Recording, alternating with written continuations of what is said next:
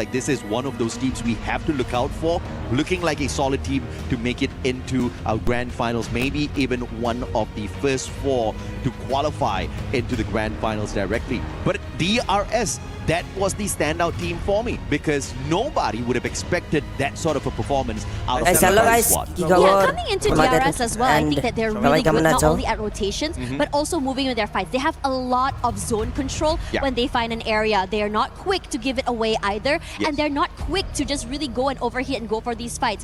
I'm seeing a lot of respect they're giving to other teams to make sure that in terms of survivability, they can survive all the way to the later stages of the map.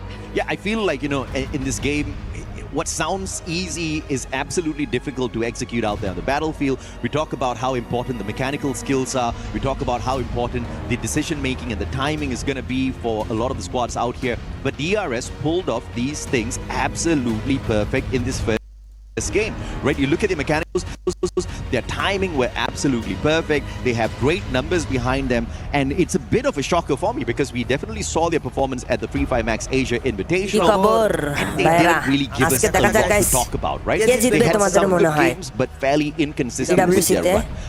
But a game this explosive up against a lineup of squads that's, you know, global level, superstars, multiple time world champions, it's insane. And you got to respect that out of Nepal. Now the big question is of course going to be whether or not we're going to see the consistent plays out of them. Yeah, and I think what's really, important to think about not only is just consistency. I'm a big believer that you gotta fail in order to do well. And I think that now that you mentioned DRS didn't really have a good run, maybe they learned a lot from it. Maybe they picked up the weaknesses and made it way better for here. But again, this is after all the first map. It's still, I think, a heat check for many of these teams. They're trying to figure out where the drops are, how each team plays, how the rotations are going to go. As guys কি হতে পারে দেখা যাক and already guys first match দেখলাম loud হয়তোবা যেটা confirm করে নিয়েছে and দেখা যাক এই ম্যাচগুলোতে কারা হয়ে পারে Soldiers DRS, the expectations are fairly low. They have got nothing to lose, right? It's the first time they're here on the global stage. It's one of the regions and guys দেখা যাক এখানে দেখতে পাচ্ছেন guys group stage they have to make sure game play করে টিকে থাকতে পারে guys and TCর অবস্থা guys ফার্স্ট ম্যাচে দেখলাম অনেকটাই খারাপ ছিল বাট দেখা যাক তারা কি কামব্যাক করতে পারবে নাকি দেখা যাক কি করে might just be the underdogs that we have been looking out for all of these years. But again, consistency on a stage like this is very difficult to hold on to. We have even seen teams like Fluxo kind of flunk out. So what more DRS, right? But if they do manage to pull it off, it will definitely be a legendary run. Yeah, I was about to say that as well. You know, coming in, we've seen so many legendary teams just really, you know, find their way almost to the finishing line and then just completely lose their match gulo dekha jak already shobai mone ready guys. So when you are on the big stage where you're just saying, hey, let's just come in here, have next a great match time without having to really bow down to the pressure from the bigger already teams. guys You শুরু হয়ে can গিয়েছে make your name in history. And at Esports World Cup, every group day stage is second third. match guys. Okay, দেখা যাক কি হয় and guys তোমরা guys comment করো guys. Okay comment এর রিপ্লাই করব and তোমাদের সাথে guys গল্প হবে তোমাদের সাথে and I feel like ভাই কমেন্ট করো guys কে কোন টিমে সাপোর্ট করতেছ ভাই আপনার WhatsApp গ্রুপ ব্যান দেখায় I think the third party situation in Solara has always been extremely exciting to watch, and it looks like Gun Dynasty is looking for a big fight again with the early clash up against the Malaysians. Aurora Gaming হয়তোবা কোনো issue হইছে এটা Yeah, and it's always going to be super exciting when you go for these early fights. The rest of the map though fairly safe other than Delta Isle. Delta Isle right now also is, I think, very, very hectic. Now in this situation there, I am wanting to see how GD is going to be handling this as we're rushing forward already, barely alive as Azra already had turned on that time turner. Yeah, this is a 50-50 early hot drop. Aurora guys message দিকে আমরা দেখা যাক if they can manage and সবার guys game প্লেগুলা দেখে নেব আমরা and এখানে দেখতে পাচ্ছি guys already point ট্যাগের already আমরা যদি দেখি তাদের guys already অনেকগুলো কিন্তু এখনো পয়েন্ট কালেক্ট করে নিয়েছে মাত্র তাদের পয়েন্ট হলো 5 maybe this is that perfect comeback, that perfect revenge early on. তো এখানে দেখতে পাচ্ছি গাইস এখানে ফাইট শুরু হয়ে গিয়েছে গড লাইগের সাথে হয়তো বা গড লাইগের সাথে আরো স্পোর্টস এর একটা ফাইট দেখতে পারবো আমরা এখানে মনে হয় making sure even if Gun Dynasty falls guys, early দেখা here যাক, up fight টা দেখো, against guys, Aurora, and they will stay in the lobby. But the White Tigers, they smell blood and they want the points. Yeah, they're coming in as a third party here as well. Gives a bit of space for Aurora to go for that reposition. It's a bit quiet right now. They don't want to do anything. They can see Aurora leaving away from the area. GD, you got to deal with the White Tigers right now. Apex. The Kimbo Vector in hand. Rate of fire is there. The damage, questionable for sure. Spots one out. It's the cord. And it looks like he's going to be gagging himself in. Beautiful Valiant dash. Aim God hopping on in with that backup. And they definitely had the advantage on their side with the numbers. And on the other side, AGAL up against EEC. It looks like AGAL just weren't having a good run up against them.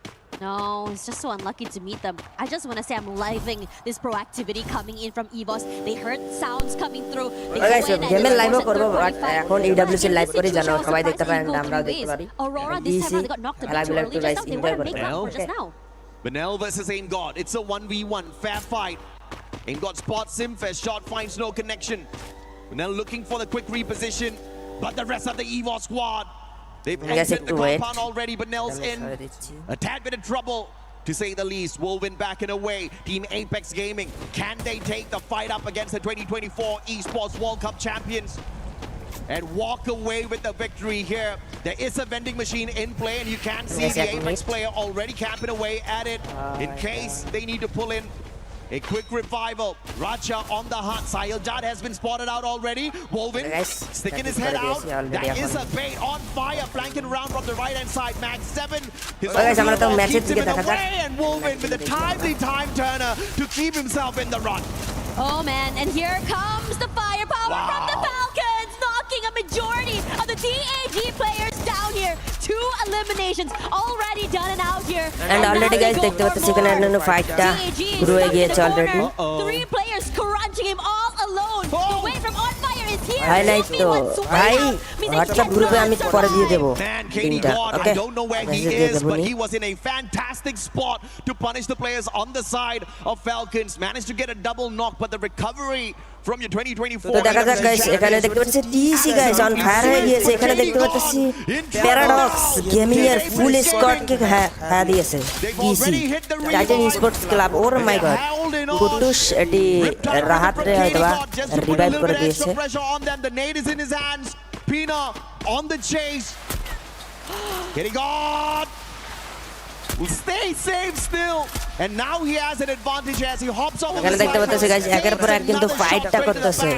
আমরা দেখতে পাচ্ছি Falcon looking to see if or not he can take him out of the equation. Tag versus Falcon ফাইটটা কি রকম হয়? It's a 1v1. KD God has the better gun in this situation. এখানে কিন্তু অসাধারণ ফাইটটা করতেছে. আমরা যে দেখি পিনা from the back of the glue wall. Falcon versus Tag কে জিতবে? এখানে দেখতে পাচ্ছি অলরেডি একের পর এক শট এন্ড ফ্যালকনের কাছ থেকে এলিমিনেশন অলরেডি ক্লিয়ার করে নিয়েছে তারা. অসাধারণ guys. Oh yeah. Gotta respect. এখানে গাইস দেখতে পাচ্ছি কিন্তু অসাধারণ সবাই খেলা ট্রাই করতেছে. They obviously wanted a better run in the earlier game, did not find it for themselves. তো দেখা যাক kicked out of the lobby with just 10 points on their side. Very তোমাদের মনে হয় গাইস এই ম্যাচটাতে সেকেন্ড ম্যাচ এখানে দেখতে পাচ্ছি এটাতে কে বুইয়াটা সিকিউর করে নেবে? তোমাদের কি মনে হয় কে নেবে বুইয়া সেকেন্ড ম্যাচটাতে? তো গাইস এখানে দেখতে পাচ্ছি টিসি কে. ওকে, টিসির এখানে ফাইটটা দেখতে পারবো সাধারণ ভাবে. এখানে দেখতে পাচ্ছি কুটুস অলরেডি কিন্তু ফাইট করতে চেয়েছিল, বাট পিছন থেকে এগেইন ড্যামেজ দিচ্ছে. এখানে কিন্তু একের পর এক কিন্তু ফাইট দেখতে পাচ্ছি ডিপি স্পোর্টস. ওকে, এজি গ্লোবাল ওকে দেখতে পাচ্ছি. And এখানে গাইস আরো অন্যান্য প্লেয়াররাও কিন্তু এখানে ফাইটটাতে এনগেজ হওয়ার জন্য প্রস্তুত আছে ভাই হয়তোবা. এখানে আমরা যদি দেখি ইভোসদের অলরেডি দেখতে পাচ্ছি গাইস 12 পয়েন্ট কালেক্ট করে নিয়েছে এন্ড এই ম্যাচে অলরেডি তাদের এলিমিনেশন গাইস যদি আমরা দেখি দুইটা এলিমিনেশন করে ফেলেছে. আর টাইটান স্পোর্টস ক্লাব তাদের যদি দেখি 5টা মাত্র পয়েন্ট এন্ড এই ম্যাচে 5 এলিমিনেশন পয়েন্ট কালেক্ট করে নিয়েছে টাইটান স্পোর্টস. দেখা যাক কতটা কামব্যাক দিতে পারে.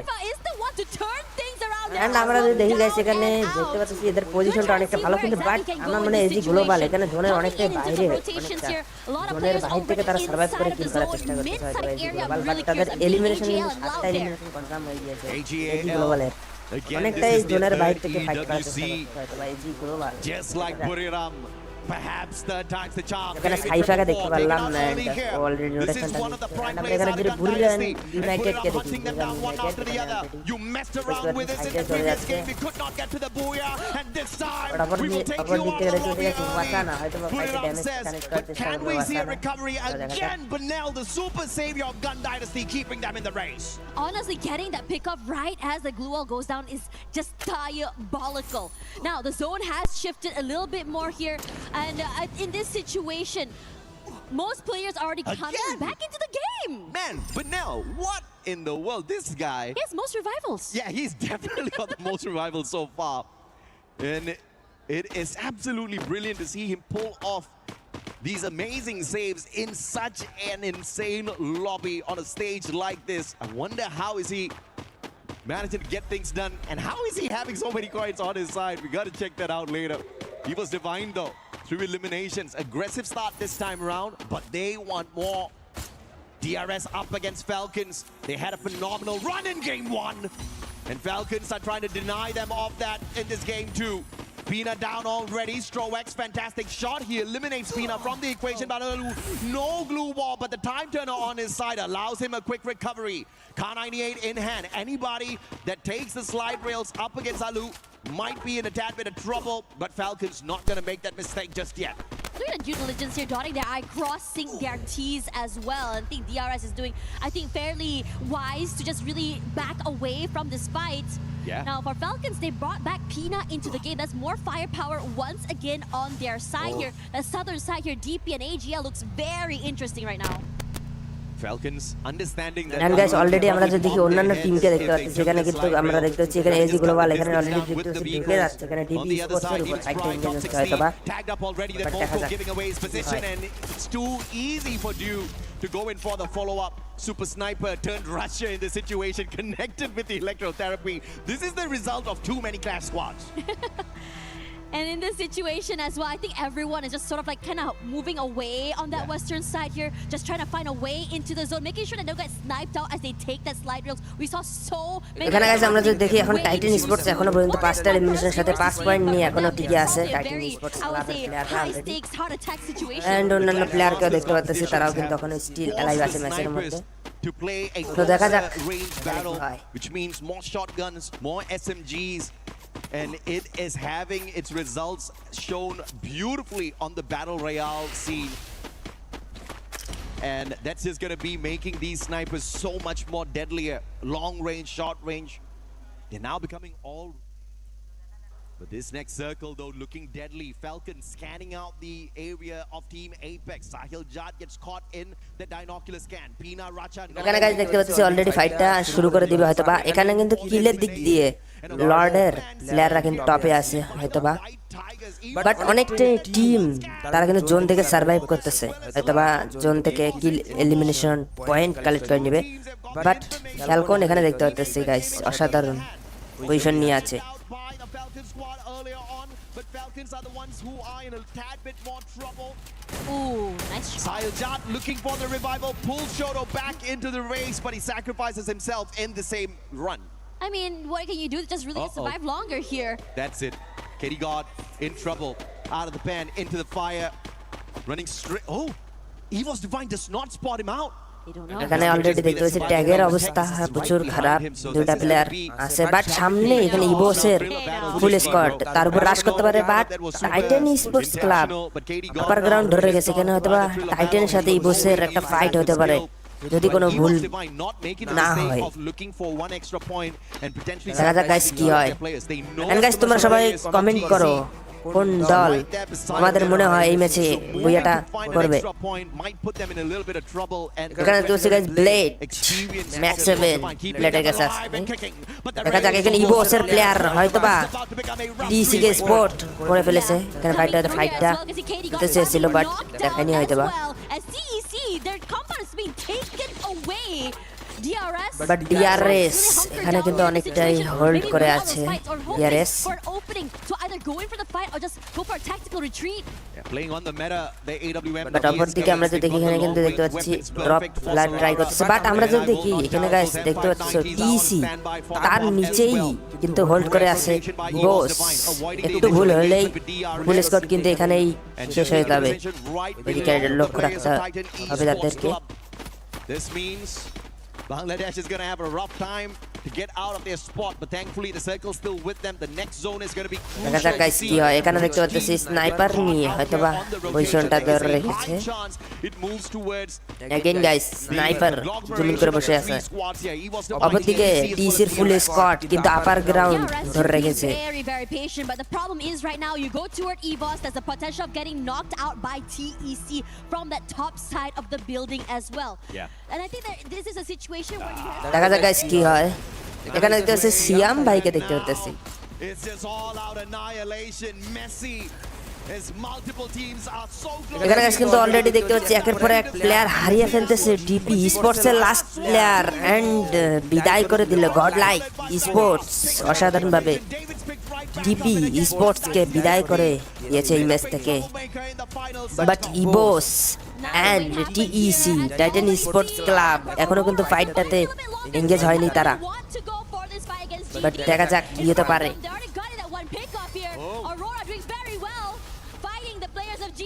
গাইস এখানে কিন্তু ফাইটটা হচ্ছে করা লেভেলের তো দেখা যাক কি হয় Yeah, to snuff out Gun Dynasty, you gotta take Benel out of the equation because that man is a miracle worker for these revives. Somehow, he always brings the rest of the team members back in, but without him, they're gonna crumble one after the other. Vega taken out of the equation as well, and it looks like Gun Dynasty, that's the end for them. Aurora and Loud, this is gonna be a rough rotation for them as everybody else has hopped on in, as anticipated earlier on. The next circle finds EVOS, TEC as well as DRS, but now they've got one extra contender. AGAL have found safe haven here in the next circle already. Teams like Falcons, Loud, Burirap, Aurora, they're gonna have to battle it out before stepping into the next zone. And it is annoying and a very rough area here to the side here. Guangsa does fight one, and here comes the nades as well. The reposition is good. Trap doing huge damage onto the members of Buram United. One more, baby. And that's just gonna keep them at bay. Get high Excel looking for the pickup onto Asana, but now outside the zone. He has the electrotherapy though, and that keeps his buddy alive and kicking. No way. AGAL on the other hand annihilate DRS Gaming. Finally, DRS had stayed in there for a এখানে কিন্তু একটা fight শুরু হয়ে যাবে কিন্তু আমরা দেখতে পাচ্ছি অলরেডি ট্যাগ কিন্তু আমরা টিসি এখানে কিন্তু অলরেডি আপার গ্রাউন্ড ধরে রেখেছে এন্ড অপোনেন্ট এখানে দেখতে পাচ্ছি বুররাম ইউনাইটেড তাদের ফুল স্কোরটা অলরেডি বিদায় হয়ে গিয়েছে এই ম্যাচে গাইস বুয়া হতে পারে কি টিসির কাছে দেখা যাক গাইস অলরেডি কিন্তু ফুল একদম 100% হয়তো বা বুয়াটা হতে পারে কারণ তাদের পজিশনটা অনেকটাই ভালো আপার গ্রাউন্ডটা ধরে রেখেছে এখনো পর্যন্ত বাট দেখা যাক গাইস টিসি অলরেডি দেখতে পাচ্ছি আরুরা গেমিং তারাও কিন্তু অলরেডি ফুল শাট ডাউন হয়ে গিয়েছে ম্যাচের মধ্যে বাট টিসির উপর প্রেসার ক্রিয়েট করতেছে হয়তো বা ইবোস দেখা যাক গাইস টিসি কি এই ম্যাচে বুয়াটা বের করবে একটা হলো বুয়াটাতে বের করে তারা হয়তো বা কামব্যাক করতে চাইবে দেখা যাক কি হয় টিসি এখানে দেখতে পাচ্ছি ইবোস লাউড কো দেখতে পাচ্ছি এখানে এজি গ্লোবাল তাদেরকেও দেখতে পাচ্ছি টপ 4টা টিম টিসি গাইস আমরা চাবো যেন টিসি বুয়াটা বের করে নেয় দেখা যাক গাইস টিসি এই ম্যাচে বুয়াটা বের করতে পারবে কিনা AGL looking really good just now. They move away. Remember, Raja's big opening to do is going to put a spanner in the works. এখানে গাইস দেখতে পাচ্ছি অলরেডি ফাইটটা শুরু হয়ে গিয়েছে shooting the feed. Russia, sneaky play, has got the stealth bites of the Morse as well. But this is going to be a rough one for Russia if he cannot quickly catch up with the rest of his team members, and great placements of glue walls with the extra assistance of the stealth bites. EVOS are the first ones to make that move. TEC is going to be holding back. And Loud in a lot of trouble up against EVOS as well as TEC, but they've got the double vehicles on their side for the quick reposition. And now this is where Russia can be troublesome as he quickly shoots at those vehicles, lighting them up. Yeah, that's the repositioning going to be taken away from them. And now Loud is stuck in a corner. What a shot coming in traded out though by Guangsa. But Ray, nice damage onto Saifa as well, taking 2 fights at the same time. Oh, AGL and Ray with the God nades hitting a triple, saving AGL for the time being. TEC were doing a number on them, but EVOS Divine just ruining the party of Bangladesh right there and then. Ray with the final nade onto Kutush. The pickups were solid, and now the battle between EVOS and Loud. They take the fight straight up. They understand that they are going to be a problem. Aim gone to the M590. Valiant Dash already used up, and he finds BZP from around the glue wall, looking for another. Annihilates BZP first, and EVOS Divine looking strong for the booyah. It's looking so good right now. I have 15 eliminations already. Guangsa and Nick already guys DC দেখতে পাচ্ছি অবস্থা অনেকটাই খারাপ হয়ে গিয়েছে DC last 1 plus low but এখানে already ফুল wipe out হয়ে গিয়েছে ব্যাড লাক ভাই হয় না তো ভাই মাস দেখা যাক গাইস এখানে অলরেডি টাইটেন বাট বুয়েটা মিস করে ফেলেছে বাট এখানে এজি গ্লোবাল তাদের কিন্তু অলরেডি তারাও অলরেডি ফুল ওয়াইপ হয়ে গিয়েছে এই ম্যাচে বাট অন্যান্য টিমকে দেখতে পাচ্ছি যেখানে ইভোস এগেইন তাদের আগের চ্যাম্পিয়নশিপের বুইয়াগুলো কিন্তু তারা এখনো ধরে রাখতেছে অসাধারণ গেম প্লে ইভোসের গাইস যেটাই বলো রাশিয়ার গেম প্লেটা ভালো লাগে ইভোসের This is what you want to see. And guys, second match पर एक wait. But rising up to the occasion and showing everyone not just rotations but mechanically they're still sound. And yes, questions have been asked. What is going to happen to EVOS? Because after winning the Esports World Cup last year, they have been dormant. They have just been hibernating. They have not been a massive threat in any of the competitions that they hopped on into. But this is not that same EVOS Divine. They are rising up to the occasion and they want to prove that the White Tigers are not here to play. They are here to annihilate. Look at these nades, man. I mean, they were a flurry that instantly snuffed out the chances of Titan Esports Club. এখন guys হবে লিংকটা দেখো In so many interviews they said what is our secret weapon? It was Russia and he did. We saw that pressure coming in from him. But Ray as well is putting in and showing us why exactly he's also part of the team. You know, a big problem. Guys ইভোসরা কিন্তু করা খেলছে 100 ভালো খেলছে ইভোস Without Russia, I think they would have lost out in many of those lobbies.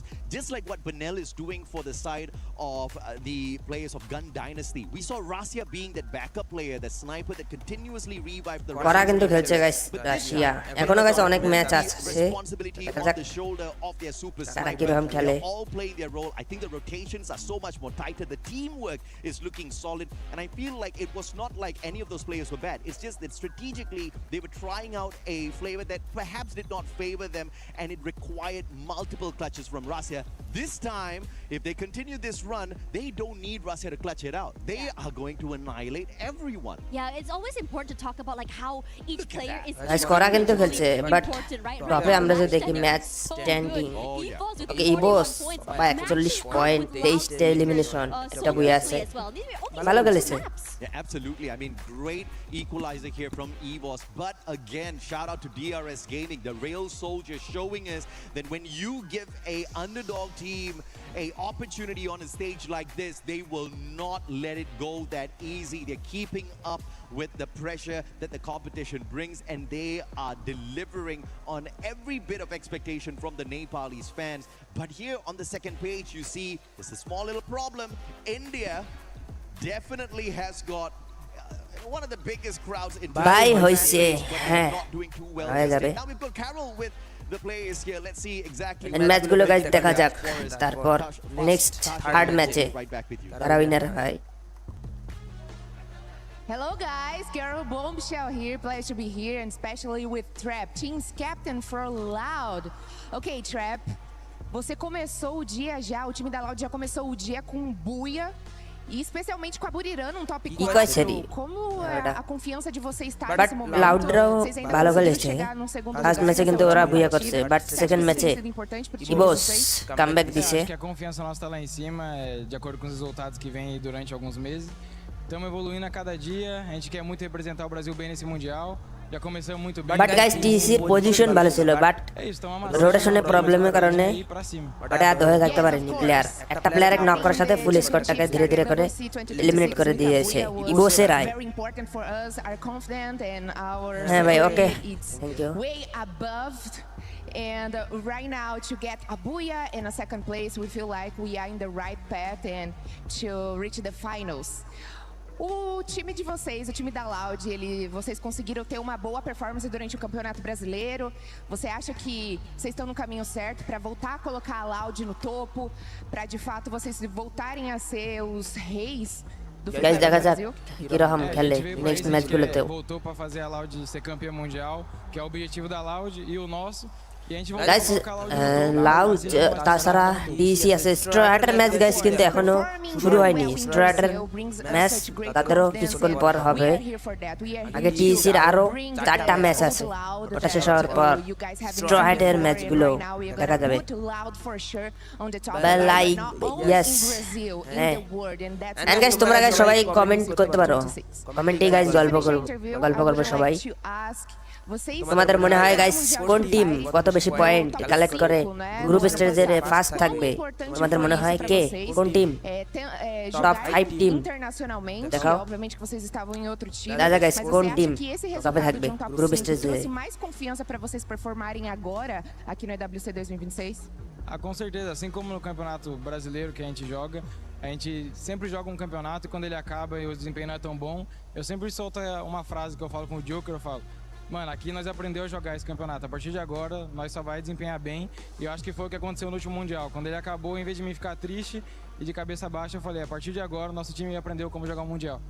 Wow, that's very special. Okay, so reach the Free Fire World Series finals last year in the top 5 gave us such a great Guys, কি মনে হয় understanding next third match কোন ম্যাপে হবে তাদের combination আরো কত ভালো হতে পারবে সেটা দেখা যাক গাইস নেক্সট ম্যাচগুলোতে ভাই গেম লাইভ কি আর করবেন না ভাই গেমের লাইভও করব টাইম হলে এখন ইডব্লিউসি চলতেছে তো তাই করতেছে লাইভও করতেছে গল্পও করব এন্ড ইডব্লিউসি এর সবারই খেলা এনজয় করব ওকে আর গেমের লাইভ গাইজ যখন ফ্রি থাকবো কোনোদিন ইডব্লিউসি শেষ হওয়ার পর তারপর তাই গেমের লাইভ হবে ওকে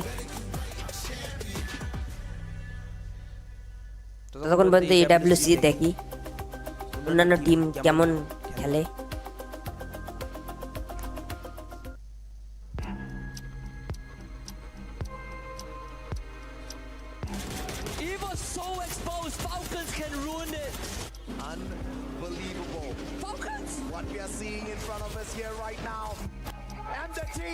গাইস আগের বারে ইভোস এভাবে চ্যাম্পিয়ন হয়েছিল দেখতে পাচ্ছেছো করা হবে একবারে ভাবে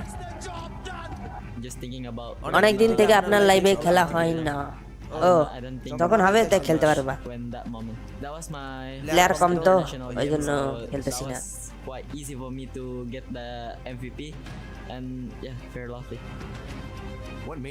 রাশিয়া আগের বার এমভিপি হয়েছিল You know, he's been in the circuit for many years, and for many years he could not play on a stage like this because he was underage, their best sniper. And I think that was their secret sauce to success. If you look at him, he is the most humble kid you'll ever come across. You know, bright eyes. He never ever underestimates anyone. I think the most important thing is he wants to prove himself out there as well. And the moment he got the opportunity to do that, he did exactly that. Guys আগের বার ইভোসের game play কিন্তু করা ছিল এবার কাও তারা তাদের game প্লেটা ধরে রাখছে বড় স্টেজে ইভোস অনেক ভালোই খেলে আমরা আগের বারেও দেখছিলাম এন্ড এইবারেও ভালো তাদের কম্বিনেশন ধরে রাখছে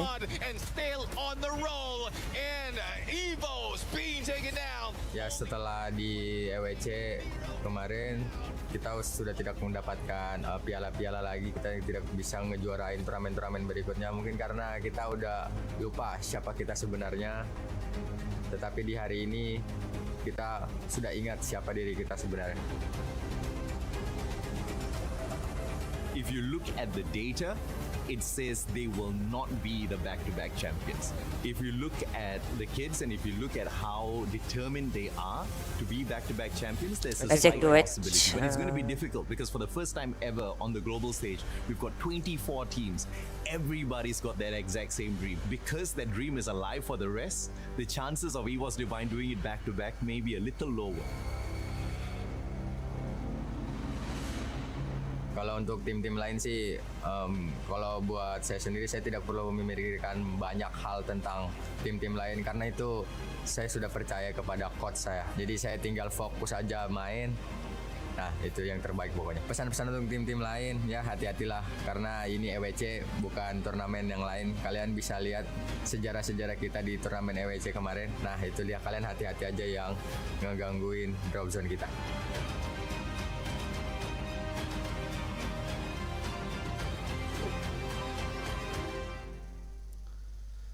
Guys, next match. Wondering how EVOS Divine was gonna start Free Fire at EWC 26. Boy, did we get an answer because they came in hot. By the way, yes, you saw one more person added to this amazing panel that we have, and it's none other than Lace. But Lace, I'm actually not gonna start with you just yet. I just want to talk to me.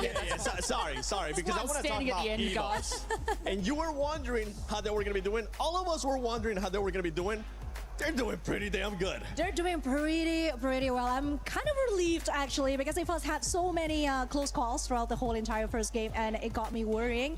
Not something that I want to see obviously, but at least they slowly climbing the elimination points ladder and they fixed what could be perfected on the first game because hey, come the second game, they know exactly what they need to do and we see Rasha obviously as a pivot sniper. He's gonna need more room for him to do dynamic movements and that's exactly what the support gave them. So yeah, it works well for them.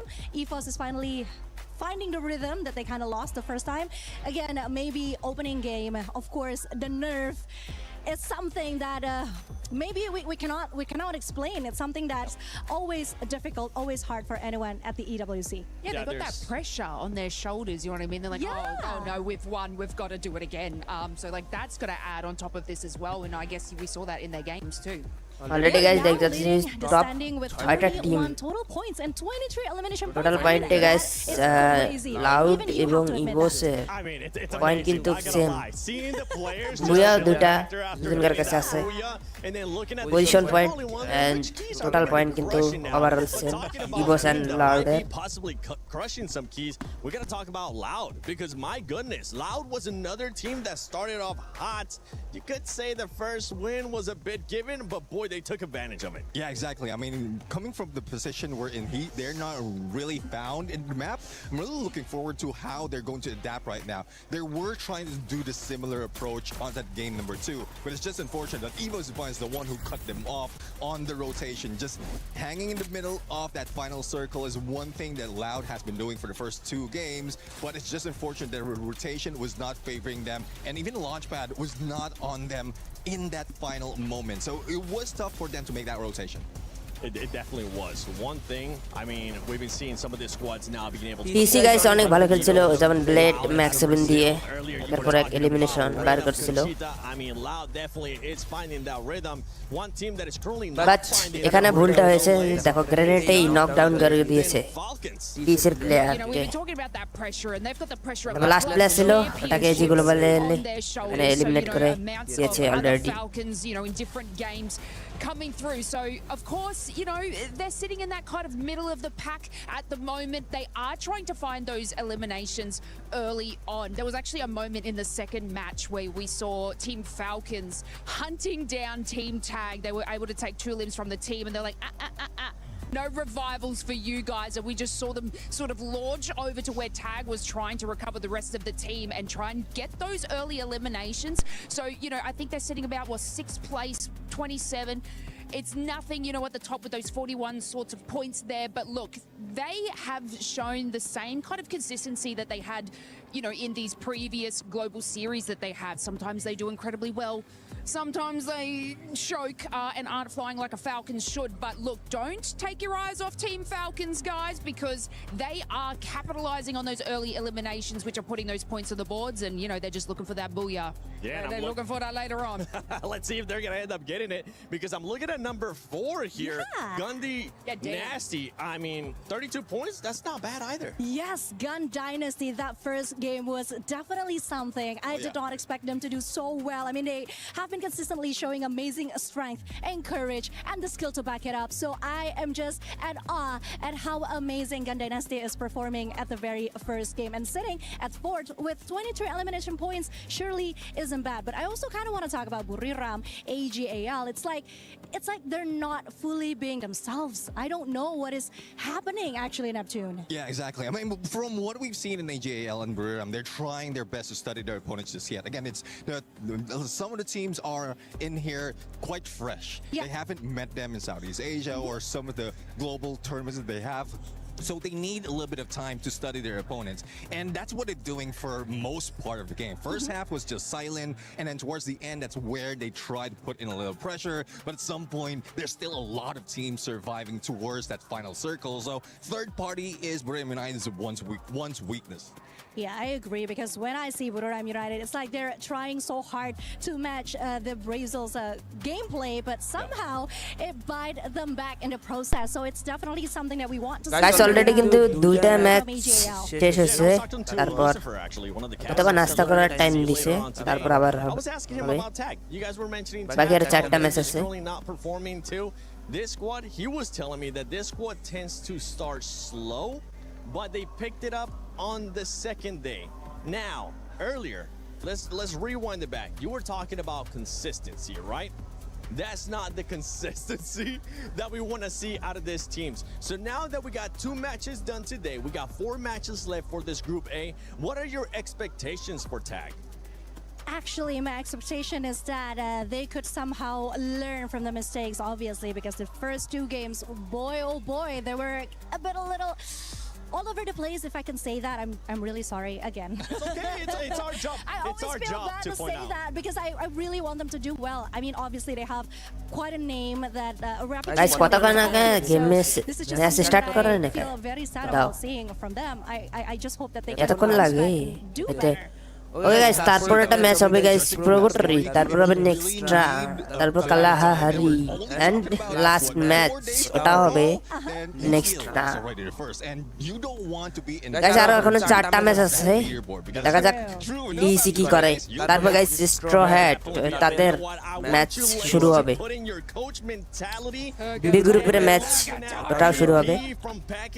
এটা শেষ হলে আরো 4টা match আছে, দেখা যাক DC কি করে। They're in last place. If you're the coach, what are you gonna go over there and tell them?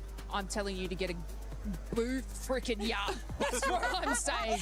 I can tell. What I'm saying. I can tell that there's something Lace really want to tell them, but she can't say it on camera. I gotta be broadcast friendly here, okay? Let me let like the Australian out, please, guys. Let me let it loose. But look, those teams, and this is what we talk about when you say, you know, the mental capabilities of these teams. When you sit at that lower of the leaderboard, it is hard to sort of pick it back up and get to those sorts of spots with our AGLs and even like our GDs and stuff like that. It's going to be a little bit of a trek, but obviously 4 matches. Purgatory's next. Yeah. I heard Neptune say it. This is heaven or hell. So can they maybe get the heaven in Purgatory? Okay, I'm excited to see Purgatory coming up. What I'm are we keen for expecting, this. Neptune? I'm hoping for a skewed flight path and a rough circle. Sorry for the teams out there. I know you want to get it easy right now, but Just like Aurora. Yeah, I should be asking for the other one, for the reverse, because what I did to Aurora right there was just definitely jinxed them. I'll give you a chance to redeem yourself, okay? We got 2 more matches coming up before you probably end up seeing us. Overall, 4 more matches here for Group A. Would you like to change your pick from Aurora? Oh my God. I gotta give him a chance. I'm scared for you, really. Would you like to curse any other team, sir? Actually, I don't want to curse any teams anymore because like it's very getting very dangerous right now. Like this is a big stage, and if I'm being blamed of them not getting the big stage, so I don't know, but I'm still cheering on for Aurora. Hopefully this time it's just a first game jinx, and then the rest will be quite well, because even in game 2, like we've seen them perform well. So first day jitters or first game jitters, that's what they might have felt, but yeah, let's see if they can get that booyah. That's exactly I see you what smiling I said. on it. She's like, yeah, I mean, talking about the first day is always unpredictable, right? Because of the jitters, the nervousness, the pressure that they have. But yeah, going into the third and the fourth game, I think a lot of things needed to change, and Purgatory is actually a map that is a little forgiving on that. It's a great place for a reset. So. And we have seen some of the other squads, right? Especially going back to the first game, AG. AG did great. I mean, this is one squad that you guys were picking as a surprise to be able to do good here. Boy, did they surprise us in the first game. Yeah, one thing that the personality of AG is trying to keep away from all those engagement. If they can bathe onto like outside of the circle on the third, fourth phase of that map, then they will do so. And even with a like team booster that we have, the out of zone buff that is available, say they will be able to soak up in there, just get their position, because do really need guys comment গুলো দেখতেছি TC support সবাই ফুল দিচ্ছে TC K that needs to take right there was just difficult, especially if you have what is 7 or 6 or 7 teams remaining on 4th to 5th phase of the circle. So what you're saying, we're seeing AGL probably follow their same format coming out of match 1, because like, you know, they did land uncontested in like our first map, and then they, you know, GD that we saw, who was just an absolute heavy hitter, they were kind of like sneaking on down to AGL, and AGL's like, no, we need a little bit of space. So that's what you're saying. Match number 3, they're going to need their space, and then that's where they fly. Okay, you know what? You got lucky. I was gonna have you pick a team, and I was gonna see if you would end up cursing the team. But I mean, okay guys, সবাই সবার নিজের দেশের টিমকে support করতেছে হয়তোবা আমরাও guys করব টিসির জন্য ফুল সাপোর্ট এন্ড strat এই দুটাকে যেন তারা একটা হইলেও বুয়াটা বের করতে পারে extra luck out there. You know, in the first 2 games we did see consistency from the reigning defending champions EVOS Divine, as well as the Brazilian squad Loud.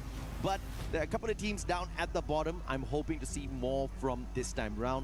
I think that the panel called them out earlier. Tag, Team Apex Gaming. The Indian squad hasn't really been having a smooth run out there. But Purgatory is a huge map. Tons of compounds out there. You can play avoidance of majority of the... That's guys, next match Purgatory already third match start হয়ে গিয়েছে third match-এ দেখা যাক if or not they're going to be able to avoid the early hot drops.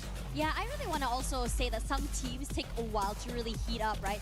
Especially since today and tomorrow they have a little bit of a... Guys, দেখবো আমরা third match-এ কি করতে পারে তারা। I think, you know, like what Conchita said, they're nervous, they're a little bit more, I would say, pressured. But now as you go to third map, now things should just ease up. Absolutely. And again, Team Apex Gaming in a little bit of a pickle. They've got 2 monsters right beside them. One from LATAM. Gun Dynasty has been cooking the squads that they come across in the early parts of the game so far. They've got the Dinoculus used up already. Scanning out multiple players. Falcons. এখানে guys দেখতে পাচ্ছি already সবাই সবার landing এ নেমে গিয়েছে looking to play third party. And perhaps এখানে দেখতে পাচ্ছি গাইস টিসি কোথায় নামেছে Apex Gaming is going to get from this equation. Maybe having Falcons a little bit closer to Gun Dynasty will give them an advantage to survive this initial battle. Okay guys, hashtag ভারতে wipe out হয়ে কিরে ভাই Tags out.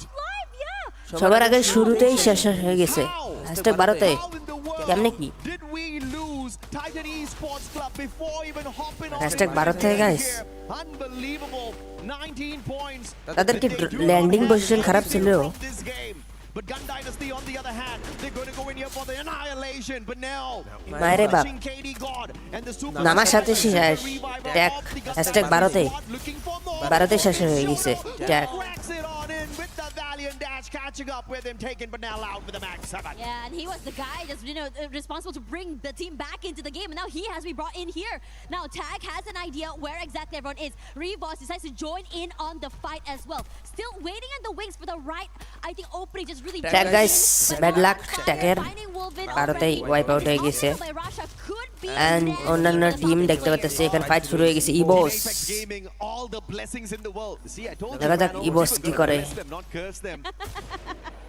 ইবোস আর ফ্যালকনের fight এখানে এমগড হয়তো ঢুকে পড়বে Falcon পিছনে যাওয়ার চেষ্টা করছে বাট দূর থেকে সাপোর্ট দিচ্ছে ফ্যালকনের প্লেয়ার ঢুকে গেছে ইবোসের উপর প্রেসার একটা নক করে দিছে দূর থেকে লেটার ড্যামেজ দিচ্ছে কিলটা সিকিউর করে নিল এখন হবে ফ্যালকনের উপর প্রেসার হয়তো ফ্যালকনরাও রিভাইভ দিয়ে দিয়েছে সেখানে বাট একটা প্লেয়ার দুইটা প্লেয়ারকে নক করছে আরে বাপ এখানে অপোনেন্টে ঢুকে গেছে tag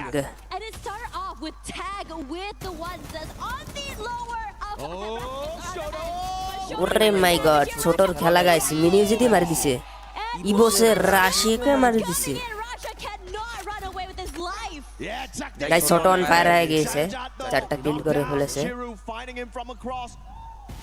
Can they get more? Gun Dynasty trying to take a little bit of a revenge here onto Team Apex Gaming. 2 players out of the equation already, but on the other side of things, TEC, it was the battle up against Paradox earlier, and Windy did a number on them, connected with the electrotherapy, was down, almost taken out, but he got the triple on them to knock them out of the lobby early. That is almost surgical when you think about it, how they're moving around together as a team. Meanwhile, Tag already on 6 eliminations here. Wolven's now back into the game. All eyes are on GD here, as Falcons as well is in trouble. There we go. Pina now out. Shout out to production. I love the fact that they caught us up with what happened to TEC in the earlier parts of the game, and it's great to see Africa stepping up their gameplay out there. এখানে guys এখন দেখতে দিছি comeback দিচ্ছে Falcon Step up out there, baby. 7 eliminations already, and they're looking for more. Buriram finding the players on the side of DP. Madara straight down to the ground, taken out of the এখন guys কিলগুলা secure করে নিচ্ছে ইতিলের টিমে has got the vending machine but স্ট্রহাটার gameplay guys দেখবো first time Strawhat এসে গেছে ইন্টারন্যাশনাল স্টেজে দেখা যাক স্ট্রহাট করতে পারে I dig that for DP the easiest way to move around this is just really stay alive and move away from the area. Okay, to answer my own question, he did not have enough coins. Matara's not going to be brought right back in. But the stealth bites helps him to reposition, catching up with Aswab. The players now looking to find a little bit of a reset. Guys এখানে কিন্তু ফাইটটা করা হচ্ছে already দেখতে পাচ্ছি Sniping down, snipe himself. Pun not intended. Windy gonna get the win knocked out of him. Pun definitely intended. And AGAL getting a number down on that Paradox. Can he bad luck Taker already eliminate হয়ে গেছে hashtag ভারতে তাদের comeback দিতে হবে না হলে Strat দেখবো কেমন খেলে You know, I really am curious, like toward the end of this tournament, how many Benel would have, revived, and would it be a world record to see how many he would be able to do so? Now, the rest of GD also back into the game as well. Look at this middle side of the map here. That's like, what, 4 teams hanging around there? Buram United, PDX, Aurora, even DRS somewhere close by, DP, AGAL. It's a cluster of fights. Man, Azrael, wrong move there, but that was desperation for sure.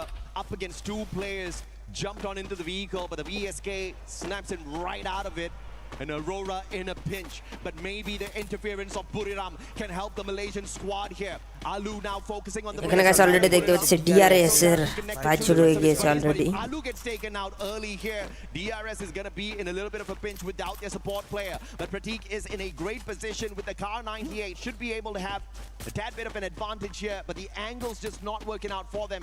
DRS wants to reposition, and thankfully Buriram is actually not going in for the hunt. They're looking to reposition and find a safer haven for themselves instead. এখানে দেখতে পাচ্ছি guys বুররাম United ওয়াসানা রাশ করতেছে অথবা one over on the other end. Got me a bit nervous for Buram United when I saw some guys coming toward them. I think Loud was really hot at their heels right then. But Buram United, if they do move forward there, they will be running up against DP. Loud on the other end, just putting in damage toward the PDX and AGL players. Again, shout out to the team in the back. The observers have been on fire. Thank you very much for making sure you guys catch all of the action out there because it is hot on the lobby today. And like you said, we've got too many squads in this next circle, and that's exactly what Purgatory has been able to give us for quite a bit. Stroex and Russia leading the eliminations, and Benel actually guys এখানে দেখতে পাচ্ছি Russia এখানে second damage most damage দেখতে পাচ্ছি Super survivor, অথবা রাশিয়ার reviving the squad multiple times. Also one of the rushers of the squad, bringing in the numbers through eliminations for the LATAM squad. This is the best that we have seen out of them, and I feel like they're giving us the consistency that we usually guys look for. দুটো team wipe out হয়ে গেছে #12 তে এক মানে Titan sports club and ARUR দেখতে পাচ্ছি আরুরা তারাও কিন্তু অলরেডি #11 এ ওয়াইপ আউট হয়ে গেছে এখানে ট্যাগের সাথে ফাইট শুরু হয়ে গেছে ফ্যালকনদের দেখা যাক ট্যাগ নাকি ফ্যালকন কে এখানে টিকে থাকবে ট্যাগ নাকি ফ্যালকন এখানে অলরেডি ট্যাগেরা সামনে ঢুকে পড়েছে ছোট শর্ট রেঞ্জের গ্রুপে হয়তো বা ছোট বাট দেখে ফেলেছে অলরেডি স্পট করে ফেলেছে এনিমিদের দেখা যাক ছোট এখানে ফ্যালকনদের প্লেয়ারকে মারতে পারবে নাকি না না ছোটর হেলথ অনেকটাই লো হয়ে গিয়েছে এখানে চার্জ বুস্টার দিয়ে প্রেসার ক্রিয়েট করতেছে হয়তো বা ফ্যালকন টিমের প্লেয়ার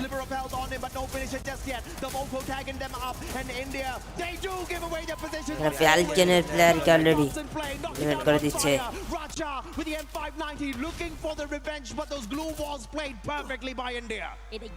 ফ্যালকনের অবস্থা এখন খারাপ হয়ে গেছে কারণ একটা প্লেয়ার অলরেডি লুজ করে ফেলেছে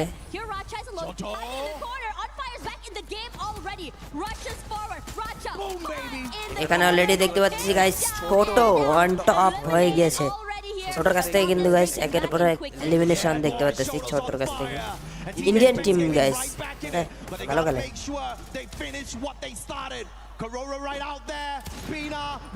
ফ্যালকন এখানে টিমগুলো রিভাইভ দিয়ে দিয়েছে এখন ট্যাগের উপরে হয়তোবা প্রেসারটা ক্রিয়েট করতে হবে বাট মনে হয় এখন ট্যাগরা মার খেতে পারে রিভেঞ্জটা নিতে পারে এন্ড ইয়াপ গাইস ট্যাগের প্লেয়ারের নকডাউন করতেছে বাট ছোটর কাছ থেকে গাইস হেডশট ও মাই গড ছোটর টিমমেটকে রিভাইভ দিয়ে দিয়েছে ছোটর উপর ফুল প্রেসার ক্রিয়েট করা হচ্ছে বাট ছোট অন ফায়ার হয়ে গিয়েছে গাইস 7টা এলিমিনেশন কনফার্ম করে নিয়েছে ছোট ইন্ডিয়ান টিমের player With that extra bit of oxygen in their system, they are on fire.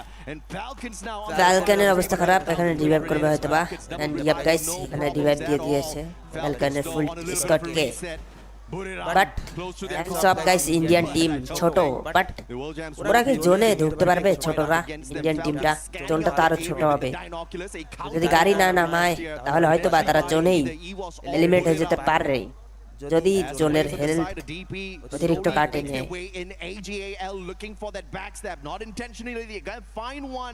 but they're not gonna second guess their movements at all. They want to take DP out of the equation here before they take away their defensive spot as well. I am curious to see how exactly the rotation is. এখানে guys দেখতে পাচ্ছি AGL so far away from everyone else, but this late rotation could potentially benefit them. Letting everyone take this fight early. Benel quick to find Alu here as well. One knockdown. Top 16 also almost following suit here. And AGL knowing this, quick reposition forward, and DRS Takuri now knocked down. Oh, Gun Dynasty coming across DRS. Wrong timing here for the Rail Soldiers, but Pratik and Stroex turning things around. এখানে guys দেখতে পাচ্ছি DRS এর উপর ফুল pressure create করা হচ্ছে মানে DRS কিন্তু sniper দিয়ে প্রেসার ক্রিয়েট করতেছে এনিমিদের উপর বাট লাস্ট প্লেয়ার যদি ভুল করে ফেলায় গড লাইক এখানে কিন্তু তাকে এলিমিনেট করে দিয়ে ফুল স্কোয়াডটাকে বিদায় করে দেবে দাদা god like In Gun Dynasty, under the crosshairs of Team Loud, the recovery is going to be close to impossible here for Gun Dynasty. If they pull it off somehow without Benel, it is going to be a miraculous run for sure. Just really waiting things out right now. Kiroro is here with Falcons. They have like a nice, I think, off angle to play with, but not even close to get into that circle. You have to take this fight against EVOS, which is going to be so annoying. Even Stroex, look how far back he has to move away from the area just to survive. A little bit of a slower pace. And scanning out 4 players on the side of EVOS as well. Good Dinocular once again from the side of Falcons, but what can you do with that extra bit of information? You can't flank around too far off to the left and tank a lot of the damage, putting yourself out in the open. So Falcons are going to দেখা গেছে এখানে ইবোস এর সাথে ফ্যালকনের হয়তো একটা fight হবে the M249X in hand. Not worry at all about losing his bullets. He can spray, barely needing to pray. But এখানে guys tag already জোনে ঢুকে গিয়েছে টোটাল এখনো পর্যন্ত 7টা এলিমিনেশন বাট বুরাম ইউনাইটেড হয়তো বা সামনে এন্ড ইয়াপ অলরেডি ওয়াসানা সামনে ছোট সামনে হলো ওয়াসানা দেখা যাক কি করে ওয়াসানা and for the time being the ice grenades tagging them up. But Buriram not going anywhere. They want to take this fight and they're waiting for Team Apex Gaming to break down those glue walls so they can have an advantage. And meanwhile, over on this side here, Evo. Katie got the Falcons out of that circle. Pina finds this angle, puts the damage onto Aimgot, repositioned, but hard to do anything as Evos collapses onto the members of the Falcons. On fire, barely alive. One member knocked down as well. Moving together to see the double swings are too much to deal with. Yeah, that's what I said, man. Falcons can get all the information they want off of the binocular. এখানে guys কিন্তু করা fight হইতেছে Spot positionally could not flank around. ইবোসের এখনো পর্যন্ত 45টা Lord blazer ইবোস দুইজনের point অনেক ভালো And Evos just had the better position. The Rail Soldiers on the other hand, there's nowhere else to go. Gun Dynasty still alive and kicking with the two players. No revives possible for them, but they're now trying to play the placement points. AimGod looking for the reposition. Rasya tagged up already. Stroax single-handedly trying to take down as many players as possible from the side of EVOS. But the jig is up. The moment Gun Dynasty closes in on him, DRS might just be that extra point that Gun Dynasty needs.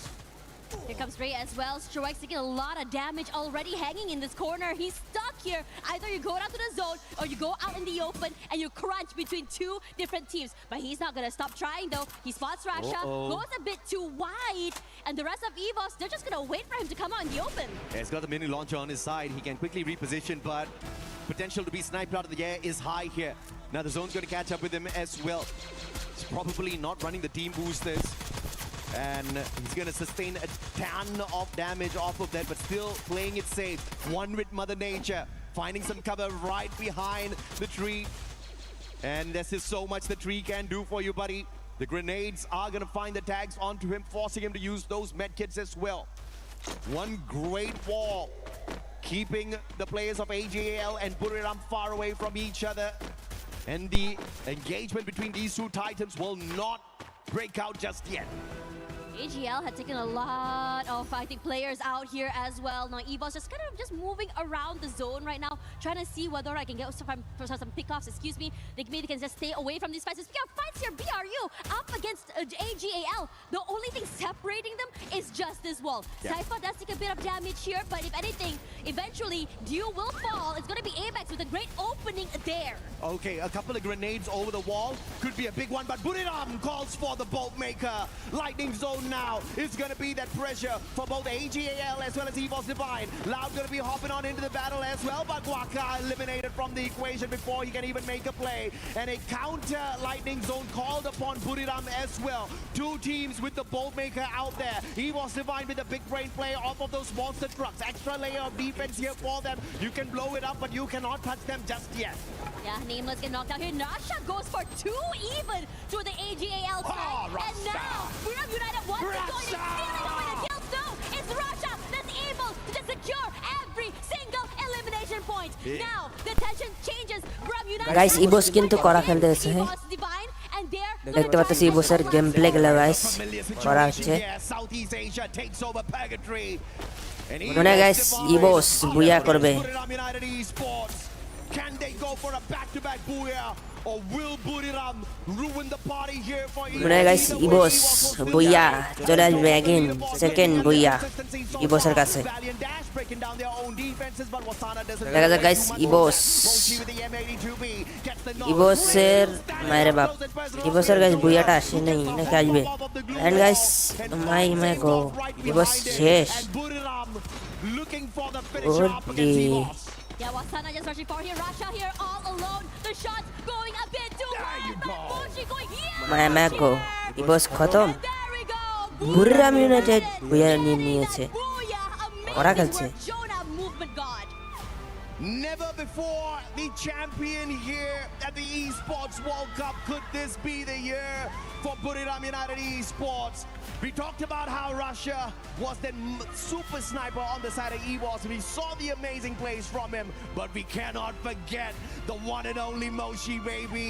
I fell in love with the snipers because of this guy, and he is back. This is his meta. This is his time to shine once again, and he cleaned up the battlefield in the final sequence. Honestly, every single one of these members for the teams, I think really stood out to me as well. But that final few picks coming from Moshi just completely There's already Buriram United এখানে বুয়াটা বের করছে ইবোসের first থেকে last পর্যন্ত গেছিল but লাস্টে হাইটে man power হারিয়ে ফেলেছে ইবোসরা But Buriram United, knowing this, did not give them that chance this time and completely decided to just completely collapse at the right timing. Absolutely. 3-time world champs right there for a good reason. Mainly Jonah, who I think is the most decorated player on that stage as far as his career here in Free Fire Esports is concerned. And they are the ones who have everything on their side in terms of rotations, IQ plays, perhaps a couple of hiccups here and there, but nobody can take away the fact that they are definitely one of the favorites out here to cause a lot of trouble. But can they get all the way to the end? Because EWC hasn't really been very kind to the squad so far. No, I completely agree with you. There are just so many times that I think the Southeast Asian talent that we always say Buriram United is going to be the one at the very top. They always start off very hot, I believe. Yeah. But then after a while, you start to see them waver a little bit. I'm wondering how this year would change for them. Yeah, absolutely. And of course, towards the end, it was more of a hunting game. The players just looking for those shots. And Moshi, as the sniper of the squad, just not holding back at all, right? Just taking the fight straight up to them. The M82B got a little bit of a bump recently on the OB update, and these guys are not doubting it at all in terms of usage. Now, we've got a few commercials to play. Tash and I will be right back with you after the panel catches up with you guys.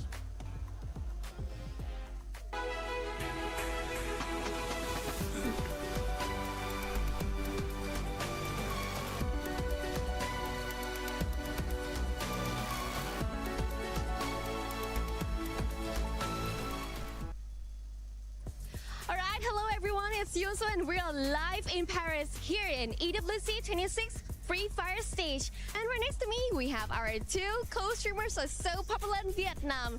Introduce to you Backgao and Cyrus. Xin chào tất cả mọi người. Thì không biết là hiện tại là mình đang ngồi đây sân khấu tại Pháp thì mọi người đang cảm giác như thế nào vậy ạ? Xin chào tất cả các bạn nha.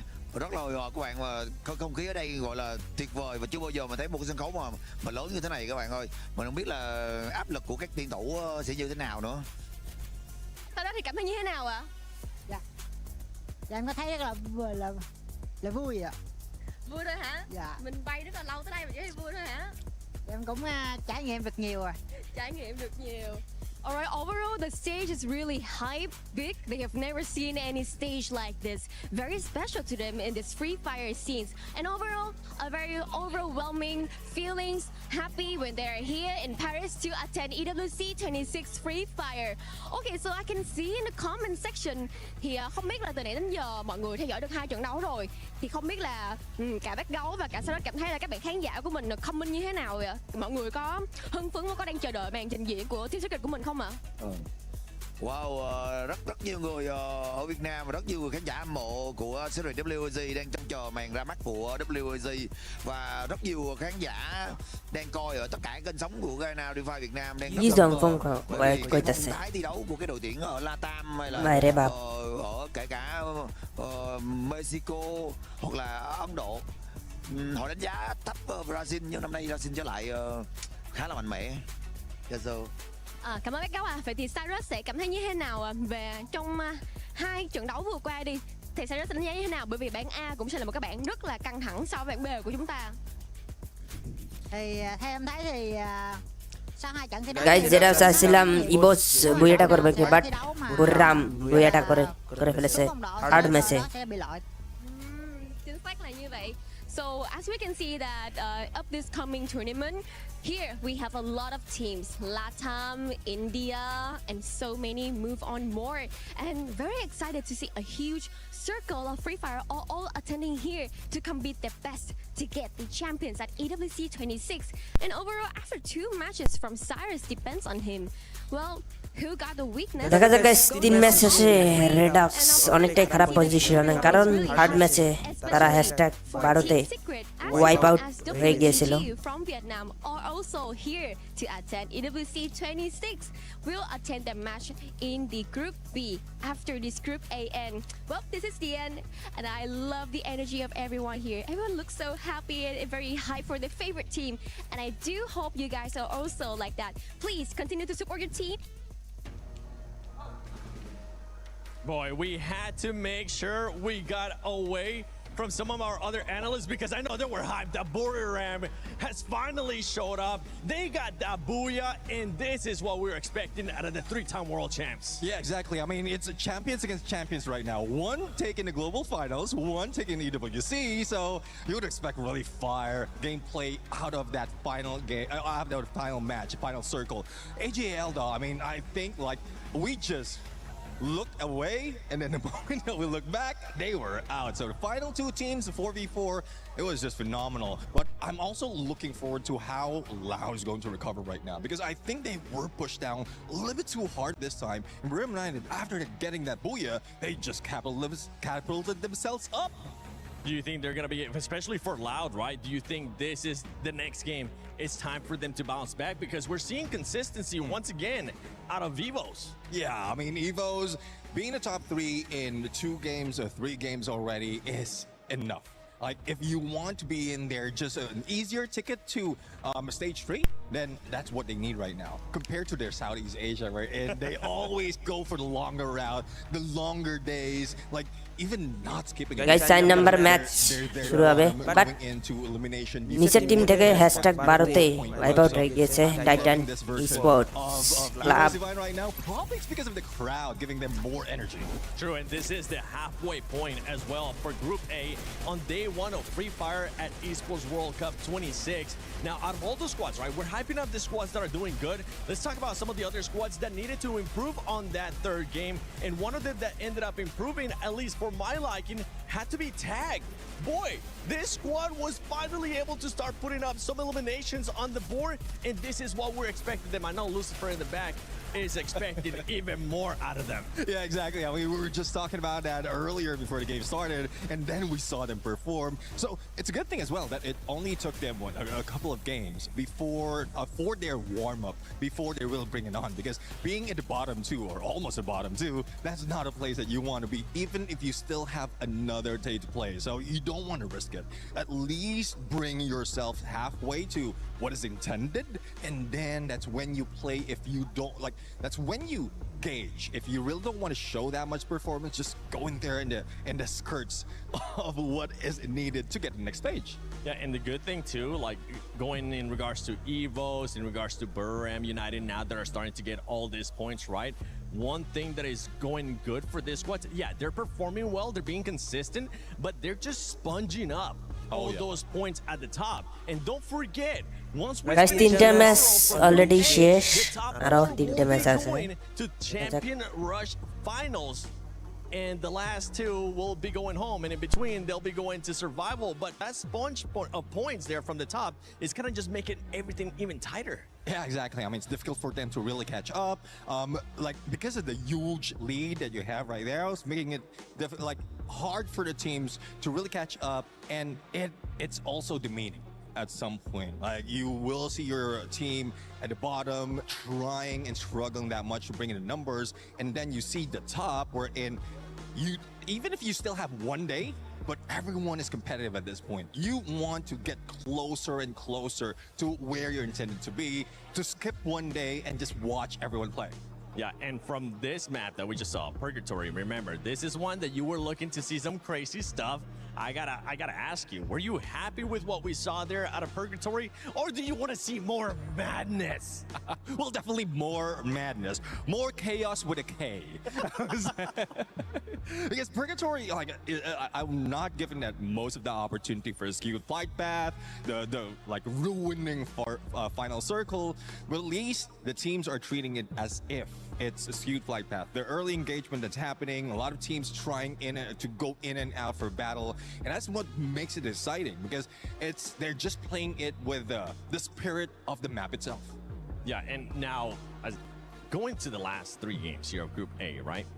Earlier we were talking about tag. We wanted to see them being able to step up. I know we have a team from Pakistan as well that, I mean, we want them to see step it up because they just have such a passionate fan base back at home. I want you to tell me a team that you're going to be looking at, especially this next 3 matches, to either continue to be consistent the way they have been, or that you might see some fluctuation on their performances. Yeah, I mean, I want to see Paradox Gaming. Currently, they're at the bottom of the leaderboard right now, but at some point, we've seen the aggression as well from their regional. So it's something that they can bring to the table a little bit early this time instead of waiting for the second day. And also, some of the consistency that we've seen from DRS Gaming, because the Real Soldiers Gaming is one of those that we didn't expect really show up the first time in EWC, first time in global in terms of a Free Fire competitive scene, and they're really doing well. I don't know if this is the full extent of their performance or they're just still biding and waiting for the opportunity to bring the fire on. I mean, they just got to put themselves in that position where they can actually just claw at that booyah like BRM United Esports was able to do on that last one. Wasana was one of the players that I know Conchita really wanted to see them being able to step up in their performance and actually perform for their squad. Is there any player or any 2 players that in the next 3 matches you're going to be keeping a close eye on because you want them to impact the game in a positive way for their team? Yeah, one thing I'm really looking at, especially if Wasana is involved, you have Get High in there. Get High with a combination of Wasana would be really aggressive on their tip-top shape.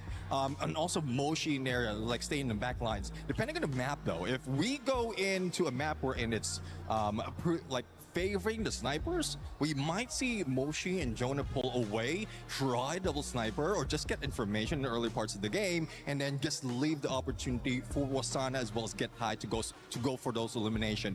And one signature that I keep seeing from BRM United is once they get that knock, they pull out the launch pad and jump straight into the battle. We have a lot of viewers that might be watching Free Fire for their first time. If you are one of those viewers, please let us know on social media. Use that hashtag EWC. Use that hashtag EWC26. I want you to explain to the new viewers that are watching Free Fire for the first time about that launch pad, because I absolutely love it, as we're just being absolutely sidetracked here by a dancing... Is that a dancing bull or a dancing cow? A dancing bull. And I love the energy. Yes. I really love the energy on the stage right now. And is that Fluxo? I can't tell. Yeah, it is. It is, right? I'm like, I have glasses on and I can't tell if it's like, you guys playing like three more games, okay? Your group is gonna be coming up. Hopefully you guys brought the drums, you brought that Brazilian energy, because we've seen it so far with Loud, but I know once we go into Group B, we wanna see Fluxo bring it. Oh yeah, I mean, great potential for the team right now. And a great revenge storyline coming from them, because from what we've said, from what we've seen as well, there's a lot of disappointing run, and it was caused by these couple of champions that we have in front of us right now. So I love to see. It's a good thing as well, it's a very different group, because they won't have to meet them on the get-go. They're just waiting to see each other on the finals or survival, which honestly, if you're Evos, if you're BRM, it's not going to be looking like you're going to be going to survival. If they keep playing like this, consistency, you might as well just put it in their middle name, because these squads have been very consistent. But I think it's time we start the second half of Group A. Let's send it over to AJ, Tash Bunny. Honestly, insane seeing what's going on ground. We have so many people here. We have mascots on the ground as well. And we're already halfway through the first group. Absolutely. I mean, at the end of the day, I'm very sure that the fans out there are excited to see their teams perform out here on the battles. But it is definitely a big question mark for some of the squads, right? You look at Paradox Gaming, you look at how they're doing out there so far. I feel like the gunfights in Purgatory were so much better, but they're still having their first day jitters full on. I want to see a little bit of an improvement as we head on into this game number 4. Yeah, I mean, we talked a little bit about, you know, you have how much space to really just warm up that engine, get yourself into the groove of the game. But as we go into the day, yes, 2 days, but already for Group A, we're halfway through. 3 more maps to go before they go on a break for the rest of the day and then come back tomorrow. But then again, playing catch-up against these teams is not going to be easy. Locally, for Paradox, this is one of their better maps. So this could just be exactly what turns their fate around here on day 1. You don't really want to be depending on day 2 to find that recovery back into the competition. And you sure as hell don't want to be at the bottom 2 spots, because that is straight up relegation tomorrow if that is where you're going to end the day on. But as we head on into game number 4, it's time for some Next Terra. Nextera is interesting. There's just so many different bits and bobs parts of this maps. Oh, how he's gonna go. And on top of that as well, we are still seeing, I think, somewhat of a hot drop here. Looking here, we have PDX, I think, toward the Deca Square with another team. I'm not too sure. I can't really see who exactly is that. I believe it's DRS. Russia leading the leaderboard right now with elimination. 16 points personally delivered by the Super Sniper, the Wonder Kid. Still the Wonder Kid.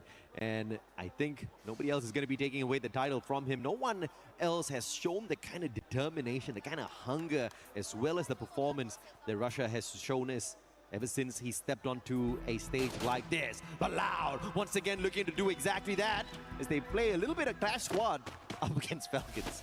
There's a lot of things going on over there as well. You see On Fire reposition himself a little bit more further forward, keeping his head down here, because there's a lot of pressure that they're putting onto him as well. His teammates aren't super close as well. So if anything, he's just buying a bit of time, but his teammates, I think, shouldn't be a problem to bring him back into the game if he does go down fairly early. But if anything, the best case scenario for Falcons, well, you steal away one more kill before you... So guys, আমাদের 4 number match begin start হয়ে গিয়েছে and এটা guys straw hat এর match হয়তোবা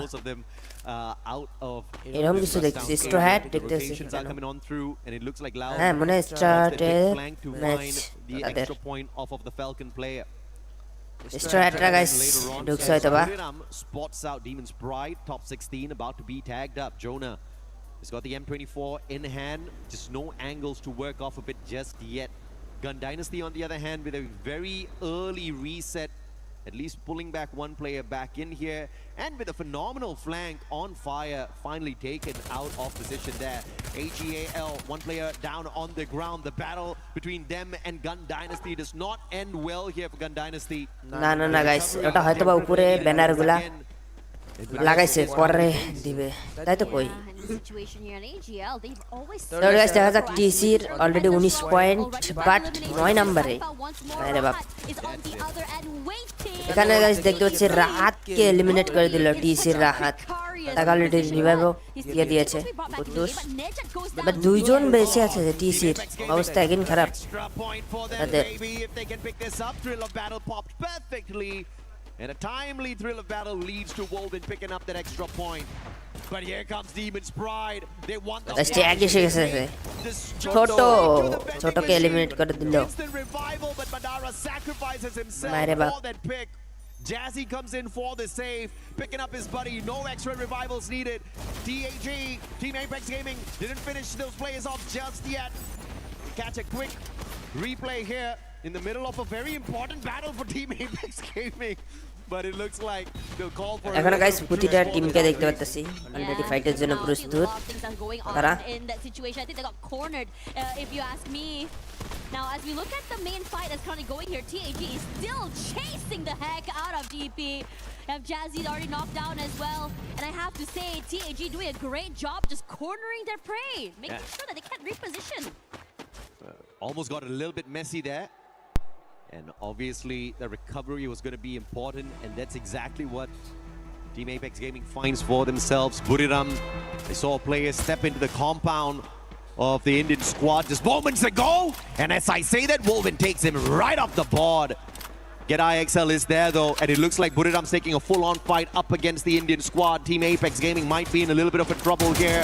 Katie God brings Wolven right back in off screen, and Loud spotting out Gun Dynasty, who is looking for the recovery in this game. I don't know if or not they're ready for the battle. One player from the side of TEC is going to be stuck in this compound as well. It's going to get messy for them if they can't find the recovery for themselves.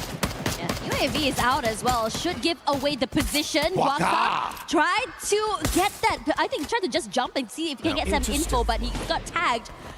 If anything in this situation here, Kutush might be in trouble next. And I have to say, Ben will do a great job of marking every single enemy around the area. Nothing gets away from this guy. Yeah, absolutely. They play the Moko really well. And he had the M82B and the SKS as well. Great attention from that long range and the advantage taken. And Katie God keeping the Indian squad still in the game with the double revive. Buriram trickled in one after the other, finding Team Apex Gaming. But the Indian squad could not take these giants out. Three-time world champs for a good reason. They're just ramping up very slowly here, not showing their aggressive side just yet, Buriram. You can see how active the map is right now. Loud's getting a few pickoffs as well. I'm sure DRS as well, while everything has been going on here. In this situation, I think... No, Katie God, just a wrong spot.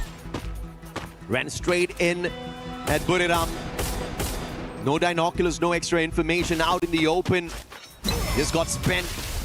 And now Falcons fighting the players of Gun Dynasty. Gun Dynasty's just had a rough run in this lobby this time round. Nextera's just not their place. Limit will find one from afar. David 444 found as well. The players of Gun Dynasty flanked all around, and it's the Falcons swooping on in. The birds of prey looking for a meal. And Gun Dynasty is just that fill. Yeah, and Shairu is stuck outside the zone as well. What are you going to do here? You have to find a different way into the area. And Falcons wants, they desperately really want that one extra point. It almost feels like they just are playing with a vengeance. Now, in this situation here, GD looking good with 6 points already. Shairu still managing to stay alive. And right now, if we were to look at the leaderboard here, EVOS has looking really good right now. They have a huge lead compared to the rest of the teams. And in terms of, I would say, positioning right now, they're looking, I think, fairly alive. If anything, throughout the entirety of this day, EVOS has been doing well in terms of positioning, in terms of looking for pickoffs, in terms of looking for fights as well. And I don't think this is going to change anytime soon. Of course, Nextera has always given us a lot of eliminations thanks to the number of vending machines, compounds that you can use for cover, not having to use up all of your glue walls too early in the matchup. And we're going to see quite a number of survivors again. As I say that, the Rail Soldiers pulling in a double revive. Yet again, extra coins. Takuri making sure he brings back the 2 revives first. So great strategy played by him before he got caught out there. Unfortunate that he could not go in for that final revive. So 2 players down for the side of DRS once again. AGL is really scary. If you think you managed to shake them off, there's just really a false sense of security before finally being taken out. He's done his due diligence though. He brought his teammates back into the game, and I think bringing them back into the game poses a big threat to so many of these teams. Now, in this particular area where the Falcons was, you could see just now they were really looking for Jazzy. He's still very much alive, but they have to be very, very aware that Loud is close by somewhere in the wing. So this could potentially be a 2-way fight. Is looking really good right now. Rough run for Demon's Pride. The Pride definitely taking a hit here on day 1. Still down at the very bottom of our leaderboard with just 10 points to their side. David 444 down on the ground. Instant pickup there, and the recovery is solid for Gun Dynasty. But they have been challenged all throughout this lobby. The only luck they have now is they're dealing with DRS, and they've got the numbers advantage in this battle as well. Really trying to find this bounty as well as really settle it down, as well as Alu tries to put a little bit of space away from GD. If he's able to maybe isolate this fight, buy a bit of time, so Stroix will be able to give him a bit of, I would think, support. That'll be really good. Now, the Falcons finally ran toe-to-toe against Loud. BZP forced to move away here as the Falcons finally rally back. They have a nice high ground to play with. Over on the other side here, gonna cook up that nade, throw it forward, but I'm gonna think it's gonna be going a little bit too wide as BZP is just so quick on that reposition. Yeah, that was a blind nade there. No Moko for the advantage. Good time turner for BCP. Has got the double barrel, but the Valiant dash is bursting through him. Extra bit of confidence off of the electro therapy that Cassie provided them. Limit those straight down to the ground. Recovery is not going to be impossible here, but they're going up against one of the best Brazilian squads. Loud can shut them down, and that's exactly what Nyx does. M10-14 perfection. On fire taken down. Caroro shut down as well. Loud making a lot of noise, but Pina's there for the save. But the pickups have to be the focus here.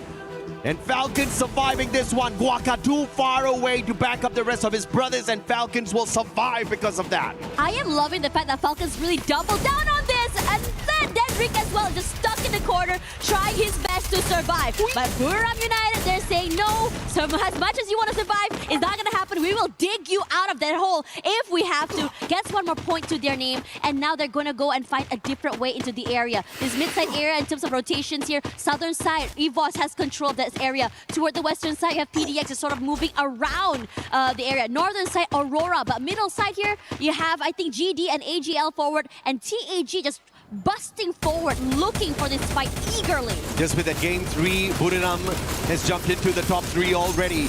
Now you see the Moko tagging up the players on the side of Team Apex Gaming. This is a little bit of a pinch. AGAL focus fire, but Team Apex Gaming very smartly repositioning, just staying away from the crosshairs of both AGAL as well as Gun Dynasty. A sticky situation here for the Indian squad for sure. But they're not really showing their hand either. They're just really hoping to weather down that storm, because no team can really get too close to one another for these forward fights.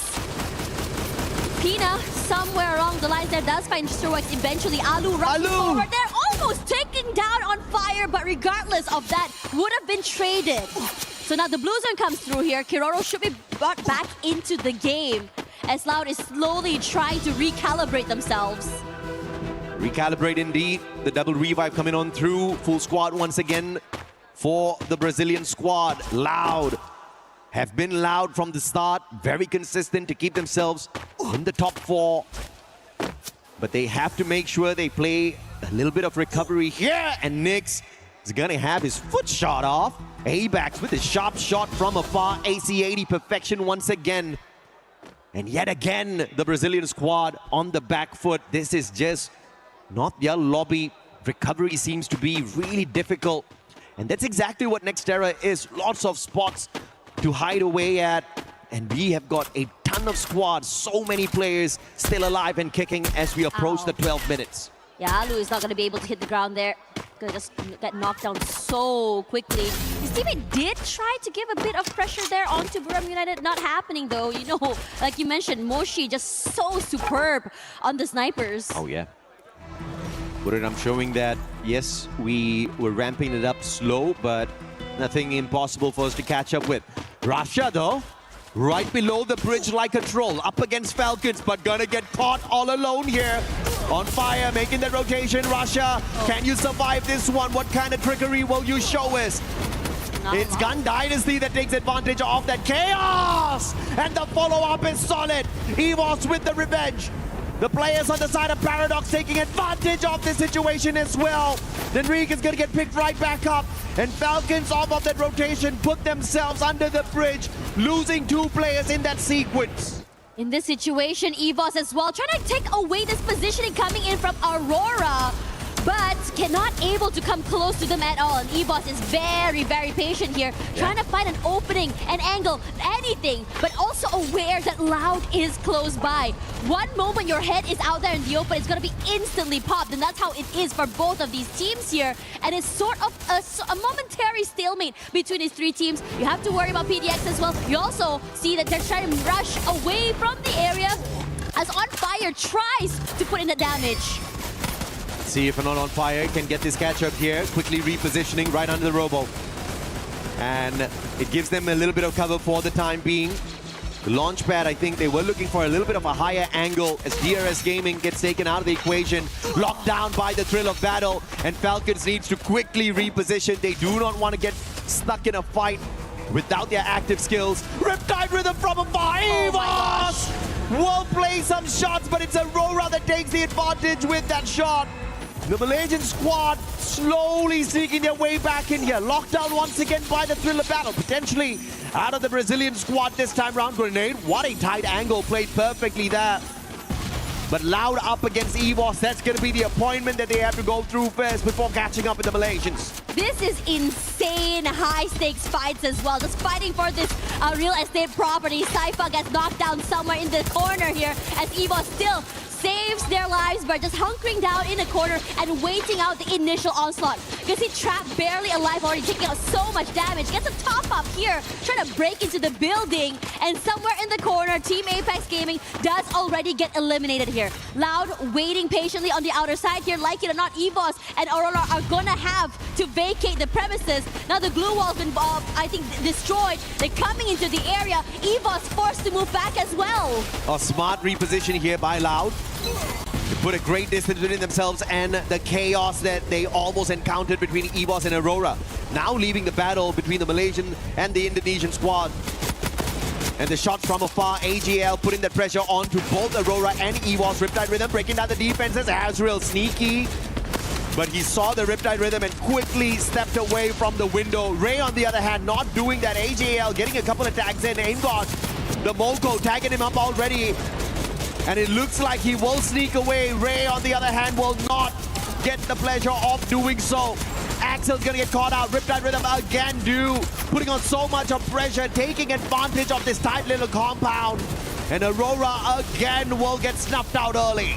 You is doing great, just really catching people in the mid of the rotations as well. Now EVOS only Aim God is alive, gonna hunker down the corner as Loud is gonna work their magic onto GD. Aim God rushing through, but for the other side here, it's gonna be a massive Nyx and Trap doing a lot of magic, but GD pressuring them, and AGAL also wants to join in on that fight. GD rushing forward, and now, right in the nick of time, you have AGAL finding the last possible member from EVOS, not able to survive, so Aim God down and out. Yeah, that's it for EVOS. AGL spotted them out and they were just tracking them all the way through. And now Gun Dynasty trying to take on the Brazilians, but the interference from the Thai squad. AGL long range away and almost no cover at all except their glue walls. This is going to be trouble if a Skylar is in the hands of either Gun Dynasty or Loud.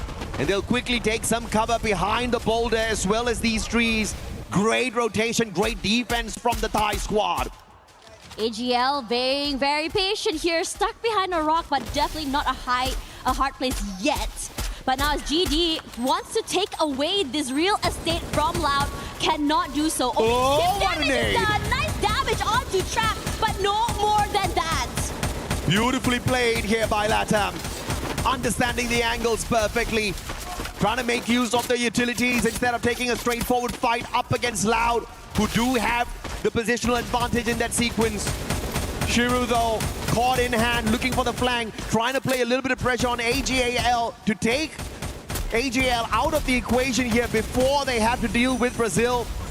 And AGL understands the little bit of a pinch that they are in, trying to close the distance down to take the positional advantage away from GD as the circle forces them closer in. Shiro is just trying to really just come into the area, can go for this backstab. AGL does try to collapse forward, but the amount of pressure that Loud is putting on them is incredible. The glue walls are just immediately destroyed. GD cannot come close and come into the compound at all. Dew falls. David, good one onto him as well. And Shiro, his position finally seen, forced to move back here. David putting in that damage to AGL, a quick reposition forward, and they are going to collapse. AGL cannot move forward. What a beautiful rotation, man. That's perfection out of Thailand, perfection out of AGAL. But now, how do you deal with this chaos? Gun Dynasty have been pushed outside. They are at a disadvantage at this point of time. But when the circle starts closing on in, it's going to be trouble. Where will the zone move? Who does it favor? And Trap, what a nade. David taken out, but the time turner is active on their side. They didn't waste it earlier on, and that allows them to pick up their rusher instantly. And it's really good. One more. Cycling! Nice shot and knockdown coming in from Saifa's skill. Great work coming through here. Loud still has the upper hand advantage in terms of positioning. AGL, HP chunking down. The damage comes through, and Loud, all they have to do is just rush forward, and they're completely surrounded from every single angle. And Loud, once again, a booyah! Second booyah of the day for Brazil. And they are not messing around. Got pushed down a tad bit. The performance at Purgatory, not the best. At Solara, it was decent. But this is going to get them right back in contention for the #1 spot for sure. AJL definitely going to be in the race for the top 3 here after a back-to-back performance. We saw them pick up a massive number of eliminations off of Purgatory, and they have gotten in towards that final circle here at Nextera with the exact same performance. Great play, I have to say, from both teams. You know what's really impressive about AGL? The fact that in the beginning of the game, they're all around the map. We come to them finally after seeing those initial fights. Suddenly like, what? They already have 6 eliminations? Silent but deadly, but definitely loud toward the end as well. It felt like a bait and switch because GD was the one that had a compound, I would say, advantage in the beginning. Yeah, and this was where it all came crumbling down for AGL. They went in, they took the house as their defensive compound. What they were not expecting was the play out of Gun Dynasty. And the play out of Gun Dynasty wouldn't have been forced if it wasn't for Loud. Loud started tossing those grenades at them. Gun Dynasty had to make a decision, and the only decision they could make was take the fight up against AGAL. And they played that perfectly, rushing straight at them. And again, I've always mentioned how David 444 is one of the most lethal rushes out there. And he took the fight straight up against them with the Mach 7, demanding a lot of points in that house, and he got it for their side. But towards the end, it just wasn't enough. AGL stood their ground really well with the defense, but they had to lose 2 players in that sequence as well, and Loud with the advantage just walked away with it towards the end. It's not always about the most aggressive. Sometimes it's about who understands the final circle better. Yeah, you have the eliminations. You have to find that I would say, balance, right? Yeah. Between getting to that last few points with those placements, plus also getting those eliminations as well. And AGL has, I would say, AGL, Loud, Buram United have really good, I would say, grasp on being able to do all of this coming into the game. I think what's really fun to see as well is just the fact that for AGL, they know how to do the bait and switch. They know how to go for zone control. But I have to say that for Loud just now, they were just doubling down on that real estate. They know that they had the height advantage. They know that they can just really kind of keep out GD from their area and force GD and AGL to go for that fight. And all they have to do is just clean up house. Yeah, and it's been very impressive to see this Brazilian squad so far, because yes, it wasn't a very aggressive Purgatory game, but if you look at their positioning placement in all 4 games so far has been phenomenal. We're going to take a quick short break now. When we come back, the final 2 games of the day.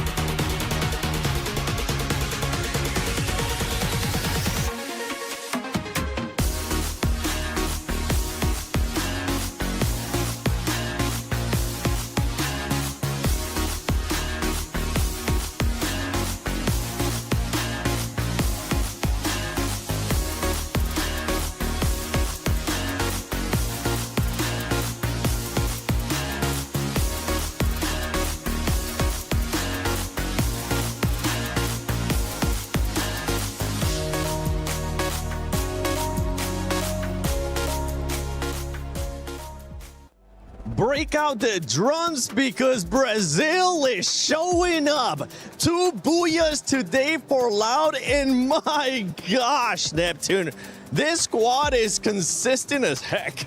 Yeah, exactly. I mean, imagine two booyahs and 3 times on the top 3 out of 4 games. And this is just something that we don't expect to see, especially in day number 1 out of this kind of competition. Most of the time in this level of competition, there's a lot of stealing of those booyahs. There's a lot of stealing of those numbers as well in terms of elimination. So Loud is just doing quite well in positioning themselves and making sure that they are not out there being gunned down. Yeah, and of course, Loud is so much better tactically when we compare to the other teams. They have the patience, they have the drive. Again, it's something so refreshing to see. But then again, it's a Brazil team. Are we even that surprised? Yeah, exactly. I mean, Brazil has been one of that contender that has been a bane when it comes to like a battle of Southeast Asia and Brazil and also other regions being introduced. And with the more regions in here being put in the mix, like they have that elements of surprise because the focus would be on the newcomers and they will be most of the target. And we were seeing that at the bottom of the leaderboard.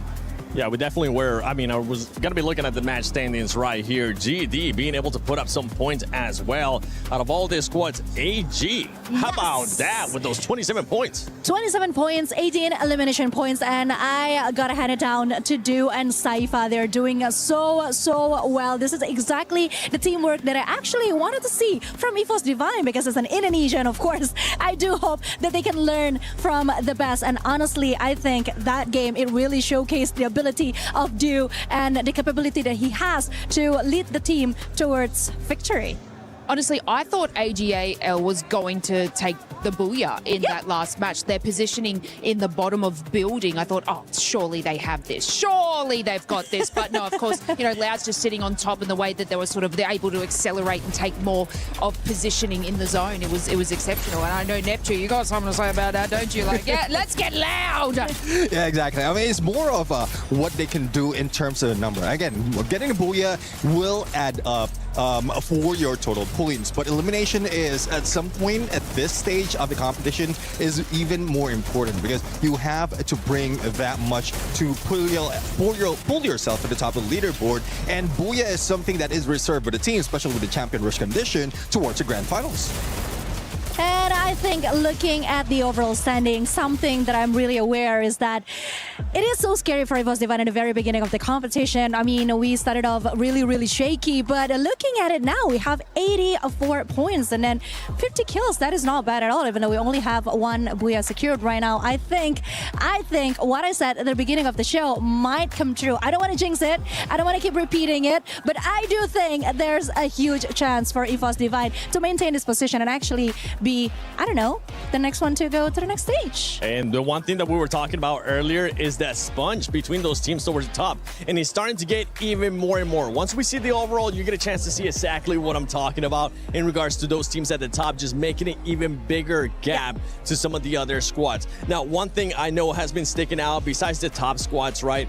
We got to go to PDX. I mean, I was talking about earlier in regards to Tag. That's a squad that needed to be able to step it up. They have since we've mentioned it. I know you were looking at PDX, Lace. Yeah, see, I'm looking at Paradox and look, they're not sitting pretty on the top of the leaderboard, okay? You know, we're talking about the Louds and the AGLs. I feel like there's 2 games going on at the moment. We've got like the AGLs, the Louds, EVOS, you know, kind of having their own scuffles in the top of the leaderboard. And when you move further down, the Tags, we got Paradox down there. I know Paradox had an accelerating run against Tag, but unfortunately fell like a little bit short in that match there. And it just seems like they're just not making the best decisions for their team. They managed to sort of get split.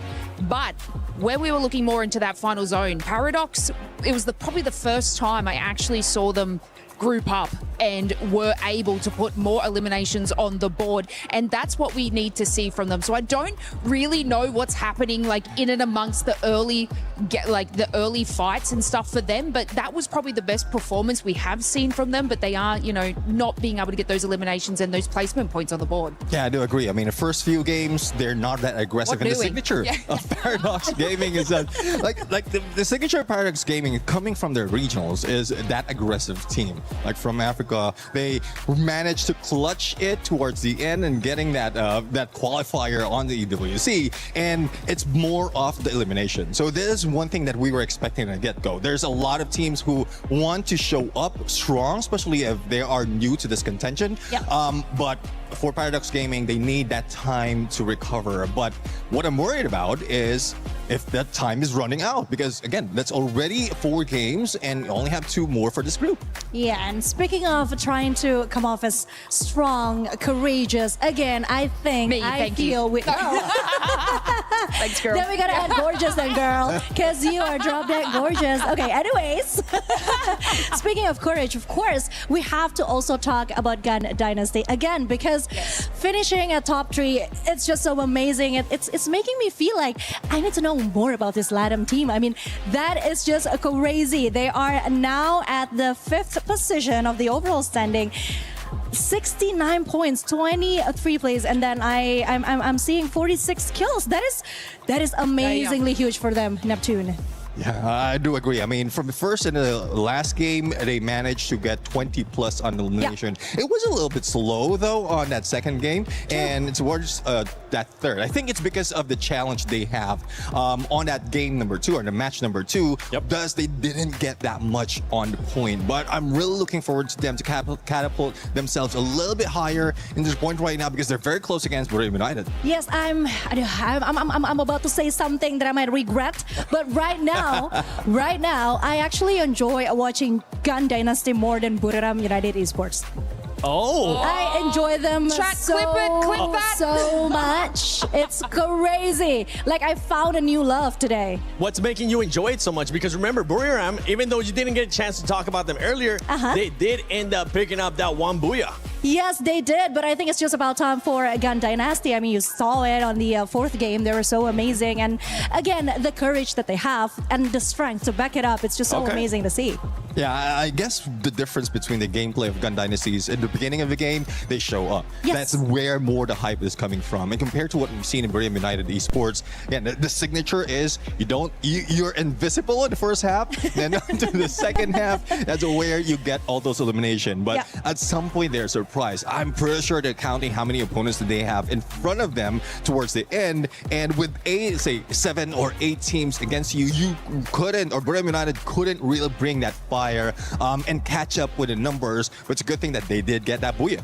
Yeah, and right now we're looking at their squads that they need to wake up, especially when we're going to be going into the final 2 games of Group A. Keep in mind, for everybody watching at home, you're saying, wait, final 2 games? No, we still got 6 more from Group B coming up. So make sure you stay tuned for that. But I mean, from some of the other squads that we're watching, we saw the Pakistan team, right? They're towards the bottom. They need to do something, because right now the top 4 squads, the cutoff is at 70 points, and that's not going to stop. That's just going to keep going because of the consistency, Conchita, that we're currently seeing out of their squads. What can we see out of those bottom squads in the last 2 matches? Because they need to wake up. Yes, they do need to wake up. Unfortunately, I'm not really familiar with the way the Pakistani teams played, but what I see from their performance today is that there's a gap of, capability that apparently they still have against the other team. And that is something that I hope they can catch up as soon as possible, because obviously being on the bottom 2 is not so ideal. Looking at it, it's still quite a climb that they need to do, but yeah, keeping my fingers crossed. And then you have Aurora. Aurora is currently 40 points. I'm sorry I have to do it to you. I won't mention their name anymore. You can talk about them, but just don't mention their name. From that squad, I mean, you were talking about having eliminations earlier on. They only have 19 eliminations so far. We've seen squads being able to get almost that in just 1 match. I think what Aurora Game is finding right now is a balance of, because they failed in the first game. Yeah, I mean, it's okay. I'm thinking it's my fault, but they failed in the first few games. But since they couldn't bring the elimination, they couldn't bring the fire, so they're going back to the basic. Go for survivability, trying to balance it out, elimination and placement point. And that's why they're trying something different.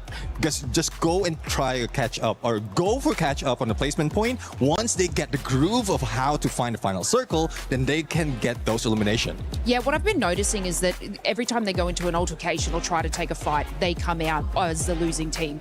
It's down to 1 player, then they're going to have to make make that revive and try and do that. So I do believe that, yeah, if they can continue that survivability, because eliminations will come in the end, okay? As long as you can make your rotation, you get to that final zone, the elims will come. So hopefully we can see that sort of progress into the next games, because they slightly started doing it in that final match, but the first couple of matches, every time I saw Aurora fight, it was them out, and it's not working for them. So they definitely need to adapt and change, because mechanically they're gifted, but they're not making these decisions correctly. Yeah, I so agree, because individually they're great players, but somehow when it comes to the teamwork, something just isn't working. There is something that they not to change. I mean, it's like someone needs to step up, I guess, and be the role model for them. Yeah. No. I might step out. I'm sorry, man. I'm going to target you for this one. Yeah. No need to do that. I mean, in regards to eliminations, one squad that has been stepping up is Team Apex Gaming. They have been able to put up those elims. At the beginning of the day, they were struggling a lot. One of our casters is going to be coming for group. 12টা match হবে, তার মধ্যে এদের হবে 6টা আর স্ট্র্যাটারদের 6টা match. Okay, Be mad at the way that this squad has now been able to put up those eliminations. Yeah, exactly. I mean, it's more of elimination geared. Apex it's the complete opposite, right? Complete opposite of what we're going for earlier. Like placement point, they like no regards of placement point. All they have to do is early on the get-go, they want to get all those eliminations in, and at some point for teams, they're treating it as a 50-50. Like it's a double-edged sword. But for Team Apex Gaming, they want to bring down the sword against the opponent. Whether they lose, I think they can carry over those eliminations in the following round. The risk is they're losing the balance of finding the final circle. And again, there's still importance of that booyah. Probably not this page, this point of this stage. But if you're really catching up in numbers, you have to do well in both. Yeah, because 29 elimination points is not bad at all. I mean, from what we see out of the 4th games that we have just watched, Apex really is trying to fix the mistake they have on the first game. And yeah, I think things are quite looking up for them right now. You can see they got fans right now here in the arena live from Paris. This is Free Fire at EWC. Ladies and gentlemen, we're going to be going into the last 2 matches of Group A. Can those bottom squads step it up like we've been wanting to see? Or is it just going to be too little, too late in this last 2 matches before we go into tomorrow? AJ, Tash Bunny, take it away. Thank you very much, Seven. Man, it has been an exciting one here for sure. We expected Nextera to deliver, and Nextera did exactly that. 121 eliminations in that lobby. It was explosive end to end. But now we head on into Kalahari. We head on into the map where the snipers usually rule. Let's see exactly which sniper stands tall by the end of this. It's always very fun, right? I think we've already kind of pinpointed which players we want to see. Yeah. We saw it coming in from Moshi. We saw it coming in from Rasha as well. Some of the 2 hard hitters for this particular game. And now that this is actually our first Kalahari of the day, I'm wondering if it's going to be a slower start, or will the momentum of that fast, aggressive starts keep going all the way till the very end of this Group A day? Demon's Pride currently at the very bottom of our leaderboard. Not in the right spot, if you ask me. Taking the fight up early at Refinery against Loud. AGL Cypher being cheeky as well to check out exactly what's going on at Refinery. So that shows a potential intention of AGL wanting to rotate in towards this high platform later on. DRS, Team Apex Gaming, Tech. This is going to be a tad bit crowded. Command post only usually has 1 team commanding it. This time you've got 3 vying for that spot. You know, looking at the most damage and also most elims as well, right? You're seeing a majority of the players coming in for, I think, most eliminations. I think on top of Rasha, you also have both Dew and Cypher as well, which actually sets a precedent on how aggressive and how much, I think, AGL prioritizes these eliminations. Sahil Jat is in a tricky position here. He does have the flank, but he cannot back up the rest of his team members just yet. Shoto! Gonna get caught out here by Blade. The caught up close and personal, plus the electrotherapy, giving Blade the extra advantage in that battle. Sahil Jat's finally going to show up.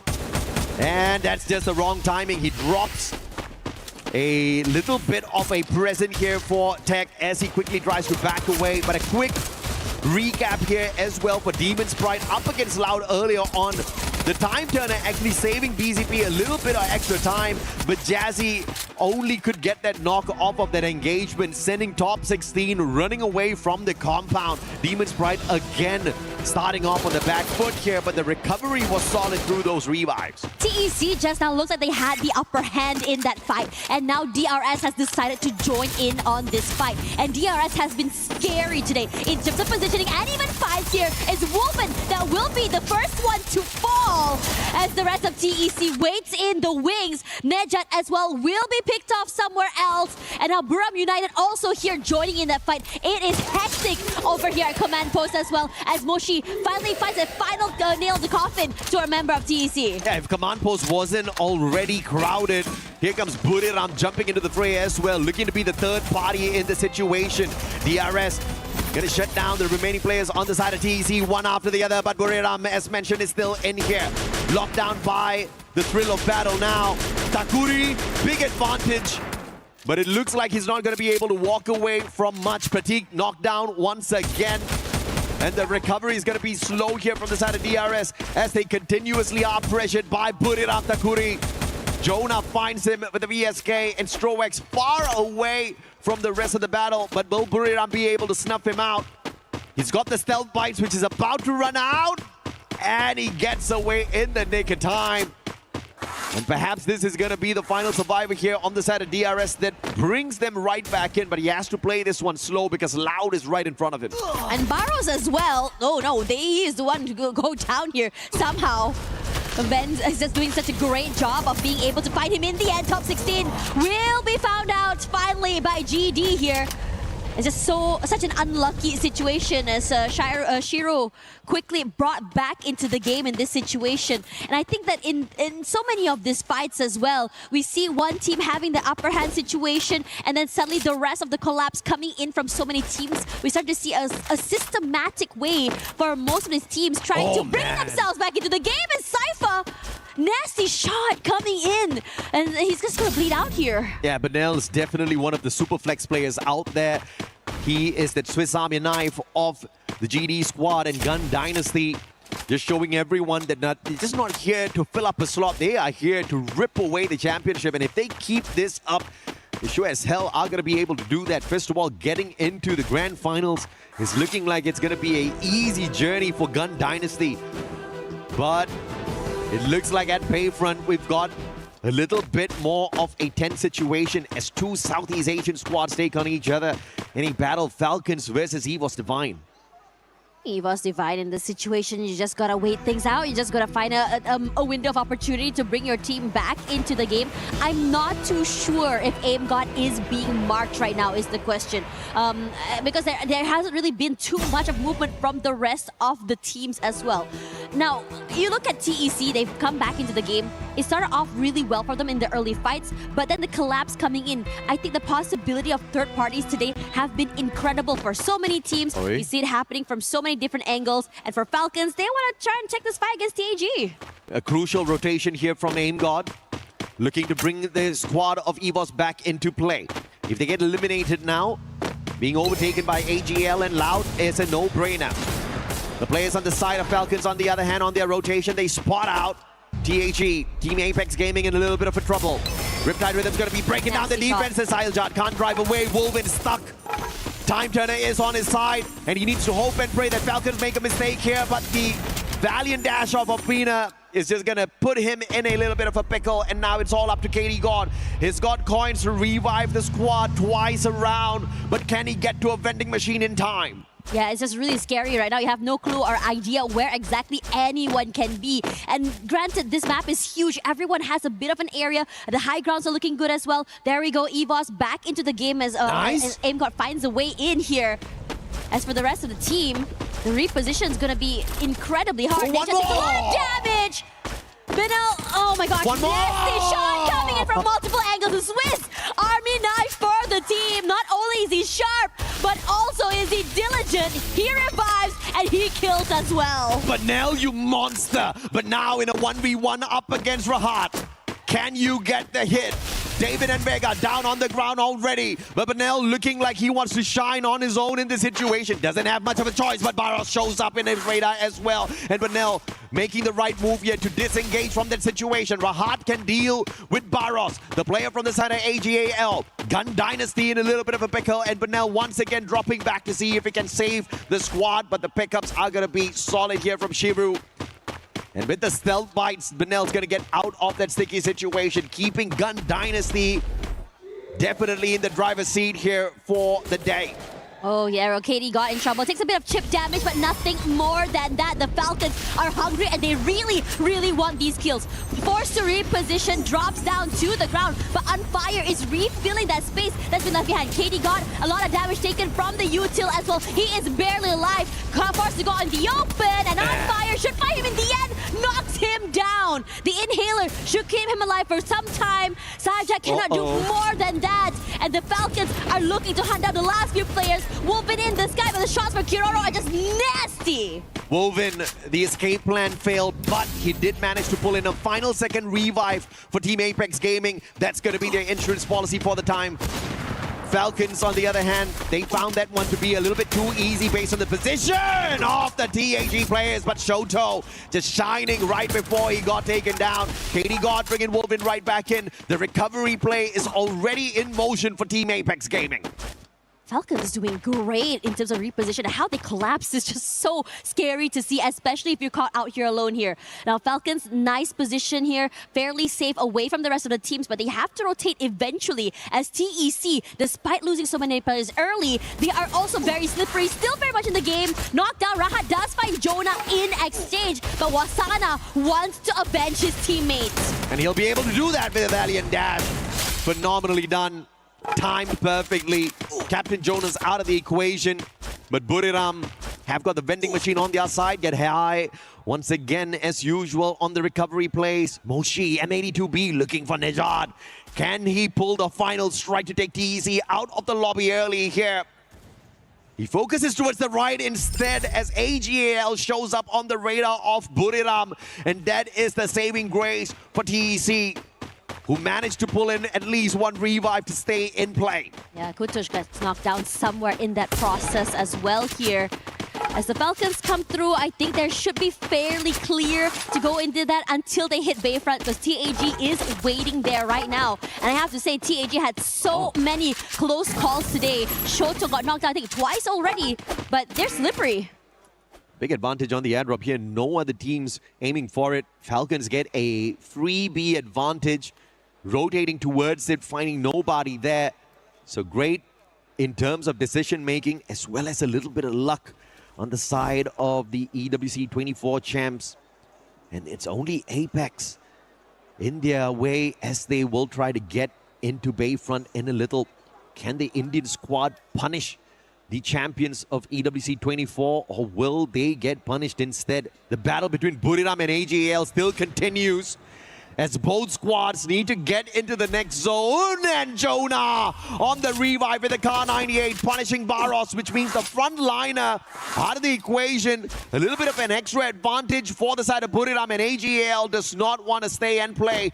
They use the launcher to get themselves out of that sticky situation far away from Buriram. Yeah, and I think it's a really good tactical decision as well. You're taking up too much damage already. Buriram United was in a great position, just really overwhelmed them as well. And I think if anything, if AGL can find a good position, they are the type of team that if they're prepared for it, they can take these fights and just completely dominate so many different areas. Now, Buriram United will follow suit here, coming into the safer zone as well. The southern side underneath the circle is looking scary. Loud is there, EVOS is there, TEC coming through, DP on the wings as well. And it's going to be really nasty. I love where Loud has put himself. Look at this sniper. Buriram United don't know. The trigger discipline there, making sure he doesn't give away his position, which is a prime one. He wants to maintain the bird's eye view, stay out of trouble, and then strike when it's truly needed. But for how long are you going to stay undetected up there? Loud definitely has a big advantage for this next circle.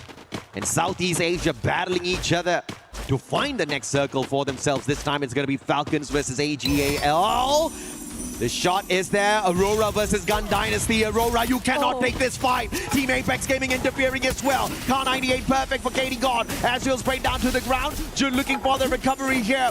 Will be the distraction as he gets clipped down by the thrill of battle as well. Nothing much that Aurora can do in this situation up against EVOS as well as Gun Dynasty. Azrael is barely alive right now, and I think the rest of the teams here know that, so they want to try and go in for this collapse. GD is close by as well. Aim got marking them, making sure they don't come close. Both teams are being so cautious of one another, but Loud decides to jump in here. Aurora might be crunched. Close to 13 minutes, 11 squads still alive and kicking. Things are about to get very messy. Pandemonium about to break out here on the battlefield if we don't start thinning down these numbers. Loud with a phenomenal rotation has been able to keep themselves safe for the time being. Good glue walls pulled out, timely manner. Not having to waste a lot of those med kits on unnecessary recoveries. EVOS, Loud, Aurora in a tight little spot, but they've got the advantage for the next circle. They can keep an eye on the rest of the competition.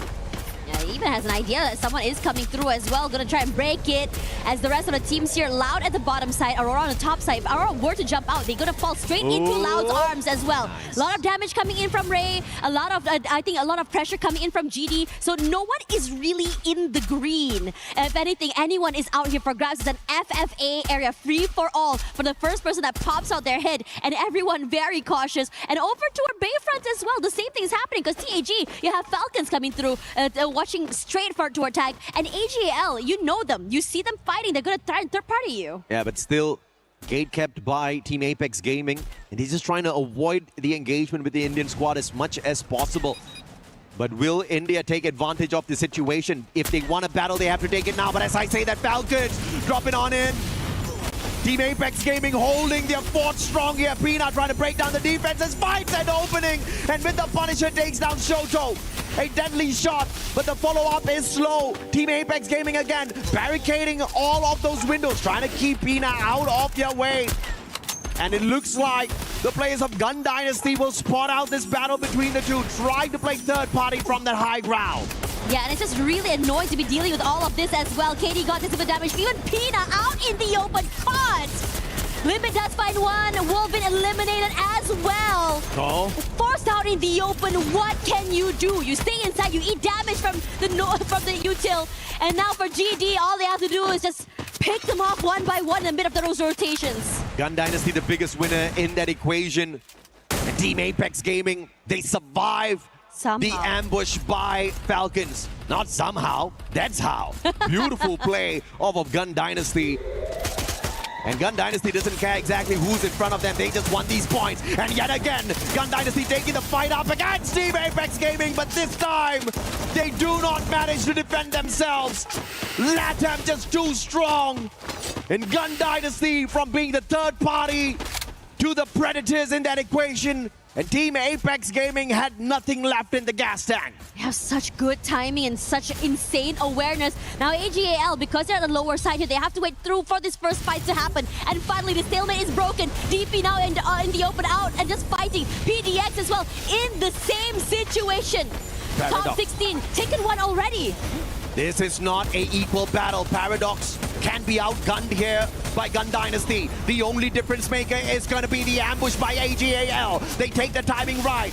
But now, super low. It's the lightning zone that gives them the extra bit of advantage as well. And EVOS has showed up out of nowhere. And Gun Dynasty, like the third party equation that they pulled off, they get shut down. Aurora makes their way out of the lobby a little bit too early once again. Gun Dynasty looking for the recovery, but Nell and David, no vending machines around them, and the shutdown by Cypher off of that Mag 7 is perfect. Gun Dynasty loses yet another, and Paradox still alive and kicking through all of that. And it is hectic here as Burma United completely want to crunch down Loud, and they do just that. Moshi knocked down already. Wasana coming close, keeping the team fairly alive and healthy. Here's PDX coming close, trying to take a little bit more space, but the high ground Burma United has gives so much vantage. This is the most eliminations we've seen out of Buriram so far, and AGAL is on fire as usual. The most they picked up was 18 eliminations at Nextera, and they want to break their own record here on day one's run. What a phenomenal day AGL is having for themselves, and two Thai squads in this final circle up against Gun Dynasty that stands no chance because of their numbers. Yeah, GD only one player alive, not for long, but now will go down next year. And AGL on fire, crashes through here, kept away by those blue walls. Mochi, almost eclipse, finally does, goes down to Baros, and he's not done quite yet. Cypher finding great angles and positions here as Jonah puts in the damage from far away. It's hectic, Wasana jumping, trying to find a way against Cypher, but cannot do more than that. The record for eliminations is 18, set by AG Global, but no booyah for them on that match. Buriram, on the other hand, looking to set the record for the day, and now it's a 1v1. The support up against the sniper, and the support player is stealthy on the front lines and deadly with the Mag 7.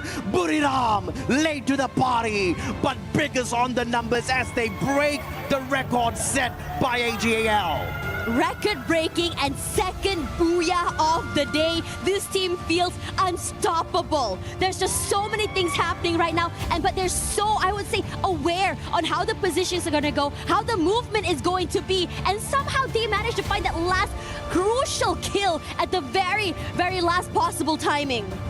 It was Buriram that set the record for the highest points at Purgatory. 15 eliminations plus the booyah.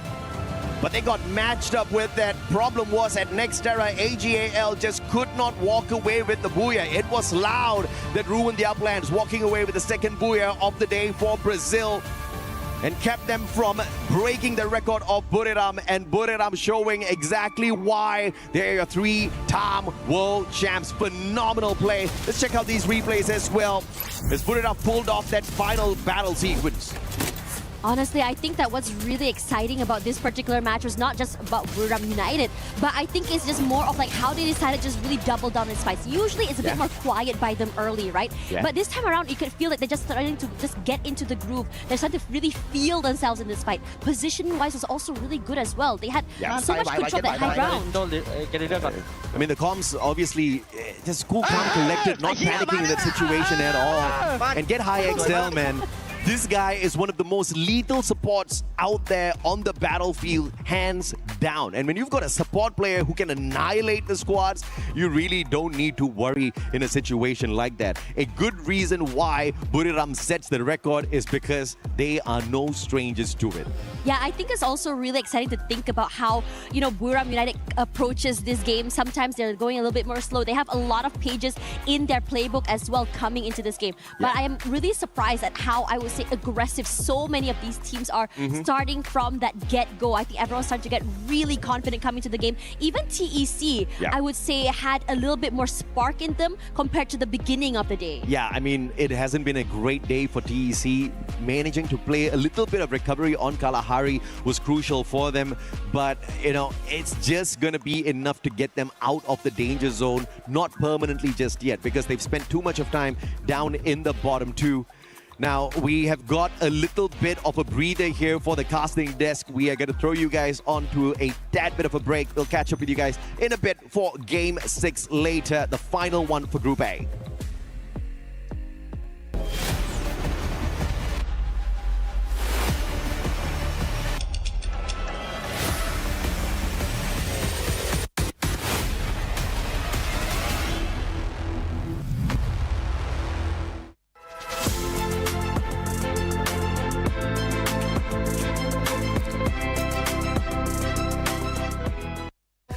What's up, everyone? Carol Bombshell here. I know you guys are having so much fun watching Free Fire, but there is a lot more going on here at AWC 2026 in Paris. So come with me, let's check this out. Let's go. Having to choose your outfit for today? No problem. There's a lot of options here at the official store. T-shirts, hoodies, socks, teddy bears, even hats. Oh, you want to customize with your own name? Yes, there is a bunch of options here. What about your team is not doing so well? No problem. There's another options here, another teams that you can cheer for. Okay, guys, I'm so sorry. We gotta cut this right now because I'm gonna customize my own t-shirt. Bye. Lots of fun activations here, like in Lenovo Stand. You can play games and also you can do some different things. Look at this. Maybe I wanna try. Okay. Oh, sorry. I was trying to help you. Oh, maybe I should get in the line because we got a full house. You better don't take too long to come. Wow, we are in the middle of it all, the heart of AWC. We got a great atmosphere here with fans at stage 1, stage 2, the most important stage for you. Stage 3, stage 4. Oh my gosh. Oh, did you notice Team Vitality? It's your favorite team, so come and drink a coffee with them. Are you missing Kidia City? No problem. We got Kidia City right here with a lot of fun activations, interactions for you to have fun the whole day. And you know what? If you are in the area, you got to be mad to not to come here. So I'm waiting for you. See you soon. And what an insane last match that was. I feel like that was probably the most chaotic end zone that we have had in these games today. I don't understand really what went on in these first original matches to then pop out with this. It's like all the teams switched on. Did any stand out to you? Lace, what we just saw is actually a classic battle between Buriram United Esports and of course AGAL. We are practically seeing history repeat itself again and again and again. And it was so amazing to see Get High finally came out as the winner because boy, that was intense. I am so giddy inside. I'm so excited. And it's only the 5th game of the day. We still have one more game from the A group. Yeah, I mean, we have seen obviously AGAL dominating at the time, but it's nice to see these sort of other teams take over in the mix. But I think if we sort of go back to that end zone there, I feel like these players are switching on and they're like, you know what? We kind of didn't do, that great in these first couple of matches, and now we know it needs to turn up. I know we're talking about it the game, we're in game 5 coming up now, but like, is it a little bit too late? Is there a particular team that you found in that end zone? I know I did. I was talking about them before, and that was Paradox, where I said they need to get better placement points. They need to turn up, and they were actually in that position in that final zone. Yes, but also if you talk about the Southeast Asian games teams, I mean, I honestly think that they are kind of dominating the points throughout the whole entire day, and it is so refreshing to see because usually we see that happening from the Brazilian team. Yes, I mean, Loud has been amazing. Loud has been a very powerful, but then again, it is the time for the Southeast Asian to really show the world what they are made of, and that's exactly what they've been doing. I mean, I'm so proud to see my boys killing it out there. Yeah, I love that. Can I tell you a little bit of a story? And this was actually back to match number 1. Yeah. I'm going to take you guys back just a little bit here, but that is none other than Gun Dynasty and Banal, okay?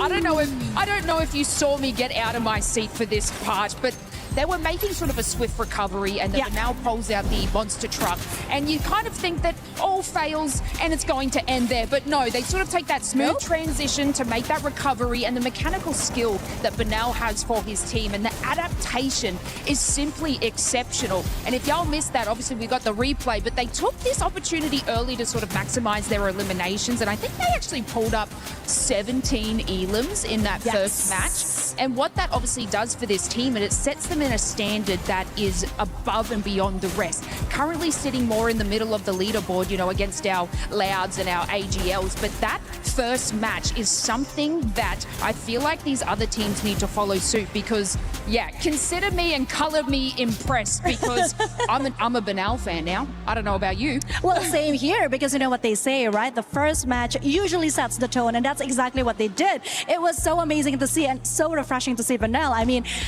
I said I just found a new love, and I think you felt it too. But then again, looking at the overall standing, AGAL, oh my God, 109 points, 70 elimination points. That is so amazing, and that is something that I'm so excited to see at the opening of EWC 2026. And of course, if we're talking about the top 5, we have Buriram United Esports as well as EFOS, Gun Dynasty, and Loud Snickers. That is, oh my God, that is what I expected and more. Well, I know we're super excited here. I hope you guys are super excited at home because we're heading into our next match. Take it away, casters. Man, I tell you, the day has been looking super solid. but I did not expect only a handful of teams to walk away from Kalahari with double-digit eliminations. But what happened was the teams that did walk away with a double-digit elimination, which by the way was only 4 squads, walked away with a ton of points, right? We're talking about 23 eliminations from Buriram. AGAL walked away with a total of 19 eliminations. GD with the 15 and Loud walking it with just 10. Yeah, but that's still quite a lot for the squad because they're obviously looking to maintain their dominance on the leaderboard and you're looking for the top 4 spots. But even with 2 Booyahs, it's surprising how Loud is still behind GD. Gun Dynasty has been amazing today. I know, I was going to say that, right? The survivability was really good, their aggression was really good, their proactivity was really good, their rotations was also really good. They're like the kind of team that are very silent but deadly. You don't see them on the Booyah screen, but no Booyah, no problem. No Booyah, no problem at all. At least on stage 1.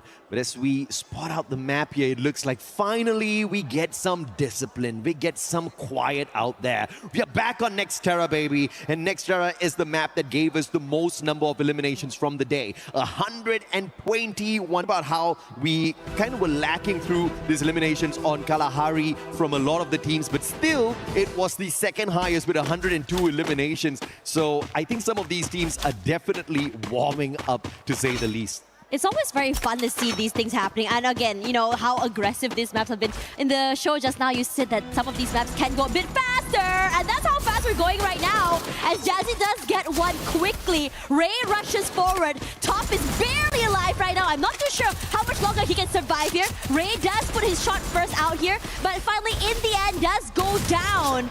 And the points being stolen away by EVOS here. Starting off real hot as Jazzy crosses the peripherals of the rest of EVOS. And you cannot get away by trying to play like that against them. Demon's Pride, getting their pride crushed out there.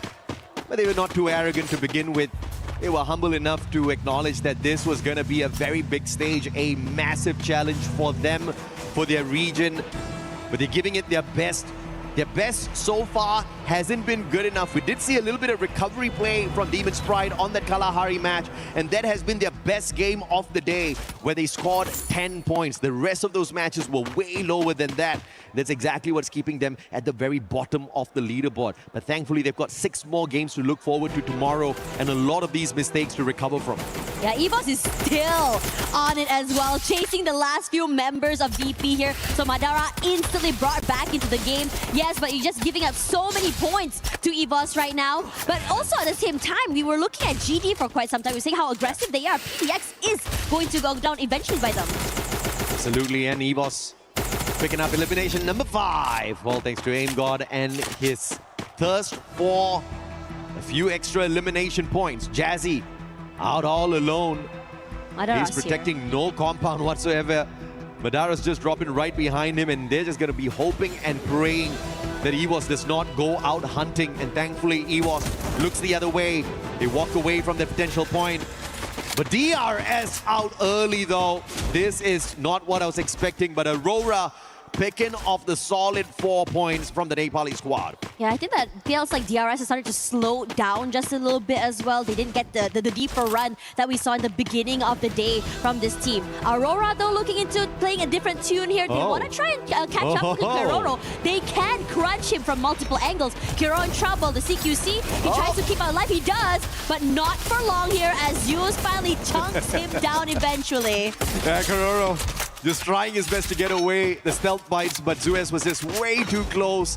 And he had the Valiant Dash as well to just break down those defenses instantly to get another point for Aurora, who's definitely having a much better game here. But Team Apex Gaming up against your reigning defending champions of the Esports World Cup, Free Fire. Can we see India take down one of the most lethal squads out there? Aim God, the shield gun in hand.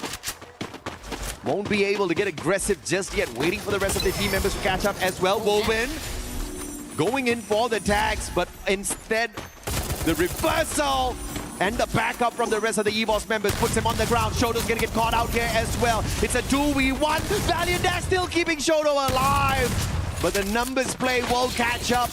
And a disadvantage for Team Apex Gaming here. Slowly The team crumbling with the vending machine inside Sahil Jat. Can he pull off some sort of a miracle here for the squad? Yeah, but he's being marked by Rasha, who just desperately wants to take him down. Takes a little bit more damage here. It goes down. Rasha coming through as well. Not able to do so. Sahil Jat finally wins it out in the end. Perfect positioning, but still has to deal with the rest of EVOS. I'll take that, man. I'll take that. Good enough from Team Apex Gaming. Sahil Jat giving us some exciting tightrope walking survival plays off of the glue wall, just at the very edge of that platform there. But of course, EVOS Divine still with the advantage on the numbers. But what's important is the recovery play off of the Indian squad. He bought enough time for the survivors to scurry on away, pull in those revives. And we're going to get to see if or not Team Apex Gaming finds that full recovery later on.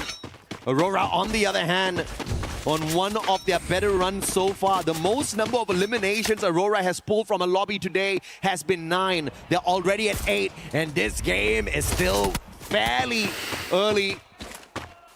Can they continue their run, or will they fizzle out? Demon's Pride, again, still no way whatsoever to recover their gameplay here as they're scrambled on the battlefield. Jazzy taking a lot of damage as well. Limit putting in the damage. And there we go. Falcons clean up house there as well. Nice. Another point in the back for DP. Brought back into the game quickly. Somehow I'm surprised the AGL with only one player left. I wonder what happened there. Madara, Aswab, too close to Aurora. Easy picking here for the Aurora players. I see Tech in there as well. Potential 10-pointer, best elimination game run here for Aurora on this next Terra map.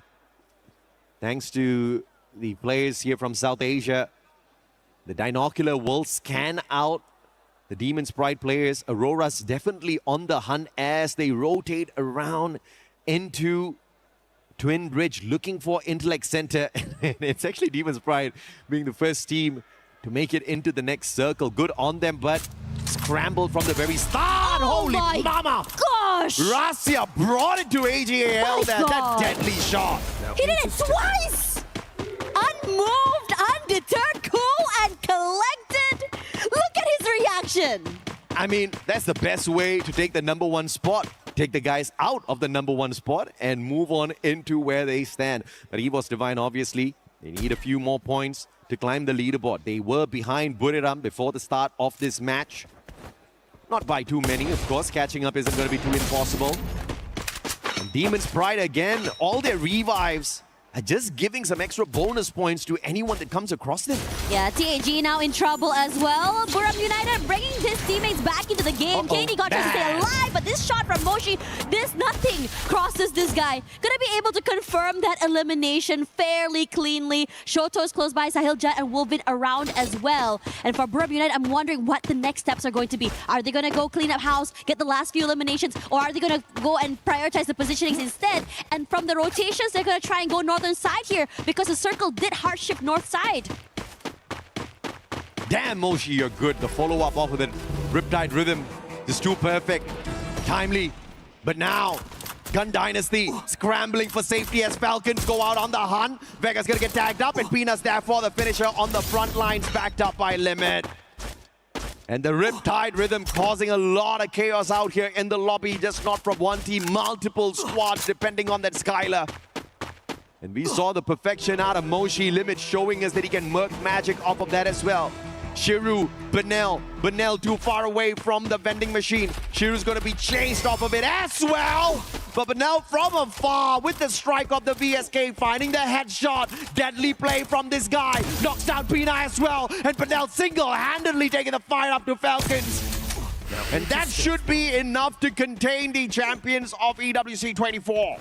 Should be able to bring back his teammate into the game as well. He kill, he heal, and he also eliminates players in this game. TAG once again brought back the teammates into the game once more as well. GD gonna launch themselves forward. Okay, this is gonna be interesting to be chased by EVOS here. Abax does find Shiru there somehow knocked down.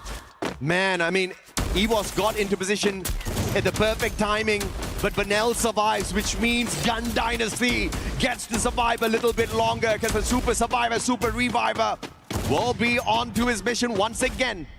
FGL shot out I've not seen a single narrow play after the nerf. That bit unfortunate we don't get to see those clutches. Yeah, coming through here, Aim got jump shots forward here, puts in that damage. But it's Abax that gets caught out by Pina first in the end. Falcons now 9 eliminations already. AimGod will be found as well. EVOS may have bitten more than they can chew. Ray barely alive right now, feeling the pressure coming in from the players from the other side there. Does find Pina in the end, but I don't think they can do more than that. Falcons looking to make this their game of the day. Definitely their best run they've had in here so far.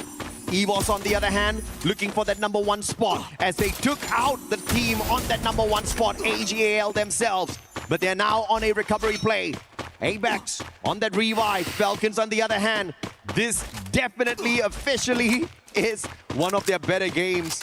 Earlier on, they got 12 eliminations off of Solara, but only 5 placement points. They have to be careful because they were heated up on the Solara map as well, but dwindled down quickly when that circle was closing in. It just seems like in this situation here, TAG stuck in the corner. Now looking at Falcons there, they really took their time to come into the circle as well. Coming back to GD, David, Vega also getting knocked down already. Benel just waiting for the right timing here. Just pop up his hit, steal away those very nasty shots as he's been delivering toward this, I think, first side of the game, first part of the map, excuse me. EVOS fully recovered already. Looking to take that #1 spot by the very end of the day for Group A. Can the reigning defending champions find that full recovery for themselves? TC, on the other hand, quickly trying to play the reposition. Paradox, one of the teams that have been struggling, but definitely doing better than TEC at this point of time. Taking TEC out of the equation here. Give them a slight boost, and it's definitely a fair fight between the two, but Nezhad with the monster god name and going in for the finish here as well. Has got the electrotherapy connected to him, but can he get the job done? Can't really get too close. Slows the pace down a tad bit, and that does not give them that advantage they wanted. Yeah, they're forced to reposition, go down to the lower ground as well. This is a 3-way fight. GD is here, Paradox is here, TEC as well. But they're going to take this bit by bit. Decides to pick and fight TEC first. Blade coming in hot, has an angle to work with, but finally locked out of the angle. You have the time timer online. Denrick trying to find a different angle into the area. The inhaler keeps him surviving for quite some time. Snipe goes down, Kutush, huge for that as well. Even Denrick is found in this situation. Blade also decides to end Denrick's life in the end. As TEC, the players are just getting dropped left, right, and center. As GD decides to join in the fight. Shiro here, found in the end, but TEC with the upper hand. Big play there by Blade. Phenomenal, and Benel is on it again. This guy is unstoppable on the revives. Yeah, definitely not the right kind of record to be holding on to, because you know your team's getting tortured out there, but they're also picking up some big points. TEC's out after that fantastic play. Shiru shut down by Moshi as he got revived, shot out of the air. And this is getting fairly dicey. Lightning Zone called out, and Aurora in a pickle out in the open. Forced to reposition, rushes away with their lives. Look at the amount of pressure they are feeling right now. Finally, in the green from Semi. No, has to wait this out. And if they do come in here, not too far of a jump, but it's okay. Gives a bit of space between them and the rest of the teams. Holy mama. Gun Dynasty, bloody impressive. So many times tortured, so many times losing their players. But the recovery as well as the dominance with the mechanical plays have been unbelievable. They sure as hell are on fire, and even literally out there right now within the lobby. Can they pick up more for themselves? 15 eliminations and still going with 3 players still alive. Here comes the wait. Jonah putting a bit of space between him and the rest of the team. Now gonna rush forward here. Aurora gonna take this fight, I think, head on against Buram United. They're so aware that they're very close by. They're, I think, pressuring them with the nades as real. A lot of damage taken. Zeus is barely alive right now. The rush forward is good. Get high, does find Azrael here somewhere. And Wasana, the jump shots are just nasty. Zones them away, chasing the rest of the team, but still not able to completely wipe them out of the map. Yeah, big mistake there from the Malaysian squad. Trickling in one after the other up against your world champs. That's just not gonna work out. This ain't no Bollywood movie. And the heroes, regardless whether or not it is a Bollywood movie, will always win out. And Buriram just that hero. Now the numbers disadvantage for Aurora. Buriram goes in for the finisher. Falling shot, Wasana and 590 perfection. Get high with the backup. And Wasana cleans up the house. Pulling away. 13 eliminations in totality, but now they're going to be pressured from the back. Gun Dynasty spotting them out. Loud's in the vicinity as well. And Demon Sprite surviving somehow and finding their way in here. This is a really great round for them as well, surviving this long. And it's really exciting to see someone as aggressive as Jonah just really get up close and personal and just clean up the area. Shiru will be the one to go down next year. Falcons still putting in that pressure. The rotations are got to be very, very intense. Falcons does have a bit of a zone control to play with, but we are seeing GD come close. It's Thailand versus LATAM. Who's gonna get that #1 spot? Both Gun Dynasty and Buriram, full squad. But Gun Dynasty on that high ground, this can turn into a disadvantage. What is a massive advantage for them right now with a bird's eye view. Can turn it around instantly if someone gets the God nade. It's going to be Benel taking Jazzy out of the side of Demon Sprite. A valiant run here for Demon Sprite. It's not going to be good enough to break them out of the 12th spot just yet. As we're left with 4 squads in the final circle. Loud, still Loud out there looking for their 3rd booyah of the day. Doesn't it feel like deja vu how they have been able to hold on to this top side of this compound once again? Now Buriram United forced to just wait this out, taking a lot of damage from the players from the other side here. But Falcons want to go for this fight against GD. Can't do just that. So the most they can do right now is just wait out the utility, wait out the onslaught of bullets coming at them from different areas. Buriram United going to cross by, taking a lot of damage from the other teams. Yeah, big brain play, man. 3-time world champs for a good reason. Good call by Captain Jonah. The rotation is solid. They've got the compound cover and they will not get tagged up. And now they stand a good chance of walking away with the booyah here. It's all about positioning supremacy. And now the circle's going to be pressuring 2 teams. It's Falcons as well as Gun Dynasty. Gun Dynasty still on fire with the most number of eliminations in this lobby. Can they break the record set here by Buriram on Kalahari? 23 eliminations plus the booyah for 35 cracker points. Yeah, they're forced out into the open where Falcons decide to take advantage of this situation. If you won't come to us, you will cross into our crosshairs. Falcons, clean up house. Gun Dynasty out of the game. We're down to only 3. Falcons not even giving us a lot of time to think about what the answer for that question was going to be. They say, hell no, Mustachio. We take them out of the equation. Buriram, though, still alive and kicking. But Loud, can they withstand this ambush now? Buriram taking the fight straight up to them. Valindash still active on the side of Osana. M590 looking for the connection, and he's also got the AWM. Takes the high ground advantage first, and Loud now left right behind them. What a rotation by Buriram. Yeah, Buriram United is just so aware of how exactly things are going to go. Now, they have a lot of space to work with. They're aware of where the players are going to be here, but Pina jumps through, lands the shot, not able to, and now they want to take the fight too Loud. They're stuck, trapped, very, very low HP. Jumped away, the damage is there on fire. Nate is just so good. Trap, gone down already, and Guaka as well. What are you going to do when you crush from so many different angles? Taken out of the equation. Falcons, that was the Moco gameplay right there, giving them all the information they needed. And now, it's gonna be your Global Finals champions taking on the EWC 2024 champs. And Buriram, Jonah shutting down Pina with the AWM up close and personal. Looking for the final player, Kororo looking for that recovery. And they won't be denied as Buriram pulls away the 3rd booyah of the day to take the #1 spot on the leaderboard. It is incredible looking at Buriram United. Not only are they so confident playing with that playbook play, they don't have to really worry about anything. Positioning is key, and from that, the rest of the eliminations and the fights just flow to them as well. Patient as hell and okay with giving away that space. I didn't even look at the YouTube chat today, but I am damn sure, I am 300% sure everybody would have been saying, washout squad, Buriram can't do well, blah, blah, blah. We've heard that rhetoric so many times because they've started off the day with 13 points in game 1 at Bermuda, 12 points at Solara, but what a way to wrap up their 6 games. They broke their own record of 27 points at Kalahari. The match that we just saw ended on game 5, and then here at at Nextera. They cleaned up house as well for a back-to-back 3 Booyah day to just show everyone that this time EWC, the championship, is going their way. But it's not done just yet. It's just day one. This is just a preview of the first stage. Yeah, and it's really exciting because you do this well on day one. You're going to ride that high into day two. Yeah. And most importantly, you are going to put a big gap between you and your team, which allows you a bit more space to make some mistakes. And you have to also acknowledge the fact that this was the group that was dubbed the group of death. We have so many Titans in here.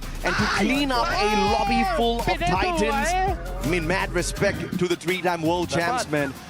2 times they've been here already on the Esports World Cup stage. But maybe the previous time, the heat at Riyadh was just a tad bit too high. They did complain about the heat in Paris as well, but I'll have to say it's nothing compared to the desert sands of Riyadh. Yeah, for real. As we come into this game as well, I think what's really exciting to see about them is the fact that not only are they the type of team that really took their time in map number 1, but you can start to see really amp and get more comfortable as most of these maps come by. You start to see Moshi, you start to see Jonah, you start to see Wasana just really step up, able to take up space. And most importantly, there's a lot of support and trust with each other for them to really go all in on these fights. Yeah, but I have to say, Falcons, man, what a game here on the final one at Nextera to pull away 22 eliminations. This was by far their best game of the day. I mean, prior to this match, the most number of points they pulled away was at Solara with 17 points, and their second best was just 13 points. But they just finished Nextera with a 31 bomber. So if you are a Falcons fan, this is exactly what you want for yourself, right? For them to show everyone that they're still alive and kicking. But I mean, am I sad for EVOS? Not really, right? Because at the end of the day, I think they still will be able to hold on to their top 4 spot. They didn't manage to wrap the day up with the Booyah. As a matter of fact, it's only the one that they pulled away at Solara that they looked the strongest on. Purgatory, I thought they were about to pull away a back-to-back, but, you know, it just wasn't their day. We're gonna have a little interview here with the Buriram Esports player, so we'll throw you guys onto that. Tash and I will catch you guys tomorrow. Hello everyone, we are back on stage. I'm Carol Bombshell and I'm happy to be here with this beautiful lady, Lacey. And we got Wasana from Buriram team here. Let's talk with him some very interesting things. Okay, so last year Buriram didn't perform as well as we expected, as the audience expected, and especially your own team at AWC 2025. How does this affect your team to come here this year?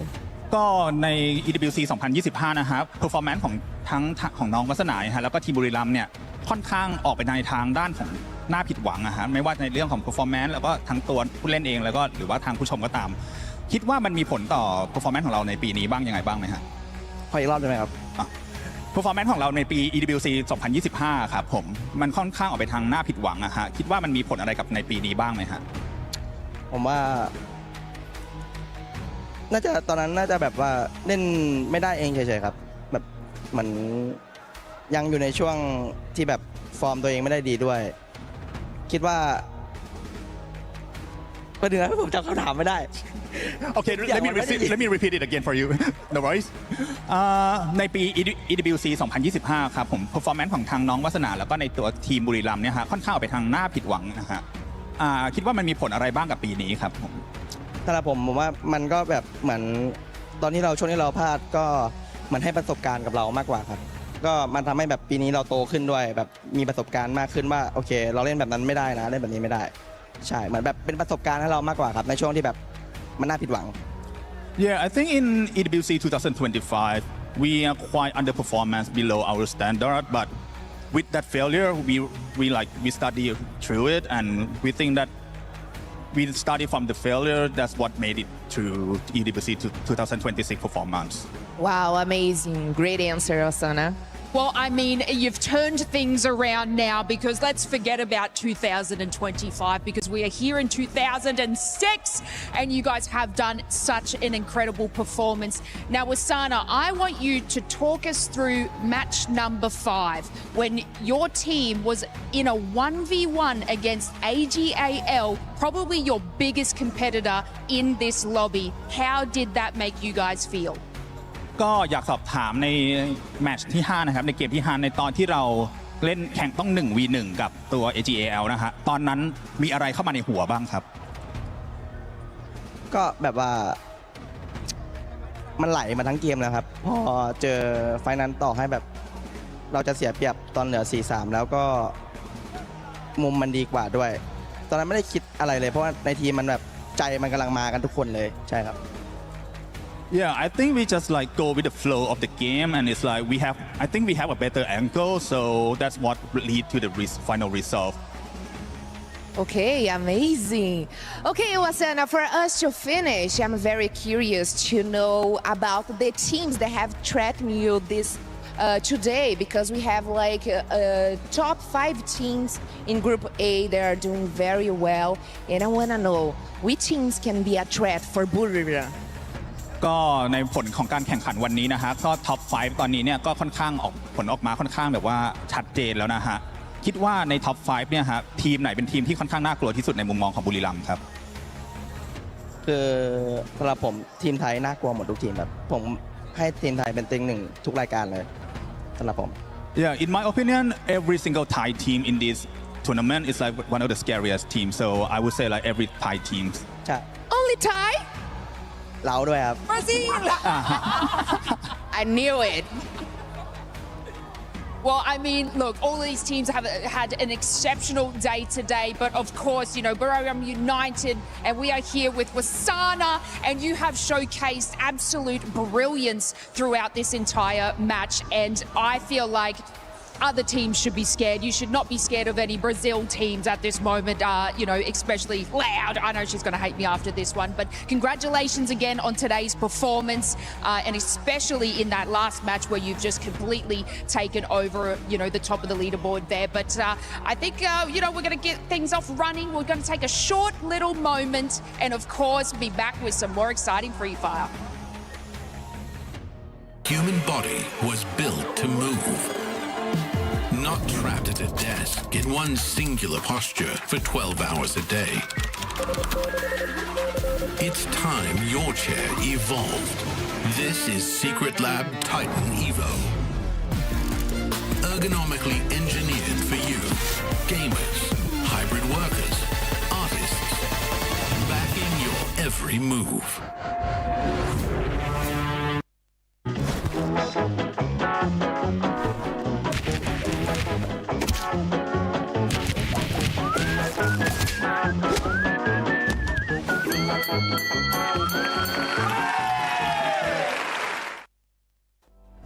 If there was any question, the reigning champions of the Free Fire World Series Global Finals 25 showed up today because they got 3 booyahs. Not just 1, not just 2, 3. Honestly, we were talking about consistency early on, right, Neptune? I don't think we were expecting this type of consistency. I do agree. I mean, it's at some point, even in Southeast Asia, Buriram doesn't show up this much in the first day. But I think with the failure they have, and it was mentioned in the interview as well, they failed so many times before, and they don't want to risk it. They just want to bring the numbers. So that's 3 out of 6, and a back-to-back to boot. I mean, Husky, how are you feeling about this squad? I think, you know, BRU, like Neptune has said, right, usually on day one, they are the slower team. They're the team that goes into the science lab, they do a bit of litmus test, figure out the variables, come up with a hypothesis, and then they figure out how to win from the day 2 onwards. But maybe because we only have 2 days of group stage, they decide to come in, you know, nitro charge, kick in the gear 5, and just take over the lobby, which brings me back to BRU back in 2022 at their prime, where every single round, they are always going all out. And I'm going to go with you this one, Lucifer, because Team Falcons, I mean, this squad didn't look like they were going to show up today. And on the final game, they definitely showed up. I think it took some time for them to recover in the earlier games while we ended up seeing Gun Dynasty. They picked up big time. I think out of the box of a surprise, Gun Dynasty and especially Penel, he went all out. We saw his amazing hits coming through. He was the storm today that nobody was prepared for. And I'm looking at 5th place, Loud Snickers. I mean, they ended up with 2 booyahs, but being that many points away from Buriram, yeah, you are kind of close and you are outside of the top 4. Remember, the top 4 after tomorrow will be going directly to the Champions Rush Finals.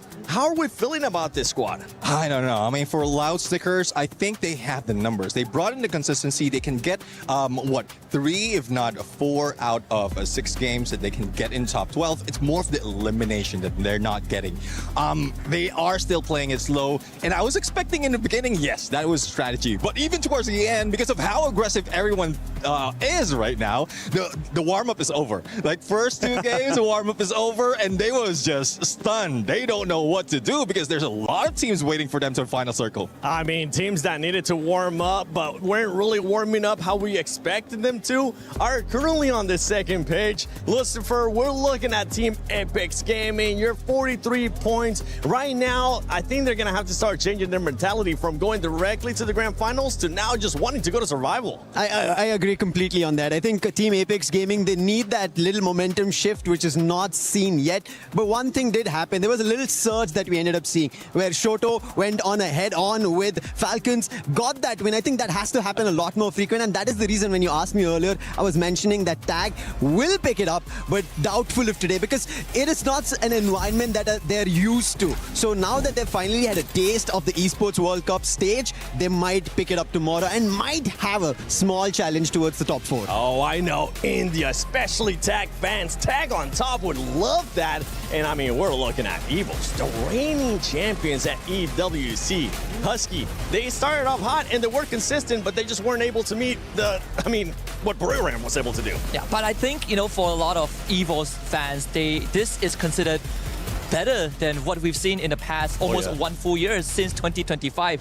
After they won Riyadh, they had quite the slump. They went through a lot of challenges, and we even heard them talking during the interviews that they're just trying to figure things out. They're trying out different styles. So we came into today not expecting EVOS to do it that well. We were expecting them maybe to finish the top 6, and then maybe tomorrow they turn it up. But to finish in 4th place and have consistent booyahs, or at least getting one booyah, just one booyah, is already above beyond the expectations we have. And it's kind of scary too, I mean, for some of the squads that are performing the way that they currently are, because we talked about it earlier too, right? We talked about how some of the squads are just compacting and making sure that the top is very top heavy in regards to points, sponging a lot of those points from the bottom teams. And somebody needs to do something tomorrow to make sure they stop them. We had one team with 3 booyahs, one team with 2 booyahs, and another one with 1. I mean, you need to find a way to get those booyahs.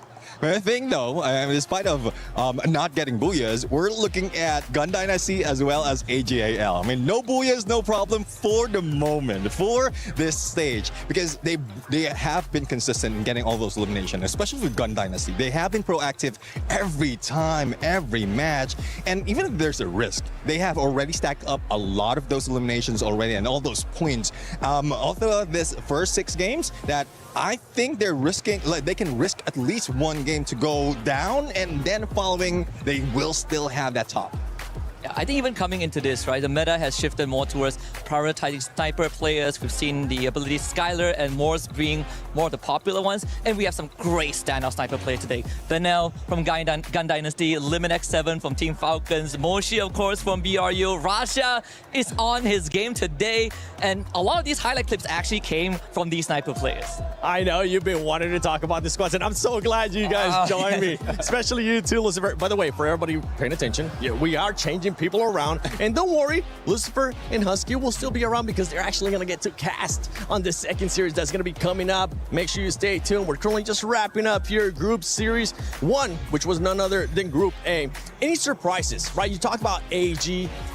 We've talked about maybe Falcons being able to step it up, and we talk about Tag not really being able to wake up. Whether it's good or bad, I want you to tell me one team that surprised you, and it's okay if it's bad.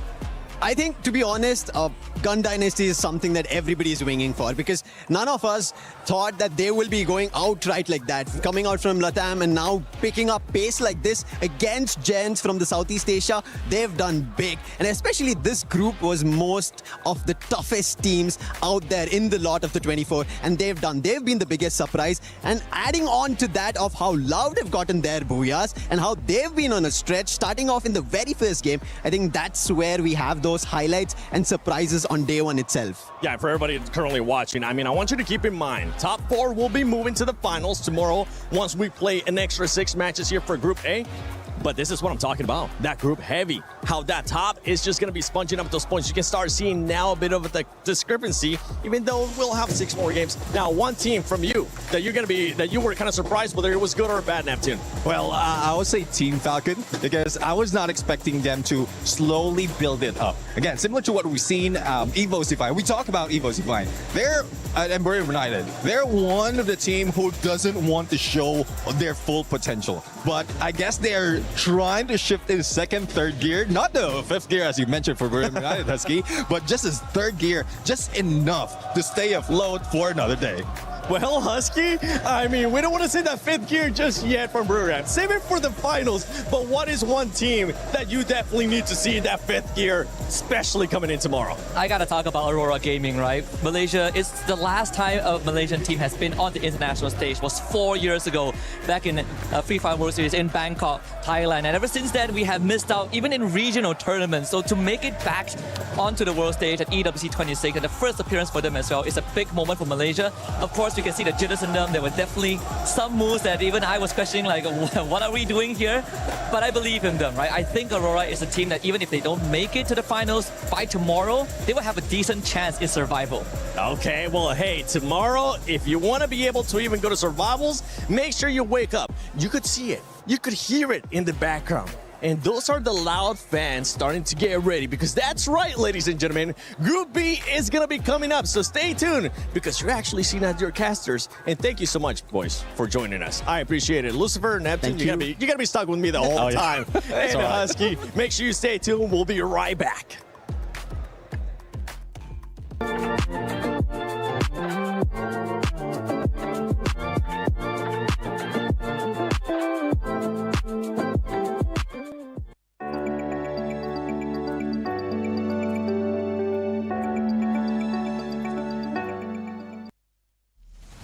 What would you do with $75 million? I would travel the world. I would invest. I know a bit of a boring answer. And I would help people when I can. I'll buy things for my family. A house for my mom. Yeah. Invest so I keep some money for the future. Everyone's just out here saying, oh, I'd spend it on my family. I would invest it smartly in smart enterprises. We need Americans, because Americans will come out here and be like, I buy 10 Ferraris, bruh. What if I say that I think you're lying? I don't know. Do you think I'm lying?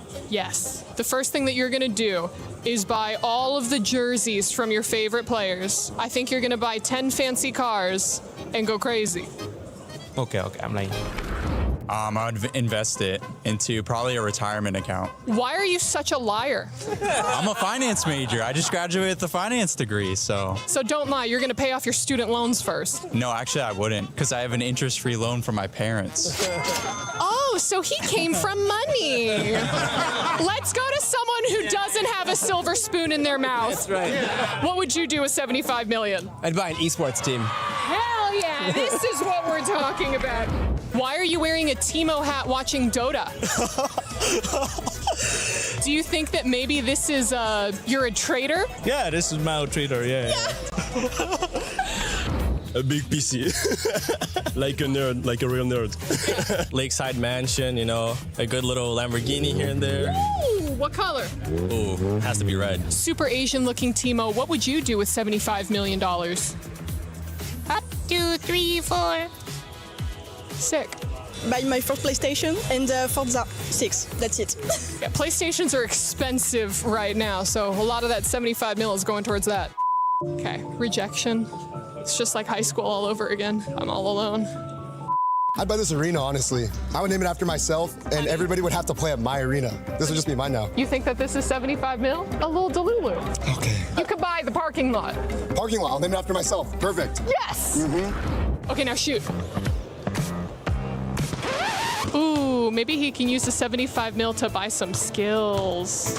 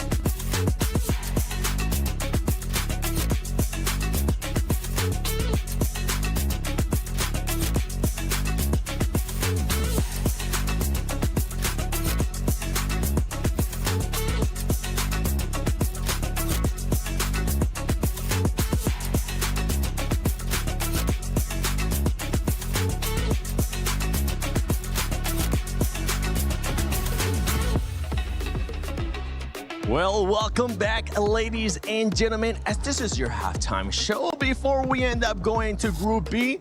That's right, I ended up running. So if I'm a little bit sweaty, I apologize. I'm out of breath too, man. Boy. Sitting around sucks. I'm relaxing.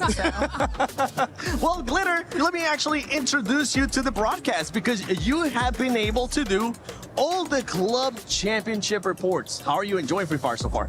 Honestly, it's been really cool because we're focusing kind of on like these overarching storylines for all of the orgs, right? And obviously one of the heavy hitters I was going to be taking a look at was Team Falcons. And after what we just saw in the last match of that series, that Booyah, they just barely missed out on. It's so close. Second place, that puts them in 6th overall. So that's big for CC side of things, as well as AGL being up there in 3rd. Not too shabby.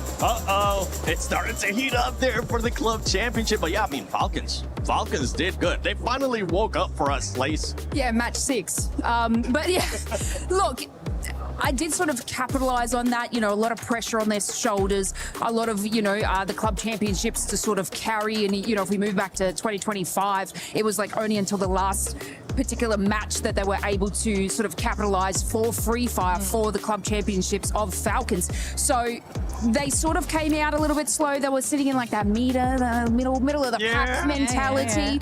But you know what? They were like, wait a second, we got to be club champions of 2026. You know what I'm saying? So they want to go for that back to back, which we'll see if they're going to be able to do it. But right now, you know what? We're taking a little bit of a break from Free Fire at EWC 26. We want to have some fun here. I want to ask you, how's your trip so far in Paris? What is the best thing you have eaten? Oh, the best thing I've eaten? Yes.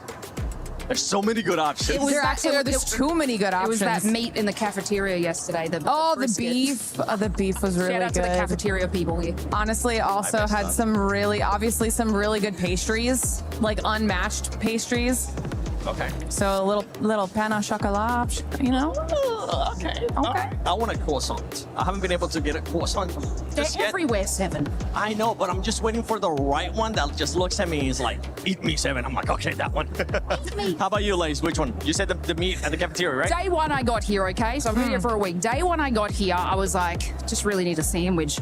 And like here, a sandwich is fantastic. A baguette, and it had different grains and seeds on top of it, and some Swiss cheese and ham. And I was in heaven, and I balanced it out with an eclair because I need to get those carbs in. But I was in heaven day 1, guys. Oh my God! Yeah, wait, hold on. You. What was it? The one that you said? A what? A what? A baguette. I don't know why he has that. You don't want to know. Let's just say I was running funny. But this weekend. Now, I want to do a challenge between y'all, okay? Because it is Free Fire at EWC 26. And there's been a lot of teams getting booyahs. I mean, Buriram was just able to get 3 booyahs in one series, which honestly, everybody was absolutely shocked. So what I'm going to be doing is I'm going to be throwing this baguette at somebody. Literally? Yeah, I hope you grab it because I don't want to get up because then you guys are going to see how short I am in real life. But I'm going to be throwing it at somebody, and I want you to give me your best booyah. Okay. Okay? I don't know if I leave my left hand. Who's it going to be? I don't know. Who's it going to be? I want to surprise y'all. Hot potato. At least I don't have to catch it now. Why would you give the baguette to the best? Okay, which camera am I going to stare deep into? This one? That one right there, Okay. yeah. Oh, she's getting up for this. Oh, I can't compete already. Booyah, baby! Ow! There we go. That was all I got. Oh my God! I don't even want to go. Do you want to follow that up? I don't want to follow that up. I don't. Well. Okay. Well, you know what? I think we're just gonna leave it there because we will be getting ready for Group B. Get up, 7. I'm not gonna pick it up. Booyah. I'm getting hungry just looking at that baguette. So hopefully Group B is getting ready. We'll be getting started soon. We'll be breaking it down. We'll be talking about all the awesome teams that are there and see if there's anybody out there that might be able to get through booyahs. And we might end up using that booyah at some point. Because Lace, that was something. That was from tuned. That was from my chest. Stay tuned for Group B. Oh, hold on, wait. No, not quite. We were there. For every click, every clutch, every respawn. We were there for the years of grind. And we're here. Now. The proud founding partner of EWC. Powering the biggest event in gaming. shoulder to shoulder with the world's best, making history. Greatness deserves a stage. Lenovo Legion. Reach your impossible.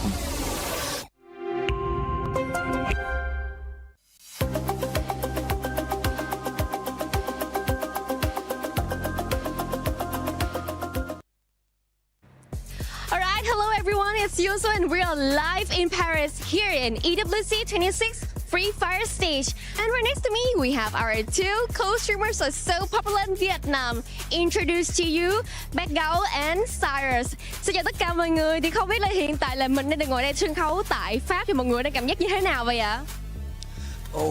Xin chào tất cả các bạn nha. Rất là hồi hộp các bạn, mà không khí ở đây gọi là tuyệt vời và chưa bao giờ mà thấy một cái sân khấu mà lớn như thế này các bạn ơi. Mình không biết là áp lực của các tuyển thủ sẽ như thế nào nữa. Sau đó thì cảm thấy như thế nào ạ? Dạ em có thấy rất là vui ạ. Vui thôi hả? Dạ. Mình bay rất là lâu tới đây mà chỉ thấy vui thôi hả? Em cũng trải nghiệm được nhiều rồi. Trải nghiệm được nhiều. Alright, overall the stage is really hype, big. They have never seen any stage like this. Very special to them in this Free Fire scenes. And overall, a very overwhelming feelings, happy when they're here in Paris to attend EWC 26 Free Fire. Okay, so I can see in the comment section thì không biết là từ nãy đến giờ mọi người theo dõi được 2 trận đấu rồi. Thì không biết là cả Bad Gấu và cả Sarah cảm thấy là các bạn khán giả của mình comment như thế nào vậy ạ? Mọi người có hưng phấn và có đang chờ đợi màn trình diễn của Team Secret của mình không ạ? Wow, rất nhiều người ở Việt Nam và rất nhiều người khán giả hâm mộ của series WG đang trông chờ màn ra mắt của WG, và rất nhiều khán giả đang coi ở tất cả kênh sóng của Garena Refi Việt Nam đang rất bất ngờ bởi vì cái phong thái thi đấu của cái đội tuyển ở Latam hay là ở kể cả Mexico hoặc là Ấn Độ. Họ đánh giá thấp Brazil, nhưng năm nay Brazil trở lại khá là mạnh mẽ. Cảm ơn Bad Gấu ạ. Vậy thì Cyrus sẽ cảm thấy như thế nào về trong 2 trận đấu vừa qua đi? Thì Cyrus sẽ đánh giá như thế nào? Bởi vì bảng A cũng sẽ là một cái bảng rất là căng thẳng so với bảng B của chúng ta. Thì theo em thấy thì sau 2 trận thi đấu thì em thấy cũng khá là khắc nghiệt. Nếu mà đội nào sẽ thi đấu mà gọi là xuống phong độ sẽ đội đó sẽ bị loại. Chính xác là như vậy. So as we can see that of this coming tournament, here we have a lot of teams, Latam, India, and so many move on more. And very excited to see a huge circle of Free Fire all attending here to compete their best to get the champions at EWC 26. And overall, after 2 matches from Cyrus depends on him. Well, who got the weakness has to go down, obviously. And of course, I can see that everyone is really hyped, especially for Team Secret, as known as WAG from Vietnam, are also here to attend EWC 26. We'll attend the match in the Group B after this Group A end. Well, this is the end, and I love the energy of everyone here. Everyone looks so happy and very hyped for their favorite team, and I do hope you guys are also like that. Please continue to support it. Have you introduced your outfit for today? No problem. There's a lot of options here at the official store. T-shirts, hoodies, socks, teddy bears, even hats. Oh, you want to customize with your own name? Yes, there is a bunch of options here. What about your team is not doing so well? No problem. There's another options here, another teams that you can cheer for. Okay, guys, I'm so sorry. We gotta cut this right now because I'm gonna customize my own t-shirt. Bye. Lots of fun activations here, like in Lenovo stand. You can play games and also you can do some different things. Look at this. Maybe I wanna try. Okay. Oh, sorry. I was trying to help you. Oh, maybe I should get in the line because we got a full house. You better don't take too long to come. Wow, we are in the middle of it all, the heart of AWC. We got a great atmosphere here with fans at stage 1, stage 2, the most important stage for you. Stage 3, stage 4. Oh my gosh. Oh, did you notice Team Vitality? It's your favorite team, so come and drink a coffee with them. Are you missing Kidia City? No problem. We got Kidia City right here with a lot of fun activations, interactions for you to have fun the whole day. And you know what? If you are in the area, you gotta be mad to not to come here. So I'm waiting for you. See you soon.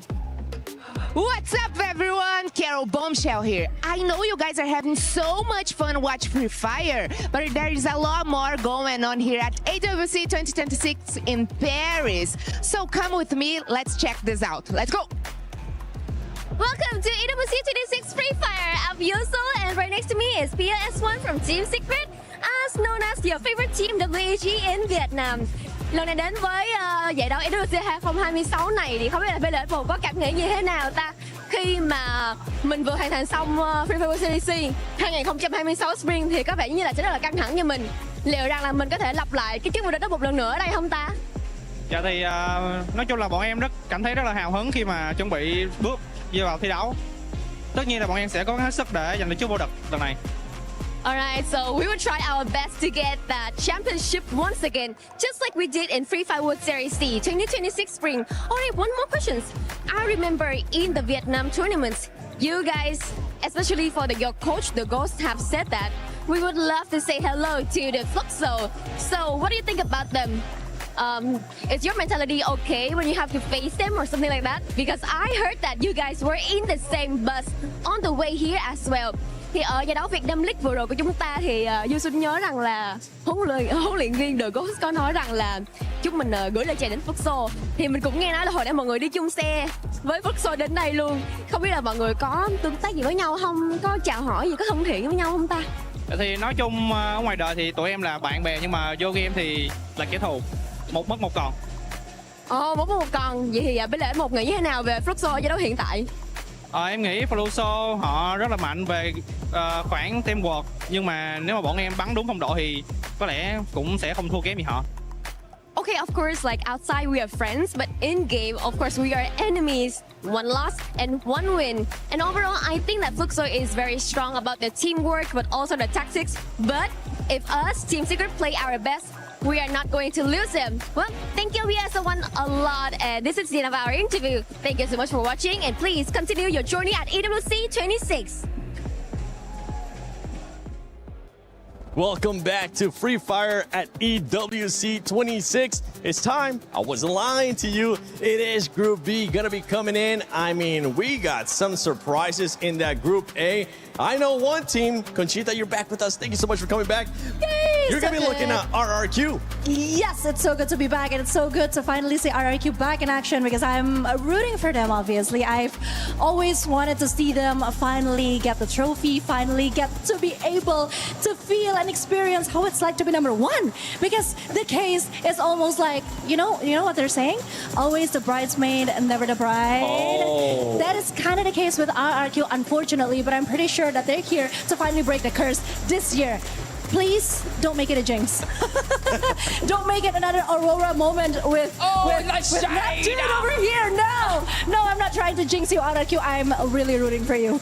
Oh, no. Maybe it'll be a blessing. Remember, AJ and Tash, they were able to bless some teams. Maybe you talking about RRQ will definitely be a blessing, because I know one team that Lays wants to bless is none other than Team Secret. The underdogs. I love an underdog story. I'm always, going out for those, the people that sort of, don't have the massive names, you know what I mean? But Team Secret. Now, in 2025, they didn't do good. Okay, so you're like, Lace, why are you picking them? Like they weren't that great in 2025, where they completely had a brand new roster, choked. Yep, I'm using that. And they hit about 14th place, and it was only in the last couple of global series and online tournaments that they were able to win back to back to back.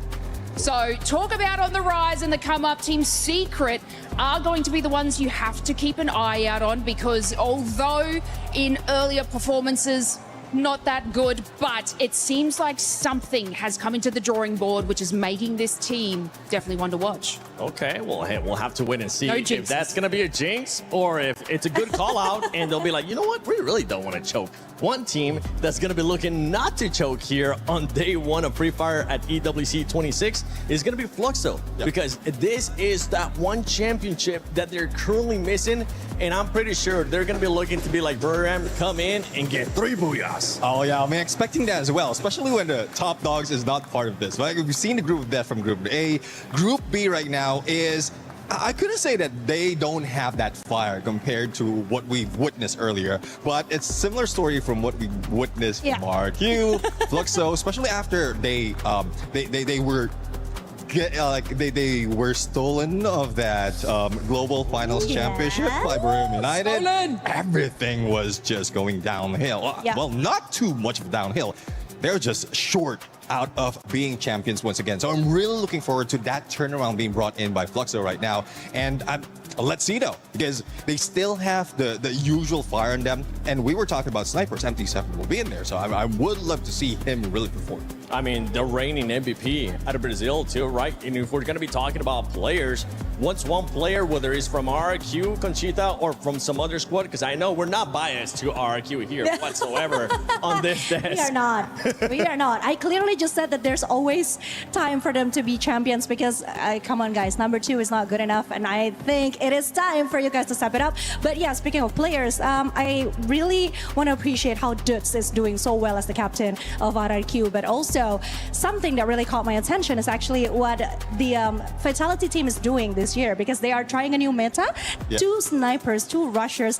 That is something out of this world. And they are the strongest that they've been with this new formation and movement that they're trying to do. And it's just so amazing what a small change can do to a team. Okay, Neptune, I see you itching over there. You're like, you're getting happy feet. You're like, yes. He's trying to push me off the camera. He's moving so much. Pretty sure you want to talk about this one too, huh? Yeah, I mean, like I've watched this team from when they were introduced to Southeast Asia in FFWS, and it was just a Falcon Hunters. And then they switched from Falcon Hunters to a Giant Hunters because they're just going against all the giants like Barium United, AJAL, and now bringing that into the conversation, double snipers. Back then they were just the ones trying to catch up. Now they're ones leading the teams to a different meta. And I don't know if someone will copy them. I know if someone will copy them quite well to counter them. But we know that Chris Jaw, the coach, has a plan in there. I tried to squeeze it out of him, but he's a lock. Well, let's do a bit of a prediction, right? With what we've seen so far out of Group A and how you have seen the lobby play out, what do you expect from that kind of new meta, from that kind of formation? Do you expect it to maybe perform quite well in surprises here, like some of the other squads were able to? Or what are you expecting from having 2 snipers? Well, there's a lot of aggression that you can put in. Like you have more information, especially when it comes to Kalahari. And even in those usual maps like Bermuda, Purgatory, you still have a long range of information as well as elimination capability. So, and from similar to what I mentioned earlier for Barium United, they once they get that knock, they already use the launch pod ready to go in for that shot, for that confirmation. And they know exactly if they will be third party. And they can pull out quite quickly. So that's what we've seen from Bigatron, or Team Vitality rather. They're quick on their feet. They know when to get in and out because they know how to choose their fight.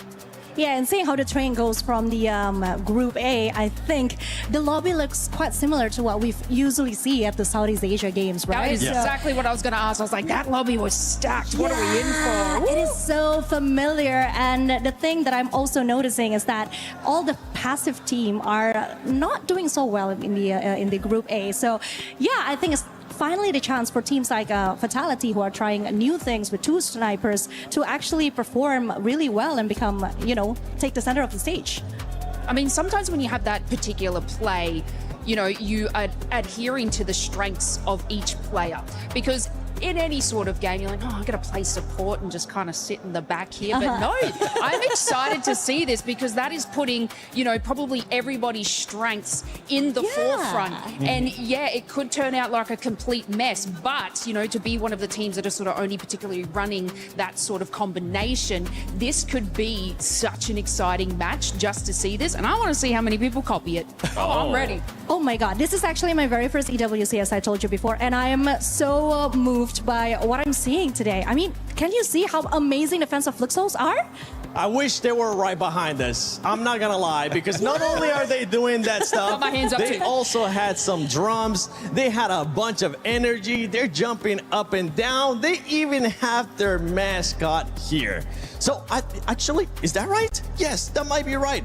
I'm hearing that the amazing Karen Bombshell has an interview with some fans.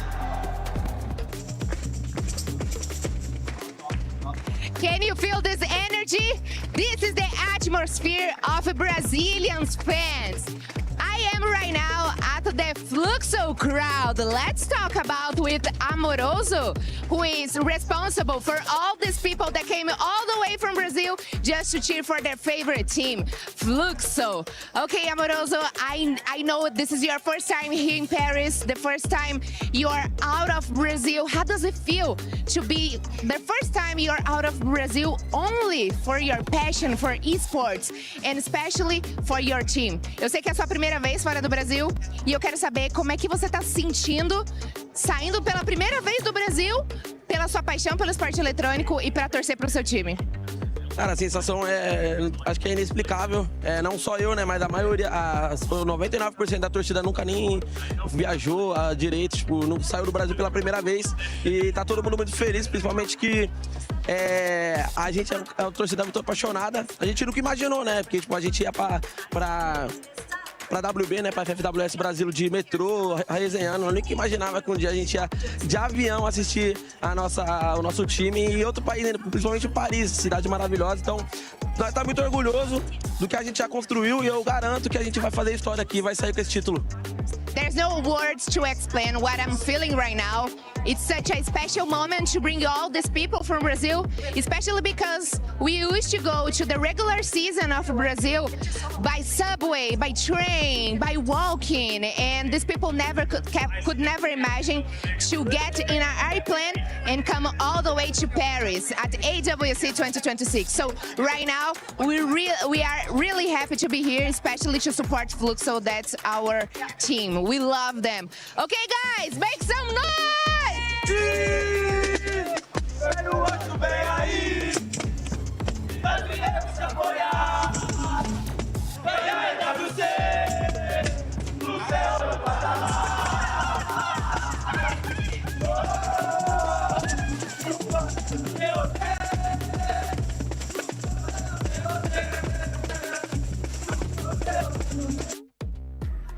I swear, I have better dance moves than this, but I'm not supposed to move that much. That's dad So dances. I have one question actually.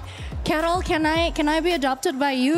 Me too. She looks like such a fun mom, you know, with the fans, with the drums and everything, the spirit. Oh my God, amazing. Girl It crush. is. I mean, that outfit she's wearing too. She's sparkling everywhere. I know, I You see know, her right? walking, you'd be like, oh, there goes Carol. That's my disco ball. Yeah, a ball of energy for sure. Love you, Carol. She's gonna. Yes, this is what I wanted. Oh, yeah. I asked for it, and we got it. Hold on. Brother, I need you to come over here with that drum because I want to be able to bang on that drum at least once. But you know what? Since we have Fluxo here, earlier we saw Buram being able to get 3 booyahs. Yeah. Nobody expected that. I think it's safe to say that nobody expected that. So let's do the unexpected. Let's see, maybe we can cast her, curse them, or bless them in some kind of way. Lace, I'm gonna go with you first. Which team do you think, and don't let the teams behind us and the fans behind us influence your decision, that you think they might get 3 booyahs coming up in this Group B series? I'm gonna get. I need some crowd control after this because I'm gonna go RRQ. Hopefully they didn't hear me. Yeah, That's the spirit, girl. I love you. She sold you on it. She really did. So we're double caster cursing, right? No, we're double given positivity. Yeah, we double blessed them. We have a shrine out the Hopefully. back. Fingers crossed. Okay. Well, before you give me your answer, before I go to Neptune as well, you were telling me that there is one player from RRQ that you really wanted to talk about. Yeah, I kind of really want to see how Rans is doing because he's a rather new player. And what's interesting is that RRQ actually plucked him from the academy. So he's got a lot to prove. He's still very young and he's playing the role of a playmaker, which as we all know, usually is given to Abai. So it's something new that he's trying. I'm just really hoping that he can do his best and the stage fright doesn't really affect him because then again, being a new player, being new to EWC, it's a whole another pressure. We call it new player, but it's Yes. a new dynasty. Yeah. You know, we have these seasoned players that have set in their ways, and then you get these younger players that come through that change everything. And then it is the absolute world. So new dynasty, not new player. Yes, not at new all. dynasty. But RRQ, it is baby. something that we needed to do, though. We got to keep them fresh. Agreed. We do. We definitely do. And you know what? I'm going to give you some more time because I think I have an idea who you might be picking, Conchita, in regards to the team that might end up getting 3 booyahs. So, Neptune, you got some time. Let's see if you have been swayed to the RRQ, or maybe the fans behind us with Fluxo are swaying you, or you're just going to surprise us. No, I mean, despite of Fluxo being behind us right now, I'm just going to numbers right here. But because based on like the qualifiers that they have, the regionals that they have, they're the ones that has the most booyahs, 14 if I'm not mistaken, and you won't be able to do that. They're not even, that's just even the first phase, the first league. So I'm really looking forward to them to continue that here on, because there's a lot of paying back that needs to be happening right now. Fluxo is waiting for this opportunity, and guess what's missing when they are in EWC right now is the fans. But now we're getting that energy. We're going to get that energy as well, because if you go to Brazil, you can see how crazy fans get, how loud it gets. Now, not loud, but how Fluxo hype up. That was like, okay, which one you want to go with? Okay, Conchita, you have plenty of time. Okay, I do.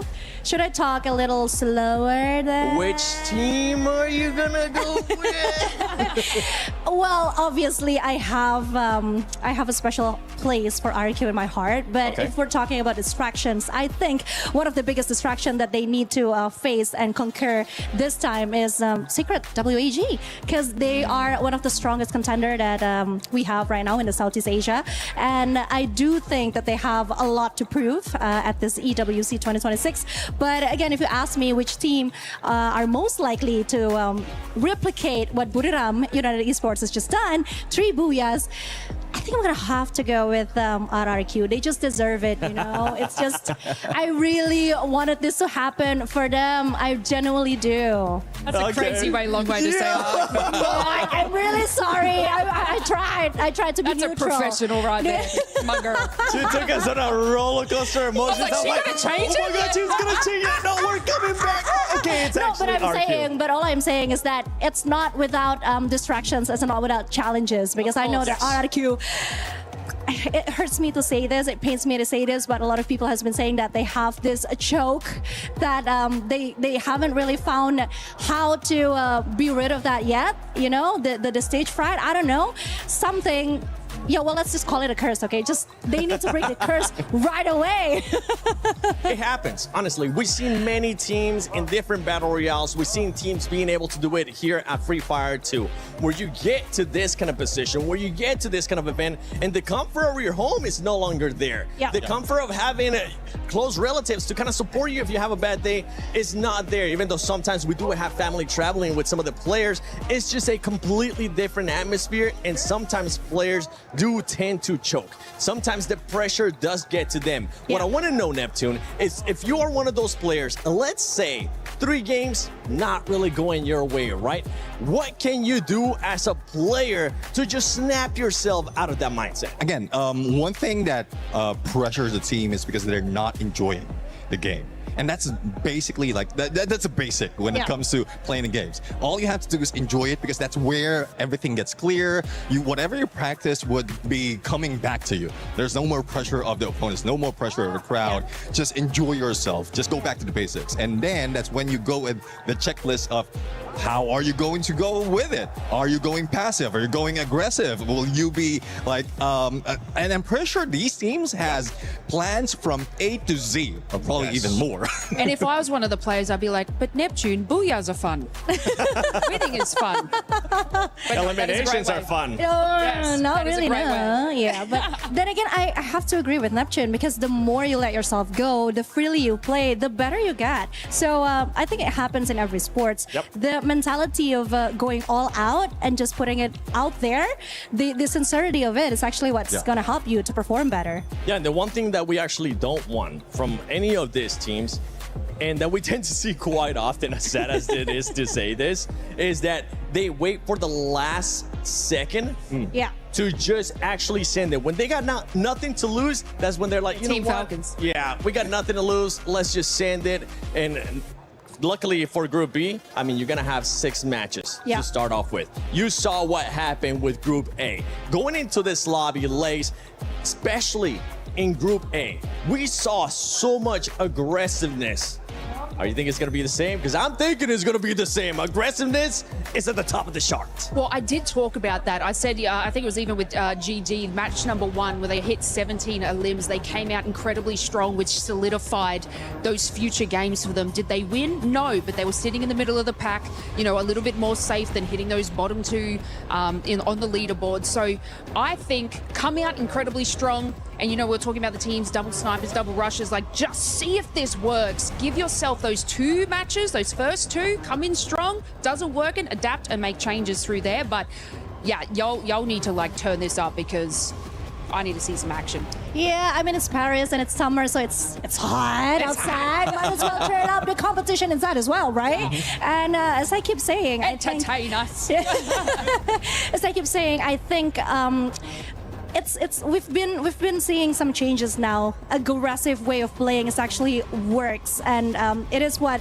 the team has been trying to do in the first group, and I think that's the only way to do it now, since Group B have some dangerous teams in it as well. So. Yeah, I think what we would expect, especially this is second half of our day number 1, because they've seen a lot of tactics already. They've watched, they stalked a lot of teams right now. Yeah, so they can get more of those strategies on their own, especially if it's in tune with their own personality. And that's what we would expect right now, especially with those, as you mentioned, Gun Dynasty. Who doesn't want to be on the top of the board, like doesn't care about getting booyahs yet, because it's just day number 1. You don't need that for the like compared to Champion Rush, so you can go with that kind of approach and then rest towards the second half. Okay, well, it's time to see if Group B is going to be top heavy or if we're going to be seeing something different that we haven't seen yet. Group B, Free Fire at EWC 26 starts now. Our teams have now had a chance to compete right here on the Gadia City grid. And there's plenty more where that came from, Looting. Yeah, of course, 40 ace players just waiting in the backstage now, and they're counting down the time, the moment, until they can finally get their hands on the game. Oh, well, let me take this opportunity to remind you that this is your chance to instill the fear of combat into your opponents. Don't hold back, don't hesitate, and trust in your teammates. Yeah, and as we saw in the first group, like, there is few surprise, but most of the time the favorites just have made strong start to the tournament. It will be maybe the same on Group B. I mean, we will find out in a few minutes now. So please, ladies and gentlemen, help me to welcome our teams, starting with Miyako!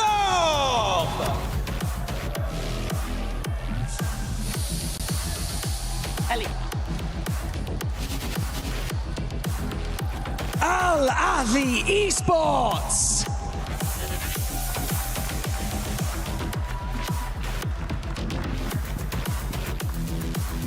Total Gaming Esports IQ!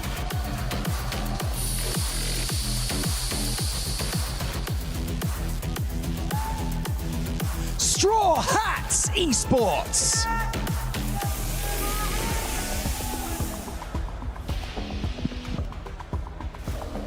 Lion!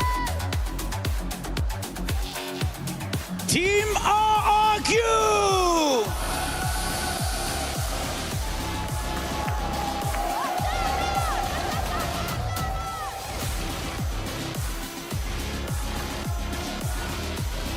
Twisted Minds!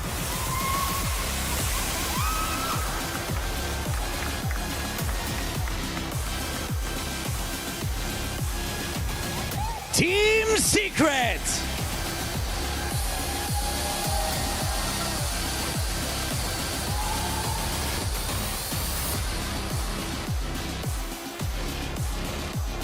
And finally, Fluxo W7M!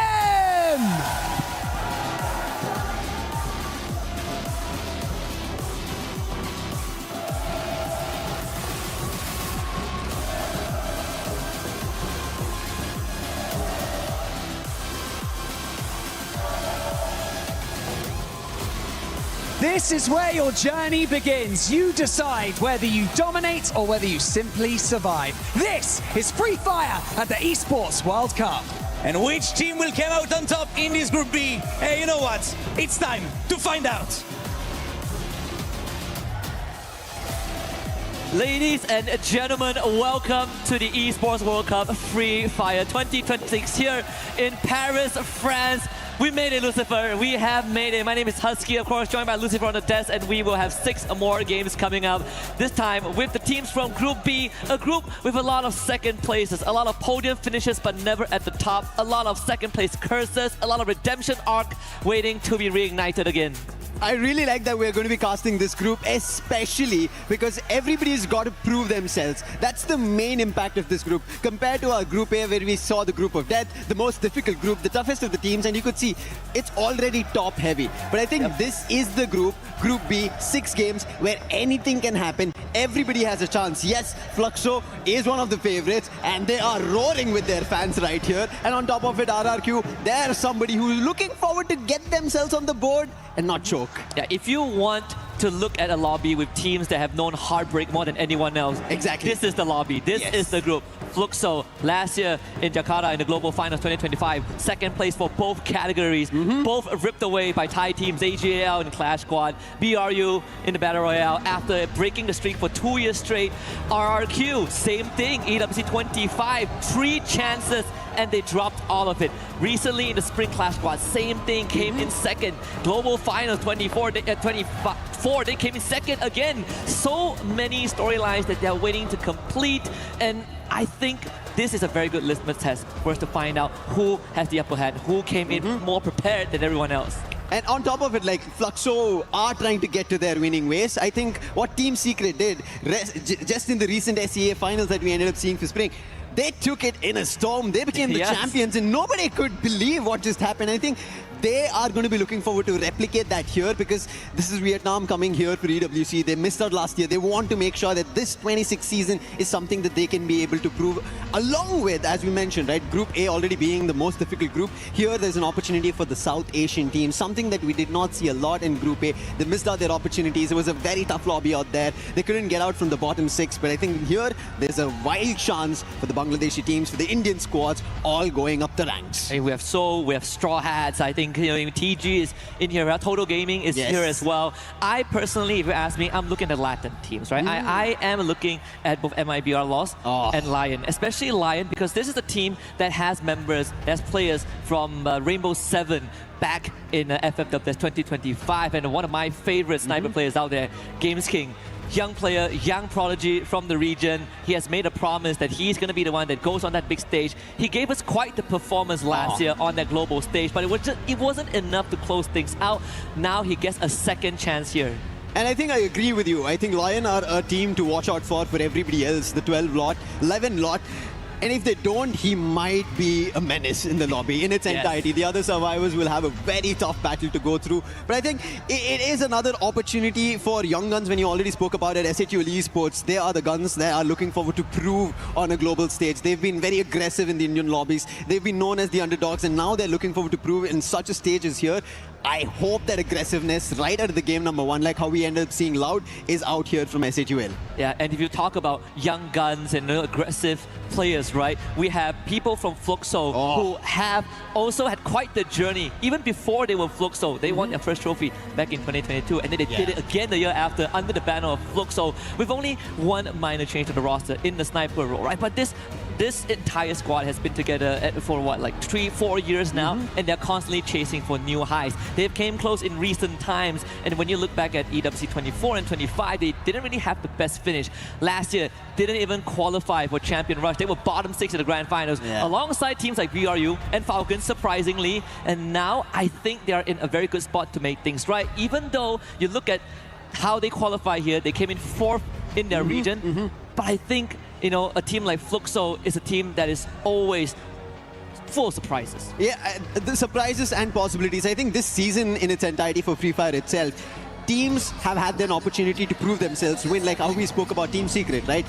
They took up an opportunity who nobody in that SCA Grand Finals thought would be possible. Back-to-back booyahs, and something that Fluxo right now can do it for themselves. I think right now everybody is looking and gearing for them because they've been roaring from the very start. Even before we ended Group A, that was one noise that we heard from the very start and from the very beginning. And I think when we talk about the beginnings of all things, I think I want to talk about Total Gaming as well. Okay. This is a squad from India that have been the biggest in terms of names for Free Fire, and they want to prove on the global stage. They have certain recent changes that they're trying to test the grounds itself, and now that they're on an international stage, they would rightfully want to prove their decades of experience right here, right now. Even for me, it's a very exciting time because it's not technically not the first time we've seen teams from South Asia and India compete in a regional international stage. We actually saw it for the first time back in 2022, and it's been a long time coming, right? Like we sort of have the same journey as the Aurora Gaming from Malaysia, where it took 4 years since the last appearance on an international stage. So I think this really goes back to how much they can make use of the unpredictability of this group, right? I think with how volatile Group B is, it is very easy to blow the gates wide open and take that lead. But our experts actually also talked about RRQ's young star runs, right? Conchita mentioned it earlier on. This is someone that has been on my radar for a while. In Clash Squad, phenomenal performance. I think taking over the reins of Abai in that playmaker role has really suited him very well. But like she mentioned, this is also the true test. Can he kind of deal with the pressure, right? Or will he fold? We will kind of see how it goes for the side of RRQ, mainly because even I was having a chat with Neptune yesterday, depending on what RRQ keep making changes about. They're very adaptable in their playstyle. And Mach, right, he's been the main man who everybody thinks is going to fight from afar, but all of a sudden he's right in front of your face. So things like that, strategies coming out, could be something that we see especially in this group, where we saw Group A had dedicated stuff that they were doing, whether it be the support players, whether it be the rushers or the snipers. They were those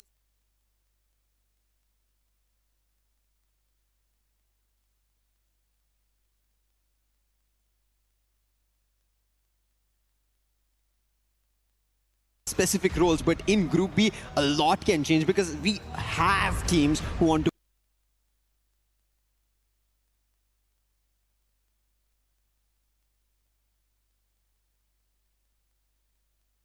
prove themselves. Al Ali itself, them here on this stage, they want to prove themselves from MENA, and now here on EWC 2026 Paris, they want to make sure that they are one of the ones in the top 4, especially because it's cutthroat, right? Yeah. If you don't be at the top 4, you have to go to the survival stage, and if you don't stay in the top 10, you're out of the tournament tomorrow. It's insane because you look at survival stage, there's an extra 10 games you have to play, right? You play 12 in the group stage, and if you perform good enough, you skip that 10 games. You get the prep for the grand finals. If not, you go to another gruesome 10 games, and then we have an uncapped grand finals with a 90-point threshold to even have a chance of winning everything. I think at the end of the day, I personally want to see some of these regions, these unproven regions, give us something to smile about, right? Last year, Dragon Esports has proven that in Riyadh. Sure, there were some shortcomings we did discuss on broadcast at that point of time. They're not the best when it comes to gunfights, but one thing that they excelled in is reading the circle. They are making smarter choices, better rotations,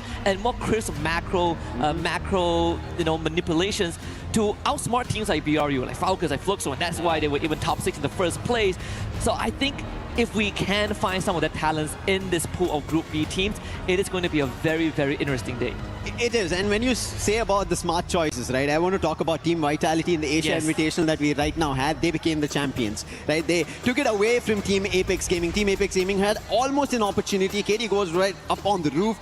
If that worked out, maybe in the Asia Invitational, we ended up seeing Team Apex Gaming and India getting a crown just before they headed towards the Esports World Cup. But Team Vitality taking that might be a push for them here on the international stage, where they have an opportunity to take another title for themselves, because that might be the high that they'll be riding on. Yeah, I mean, they almost got that trophy last year, right? It went all the way to a Game 10, and you cannot script this any better. The last 4v4 fight was between them and Evil's Divine. They were also the one that stopped RRQ from winning everything in Game A, and you know, they were the ones that really gave us that Game 10 in a way. So this year, I think Team Vitality, even though they haven't really been at the top, you don't really see them on the podium finish, they have done more than enough to get themselves onto Paris. And I think this is what actually matters in the grand scheme of things. And mattering for Bangladesh is going to be Straw Hats. I think when we ended up seeing Titan Esports Club, they couldn't step up. We hoped that Blade would maybe have a big day. We did see him try to fight it out, break down the glue walls, but it was just not enough. But on the other end, Straw Hats in the recent performance, even in, as I was mentioning about the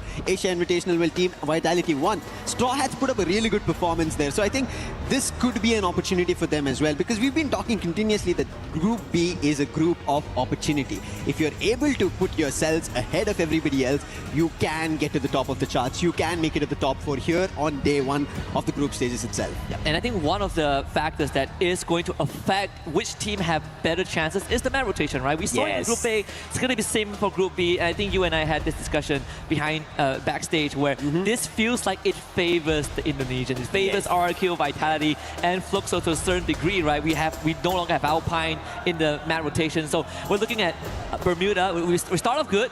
Then we go Solara, we get Curveball, then we go to Purgatory, and then Nextera, Kalahari, Nextera. I think the last 3 maps is going to be incredibly brutal for teams that are not called RQ, that are not called Team Vitality.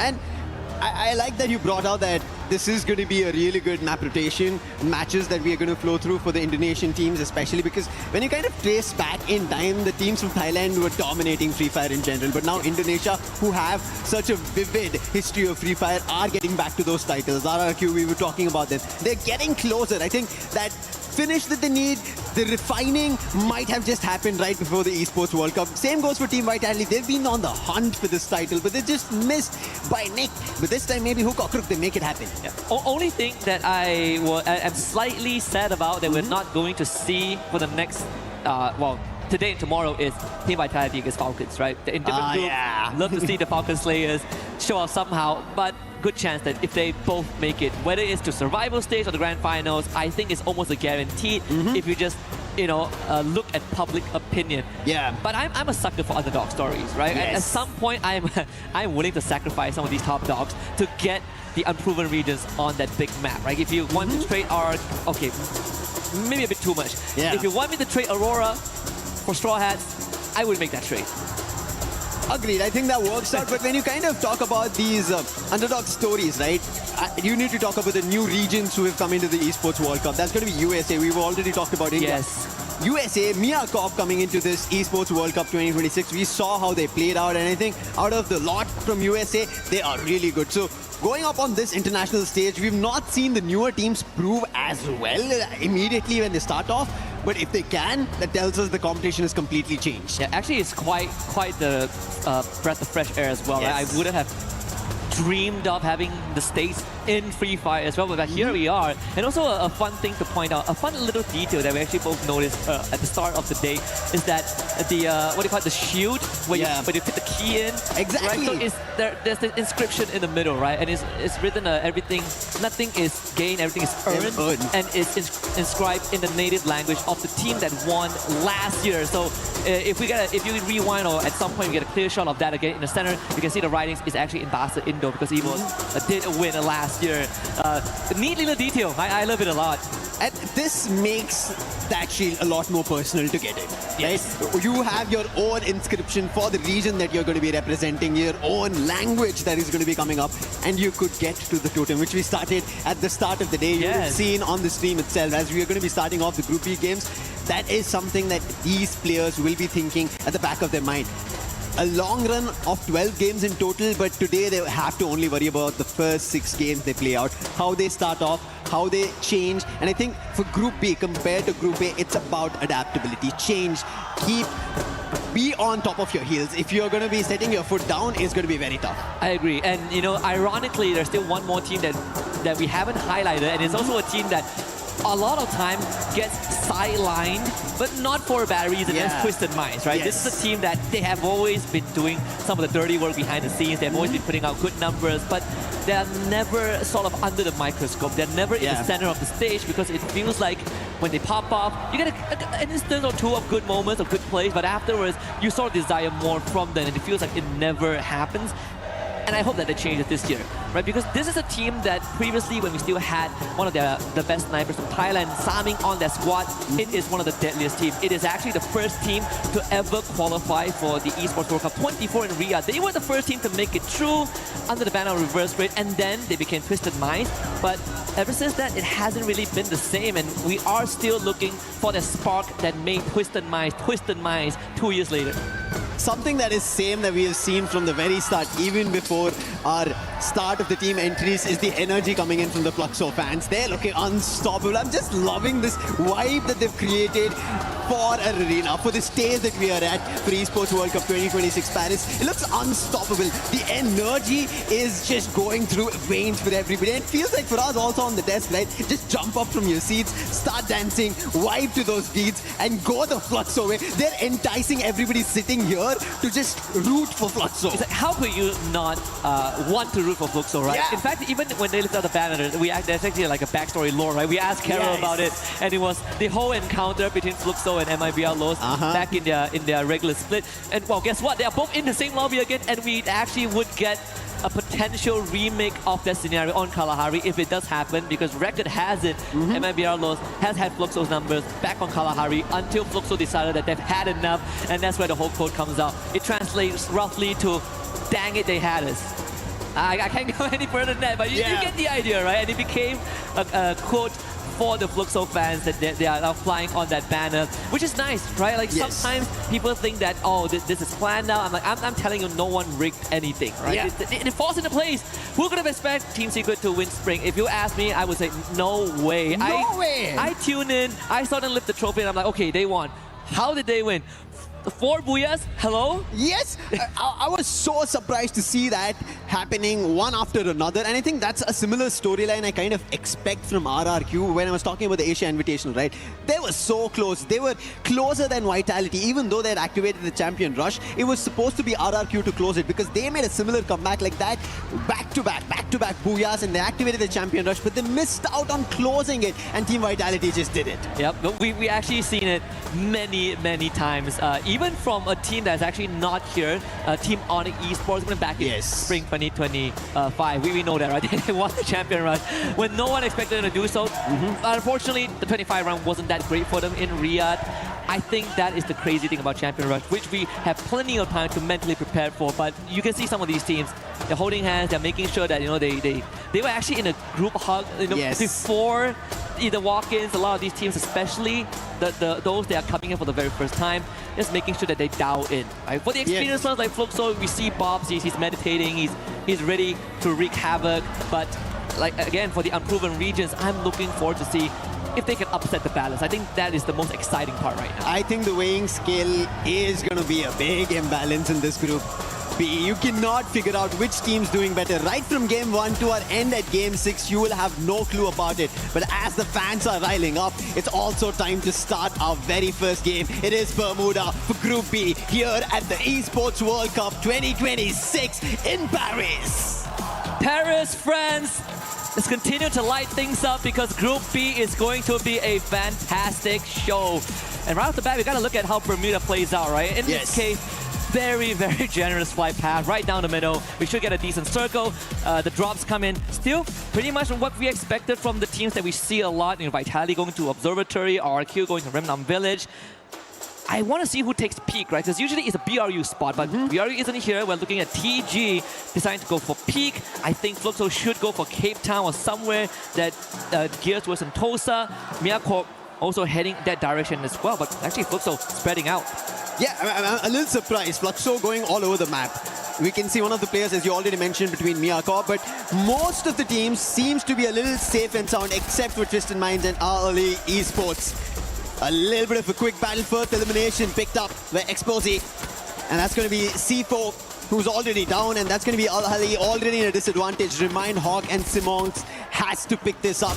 They're closer, a quick dash to get the player back up. They expend their ability to get a revive. And I think, you know, in the early game, it is still very much understandable, right? You really don't lose too much. Worst case scenario, you go back to square one. But I think for Al Ali, that's exactly what they're looking at, right? Buy some distance between them and Twisted Minds and make sure they didn't lose too much numbers. Unfortunately for them, they can't really fully disengage from this. So now they're going to be put to the test. Can they stand up against Twisted Minds in that early game gunfight? It's going to be difficult for them. They've already faced a challenge. They had to revive the player. And you can see Twisted Minds have no thought of backing off. And early, I don't see them retreating from this fight. They're stuck here. And it could become even more difficult because the resources in the early game will not be that great. And the challenge is still happening. Twisted Minds have a glue wall right in front. Oscar's radiant dash doesn't work over there. But still, Exposy tries to bring it back and exchange on an elimination. And it's Total Gaming that is the one that caused disaster for both squads. I think getting that elimination early on onto the bus. That is going to stop every altercation that has happened to this point and shift the focus of Twisted Minds towards themselves. 3 eliminations early on. Al Hadi gets bailed out of this situation. Everyone lives on, but let's see how far Total Gaming wants to push this. Total Gaming Esports, Aiku, they wanted this opportunity for a long time. Their team in the making itself needed some fine-tuning with the new addition coming in Water. And it seems like it's working out. And there it is, Shanke. He finds one, but quickly traded off by Diamond. So there is answer coming in from Twisted Mind, but they have to be very and Mafia looks like he's back in form, picks up Diamond, the man who troubled them. That is another elimination added to the pool, and Total Gaming right at the start get a total of 6 troubling Twisted Minds. Yeah, took off on a sprint in a marathon and off to a great start. 6 eliminations at the back, and unfortunately for the boss, doesn't really have much resources in his bank. So even a revive would be an impossible task as of now. To make things worse, not much resources nearby that he can go for. At least no coins. This is what I was worried about. You didn't say, I mean, Total Gaming, they have something in store for us. Gives me back the feeling of what we saw from Gun Dynasty earlier on, right? It could be that run as we shift our focus over to Lion. Them against Soul, Vitality as well. In their crosshairs, Sibang being forced out by the Riptide Rhythm. A couple of shots now from Lion. It's going to be Joker that finds that, but stolen away. SHUL Esports. That's Noor, the newest addition for the lot. And he has to prove himself on this stage, but now he gets taken down. It's going to be a trouble. He will also be confirmed. Bunny, he couldn't do much. The glue wall in front of him, Riptide Rhythm being used. Now he's going for the jump shot, but Joker surrounded him. That's not going to work out. Once more, Lion picking up another elimination on SHUL. So the start not great. Troll also down. It's all up to Jack, and he's making a quick run away from this fight entirely. Yeah, you tempt the Lion, you better be ready. And in this case, Lion were fully prepared to receive that hit. Especially when you're dealing with people like Joker, like Games Kings that we talked about, the young prodigy of Latam, Hacks as well. Sometimes forgotten in the wayside as Jack gets found, jump blast him in the back, and that's another point gone. Twisted Minds secures the second, and they get a full revive, so the boss get the job done. Thankfully, before going down, SHUL were able to find a revive. Others it could have been a very first elimination in this Group B Game 1. Thankfully, a little recovery, even for Twisted Minds, because of what just went on earlier. They were not prepared against Total Gaming. Now they did find an elimination that they're happy about. But the happiest so far, as we can still see, energy, not even a single beat being dropped. That's going to be for the Fluxo fans. But Straw Hats, finally, who had an early difficulty, now picking up pace. They pick a player from Al Hali, and that's going to be Remind. And even then, we still have 45 players in the lobby, right? As if no one got taken out at all. Bit of a casualty, but nothing a couple of revives wouldn't solve. Even when you look at the radar, TG moving towards the center very soon. Launchpad being taken by Straw Hats. They're going to leave Graveyard. One of the players does lag behind a little bit, but you do have a reconnaissance squad ahead, and they might end up running into Simox from Al Hali. They spot him, taking the launchpad out. So Observatory now conceded over the Straw Hats. I think because this Observatory is around the edge, right? We saw Al Hali want to get this position, but right now with a lightning bolt, make a call. It might be a loss, have a challenge. That's going to be RRQ that they want to hit on. General is down. Rigby holds the entrance, puts the player. That's going to be runs down along with a bear. And MIB loss will be able to recover the players. And this Bolt Maker works in their favor. Yeah, right off the bat, taking out the captain of RRQ and sending only the young Ma'al on the run. No vending machine in sight. A revival point that is too risky to try and capture with Team Vitality and MIB Outlaws about to square off in that area around Clock Tower. plenty of compound to work with, a lot of low grounds to hide with. But Team Vitality splitting up as well into a 1-2-1 formation. Whereas MIBR Lost, they're going to settle in the compound that they just wrestled away from RRQ.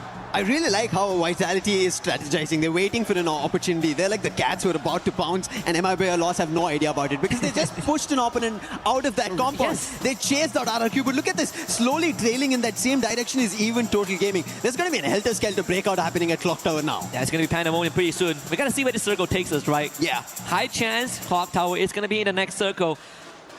But where it kind of pivots towards going to decide where Total Gaming goes, and smack dab in the center, we are getting a very, very nice algorithm for game one. Yeah. Starting it slow and tame. Slow and steady was not how all it started. Multiple teams having casualties, but still all the 12 teams that dropped in Bermuda are still surviving. A major chunk of it, or maybe a team fully being eliminated, can be seen here now at the 7-minute mark. Ma'al finally gets found, and that is going to be the first team. You mentioned there is no vending machine nearby, and Ma'al couldn't get closer before getting spotted by Al-Ali. Bit of a throwback to the recent Asian Invitational that they were in, right? Same thing. Start, it's always not how you start, it's how you finish, and in this case, for Team RRQ, they're gonna go back to the drawing board, 5 more rounds ahead, and some of their most powerful maps in the later stages of Group B, so not all hope is lost. Exposy finds the 3rd point for his team as well. Twisted Mind slowing the pace down, but was able to get back on their feet. Decent economy, and even having a very decked out arsenal should this game go late. I think they just cleared out Graveyard, so there is going to be a very good trajectory for them to move on forward. Even better with Lion just leaving where they were. On the other end, silence still at Clock Tower. I think people can hear the clock making a tick sound. That's how we are seeing MIBR Lost, Total Gaming and Vitality together, and joining that lot is going to be Straw Hats. Slow and steady, everybody want to look for an opportunity, and it's going to be Yago, who spots through the window on the player of Straw Hats, the newest entry team who've made it to Clock Tower. But hey, being at the center, meaning the fight is not going to yet break out. It is only when the circle shifts away from you and you have to make a move is when we see the fight. I think other than that, they'll be just trying to chip away each other's HP. Other than that, nothing else for now. Yeah, especially in this case, for them, they're going to spread out their manpower, right? You want to control as much area as possible. You do run the risk of getting picked off. We've seen that happen multiple times. If you're up against more experienced team, that's what they're looking at. Some of the weaker chains off the anchor, Diamond. Getting another one under his belt, and this is gonna start hurting Lion as Twisted Minds down for round 2, back at Observatory where they dropped in the early game, but more equipped to take on a fight. Twisted Minds, I really like that they managed to recover, but they're not just completely clocked in. They need to figure out, and same goes for Lion. A quick jump coming in from Gamesh King. He will get still in another different direction, but not yet towards the circle. He's just moving further away. Yeah, I mean, one team that has been pretty silent the entire game is Team Secret. Oh, yeah. Surprisingly, this is a team on Bermuda. You expect them to come out swinging, get a couple of eliminations before they go off the radar. But so far, this Team Secret right now feels like Fluxo from 2024, where they play an incredibly slow game, and at that point of time, playing slow is sort of how you lose out in the late game. And in this case, Team Secret, they are taking no chances. As you did mention earlier on, Lucifer, Lion not really focusing on getting into the circle earlier on, but now they'll have to make a break for it. The launch pad being used, a couple of Dinoculars ahead of Bimasakti Strip, just to make sure that there are no gatekeepers there. And the circle pivots towards the southern side, so the journey gets extended, and they might still get intercepted by Twisted Minds. Now I like the position of Clock Tower. More teams joining that fray. More teams wanting to take control of that arena. It's not going to be easy. Now is when it all breaks loose. Because right at the edge, when the zone closes in, we are for sure knowing that the Clock Tower will not be inside the circle anymore after it shifts. I mean, the last we checked the radar, Team Secret were at Factory, and they were completely alone, right? Completely uncontested. Maybe Fluxo comes in from the eastern side, but even then, it's a high chance that they will not cross paths. But we did say Clock Tower has a lot of areas that you can play around. High ground, low ground, building, outside, inside. In this case, even the underground tunnel. As our Ali members basically nested there. MIBR Lost continues to make sure that they control the perimeter, and Haone instantly finds a pop on the Koja. That was an opening, but I think they should be able to bring the player back up because this is happening within the compounds. Nobody has clear sight of their enemy, so taking them down is not going to be quick and easy. But as you can see, it's just the waiting game right as of now. 11 teams surviving. If not for Mahal going down, I think we would have 12 teams.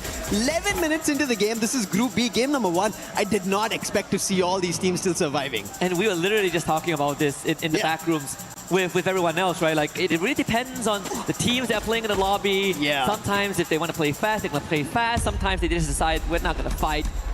We're getting the ladder. We're getting the teams that are going to start blowing some smoke maybe 30 minutes into the game when the whole lobby is still up. In this case, barring RRQ, who have been eliminated. But aside from that, it's going to get messy. And that also means this is an incredibly volatile late game. It is. Especially because we already spoke, right? Group A, we know teams are very familiar with the circuit itself. We saw a lot of Southeast Asian teams already taking control of it. The Brazilian squad of Loud also taking control of it. But here, everybody is unsure about the other team. They want to read them, and that is the reason they're taking so much time. But finally, Batsin, he finds an opening on Miyakop. That's going to be Biblik going down. Nix, Joshua have to figure this out. Leon also surrounding them, so there's going to be a lot more trouble. Miyakop, they're trying to hold them off. Glue walls all across and making sure rooftop becomes their home for the time being. And Leon will have to make a decision right now. The circle is going to start hurting them. They are going to be rested in this corner. But if they don't show themselves outside of the building, Miyakop has a very good idea of where they might be. Dinoculus could also solve that problem. The bigger winner now is definitely a team from the States, as Leon will have to huddle together and figure out a solution very, very quickly in the next half a minute. Fluxo making a big rotation and now running the Team Secret. And Exposy starts things off by taking out Josper. So Miyakop, they have another team to be worried about. They did lose a player, but they're not worried about the casualty because they have an upper hand. They are on top of the roof. But right now, having an upper hand might be Fluxo. They want to take down Team Secret because they were the ones who made a jump right in front of them. And they're trying their best, but Team Secret quickly with the chrono, the glue walls are trying to keep it going. But PLS1 is down. TQ, he also gets taken down. And now 7, he is gone down. And Fluxo, W7M, put a team out. The Brazilian Titans, 6 eliminations onto Butcherson. And MT7 stepping up to the occasion as well. We did say, even during one of the series breakdown, the series recap, snipers, players are integral. MT7, Butcherson, we see Yago step up to the occasion as well.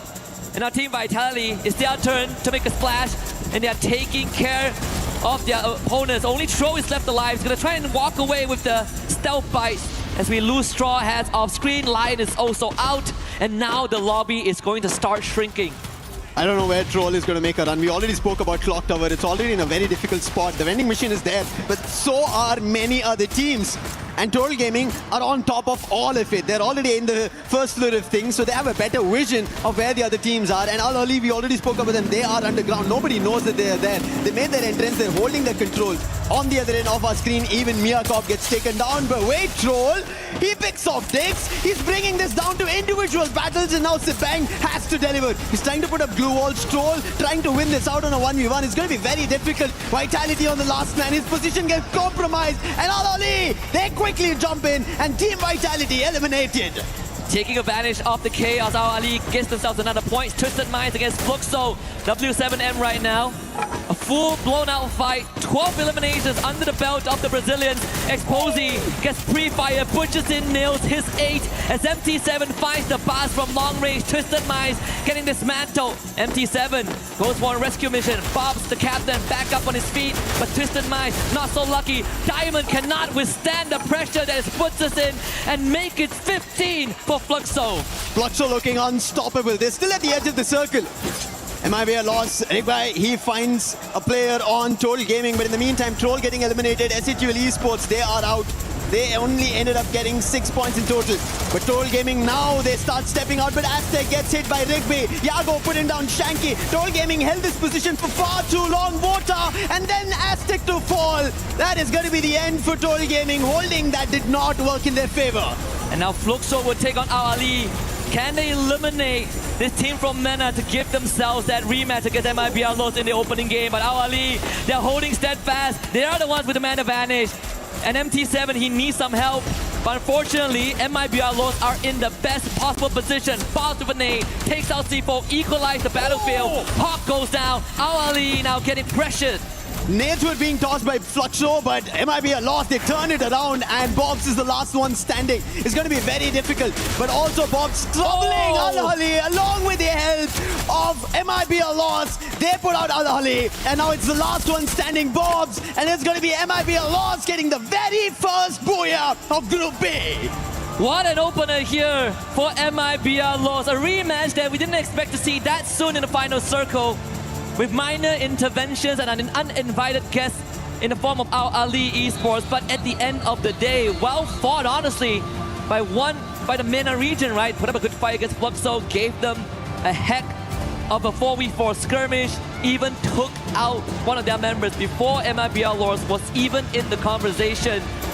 But there's nothing to be disappointed about. Lost. Yeah. They got the booyah. Fluxo still finished second. The fans, they're still cheering on. This is just the beginning. Yeah, but if this is the very first game and we ended up seeing a fight break out like that, which was, as we said, completely complicated. You couldn't decipher which team had the better opportunity or the better position because we spoke about it. Hey, this team has a compound. Hey, that team is in a good position at the edge of the circle. But towards the end, MIB are lost, who did not even seem on our screens a lot. They ended up closing it out, and it ended up being a fight between the Brazilians at the end of this game. I mean, you called it out, right? You said that Clock Tower is a very good spot to be nested in. And guess who set up shop there first? MIBR Lost. Yes. They got there first, they called dibs, and they owned the area. And I think that's very crucial because even Total Gaming tried to play that out, but the timing when they jumped out, they got spotted because MIBR were ahead of that play. Yes. They were the ones who stepped out of Clock Tower, and that is the reason they were able to take down Total Gaming and put them down in an instant. And I think all the fights that we've seen MIBR take, they've been very quick in converting. Even in this, as we can see, the replay, quick hits coming in from Yago on the sniper. That is the initial approach that troubled Fluxo. They had an opportunity to recover, and on the other end, Al-Ali also troubling them. But Bobs, you got to give it to them.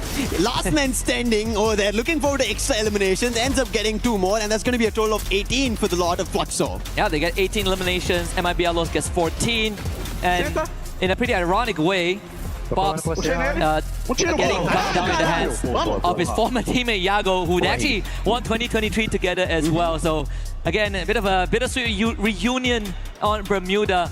But what a start we have! I mean, of course, barring the fact that RRQ got wiped out first, which is unfortunate circumstances. I'm pretty sure Conchita is losing her mind backstage. But we're gonna take a moment to breathe and let these teams get back on track. So we'll be back with you guys in just a bit.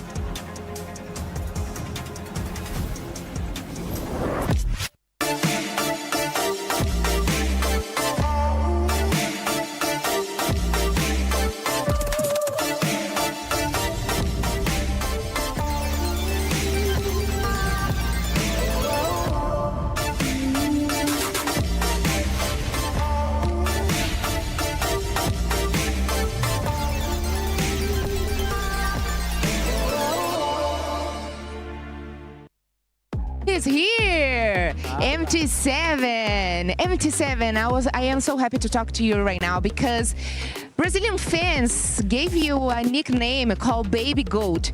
Do you really think you are a goat? And why you think you can help your team to win AWC this year? MT7, os fãs brasileiros te deram o apelido de Baby Goat. Você realmente acha que você é um GOAT? E como é que você acha que você pode ajudar o seu time a vencer o AWC 2026? Trabalhei muito, hoje eu me considero um GOAT aí do Free Fire, né? E, mano, pra ajudar meu time é naquela funçãozinha minha, né? Dar o suporte, derrubar o primeiro, o segundo, o terceiro, o quarto, fazer uns highlights maneiro. E é isso, é básico. Of course, I consider myself a GOAT because I have worked really hard through all these years. And of course, I'm gonna have a good performance to help my team to win AWC 2026, doing what I do better, being a sniper. Thanks so much, MT7, and I'm gonna see you during the match at AWC 2026. High five. High five. Bye.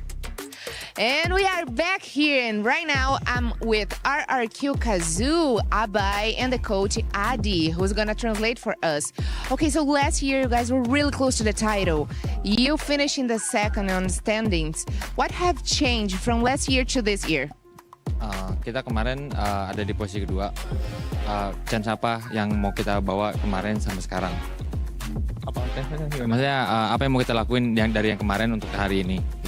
Yang kita lakuin ya kita pasti lebih disiplin aja sih dari yang kemarin. We must try to more discipline before last season. Perfect. Okay, we all know Indonesia is a powerful region, and you guys are defending the title. I mean, not your team, but Indonesia in general. Do you think you guys are favored to win this year since you finished last year in the second in the standings? Tahun kemarin kan Indonesia cukup powerful ya, Pak ya. 1, 2, 3. Nah, menurut lu untuk season ini gimana? Gue yakin 3 tim Indonesia bakal 1, 2, 3 lagi. Tapi yang pertama tetap tim RRQ. Yeah, we trust in this season. It seems like last season, Indonesia still powerful, and we hope in this year, team from Indonesia they still stay on top 3. Awesome. Thank you so much for the interview. We wish you a good luck during the matches, and I will see you there in the arena, right? Thank you so much, guys.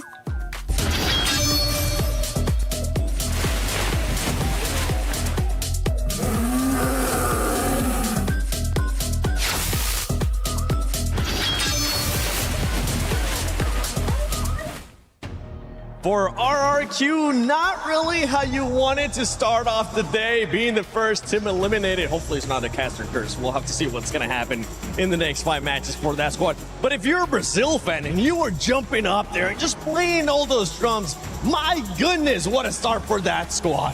Yeah, exactly. I mean, ending the game with top 2 coming from Brazil, it's just something that we'd expect.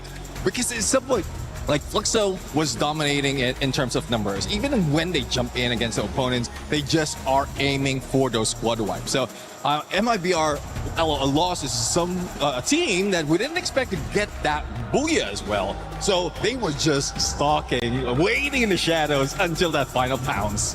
One team that will be kind of stalking and just waiting to pounce on that second game. I know it's going to be some of those Indian squads, because actually one of them, Total Gaming, ended up having one of the best performances that we have seen up to this point, especially this early on, right? Out of the squads from India. But moving on from some of the other squads, one surprise squad, especially at the start, Twisted Minds. Oh, exactly. I mean, they're going back to the aggressive way. This is one thing that I was looking forward to every time I see Twisted Mind, is them to go aggressive. And even though they falter in the first view, and you did mention about Total Gaming, because Total Gaming is one of a few of those surprises.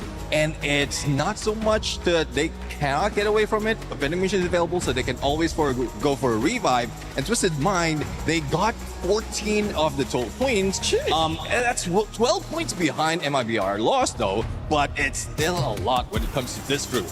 It is a lot. And one thing that I know you're going to be happy, especially talking about Twisted Minds, is those eliminations that they were able to get, right? Yep. Because they ended up getting 14 points, like you mentioned, and 9 of those points were coming from eliminations. You're big on them, but I mean, we got to go back to Fluxo, because Fluxo, even though they don't end up getting the booyah, they do end up with 18 ilums.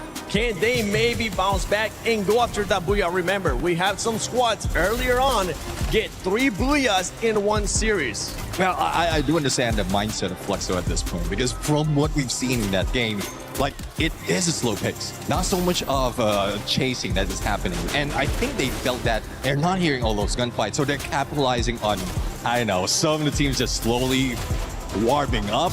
And then once they see a squad, that's when they use exactly the strength they have, like MT7 as sniper, to get information or get elimination. I mean, squads that you were looking at earlier too, Leon, I know, was one of them. I know a lot of people currently watching at home is hoping that SAUL Esports does end up doing good. That squad ended up getting a total of 2 eliminations. We want to, come on, tell them that, Tim. We want to see more. Yeah, we want more. Bring us more. Because, I mean, I know this is the first day jitters for them, especially like second half. And we were talking about that on Studio. We're in. They've seen the gameplay for other teams. So this time, instead of just waiting for them to like using that tactics, they were a little bit shattered for the moment, but I think they can get back. I mean, coming into the second match, I really want to see RRQ bounce back. And it's based on what Conchita was saying earlier on too. We don't want to see them get into those jitters. We don't want to see them get into that choking mentality that some of these people are expecting. I think they might be able to turn it around. And I know everybody here is going to be ready to see who's going to be winning Game 2 of Group B.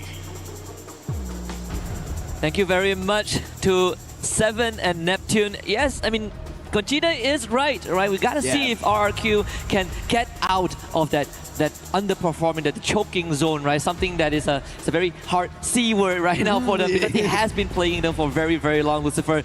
But when we look at Solara, I unfortunately have to put RQ aside just for a bit because I want to talk about Team Vitality. This is a map that they excel on. This should be an opportunity that they should close on. Solara, the smallest of all the games, the quickest of all the games, where when we compared Bermuda, right, there was a little bit of a silence in the mix. Now going and jumping down to Solara, there's an opportunity that everybody will be forced together, take that fight head on, and we might end up seeing it work out for Vitality, as you mentioned. It's going to be pretty important as well because for Team Vitality, they didn't get off to the best start, 9 points, single digit. But then again, it was also a pretty top-heavy game number 1 with both the Brazilian teams coming out swinging. Let's see if they keep the momentum, right? A lot of times, teams, they come out in Game 1, Game 2, guns blazing, they hit like a 30 bomb and then they gas out. And that's not really how you want. You want to be able to maintain and make sure that you don't overheat. And in this case, we're looking at both MIBR Lows and Fluxo. And in that case, mainly, I look forward to RRQ pulling off their best games. Because the first game in general games of all the performances I've seen coming in from RRQ, the very first game doesn't work in their favor. Every other game, they just pull off with a spree of eliminations. And something that also starts off for early compared to the previous game is finding the very first elimination by C4. And for Miyako, instantly looking for the disengage. Easier to pull off on a map like Solara if you are lucky enough to get onto the grind rails. You can't get away, but in this case, it might come down to Kapas, see if he can get a couple of pickoffs to just scare out Ali away, or if not, you're going to go into the contingency plan of just splitting up and cutting your losses. Miyako, in the last game, we ended up seeing being at the edge of the circle. They tried to play it out, it did not work out, and this waiting game troubles them. And there it is, another challenge coming in from C4, finds his second elimination here in Solara already. Literally say that Kapas needs to be the one that anchors down the field, but unfortunately, I think with him gone, Miyako is going to be at least put in shambles for now about cutting the losses. Team Secret make an early rotation. In fact, they actually caught Water, so that is a confirmed elimination there. 2 under the belt of Hwangam, looking for the remainders of Total Gaming, who actually had a great start in Game 1.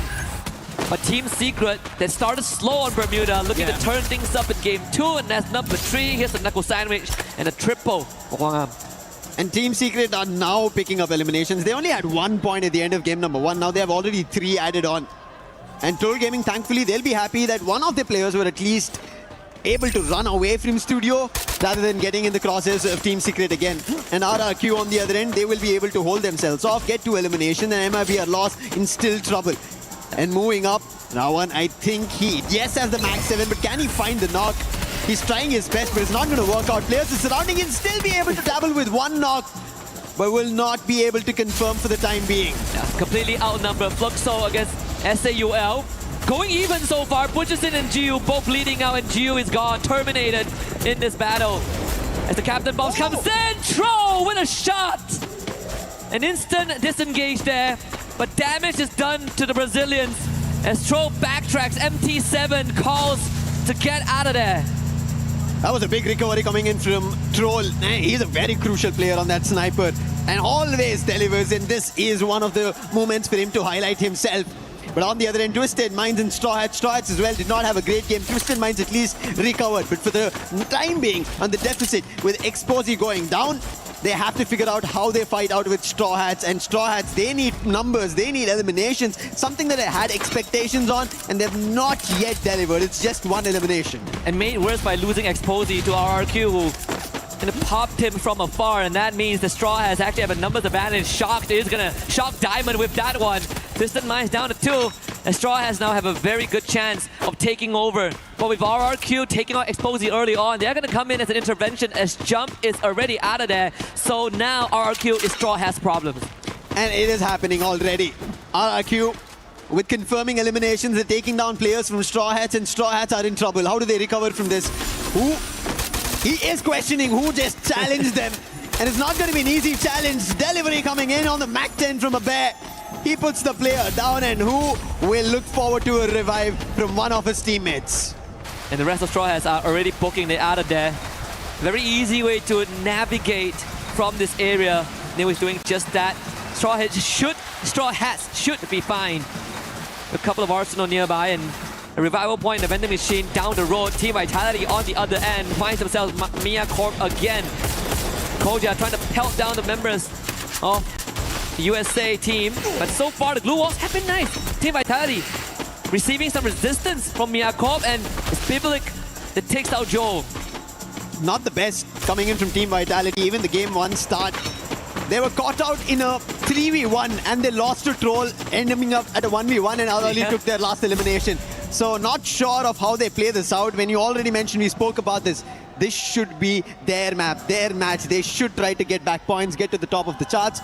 But looking at how the play of this game is continuing, I don't see it happening anytime soon for Team Vitality. Which is the craziest thing, because statistically they're technically not the best on this map, but whenever we get to that map and we look at the stats without Team Vitality, they step up. It's kind of a sick joke in a way. Yeah. RQ Kazu having their captain kept alive by the bye, but someone still needs to go retrieve him. And there it is, back up on his feet. RQ with 6 eliminations under their belt. Could cross paths with Vitality. Maybe even Straw Hats again.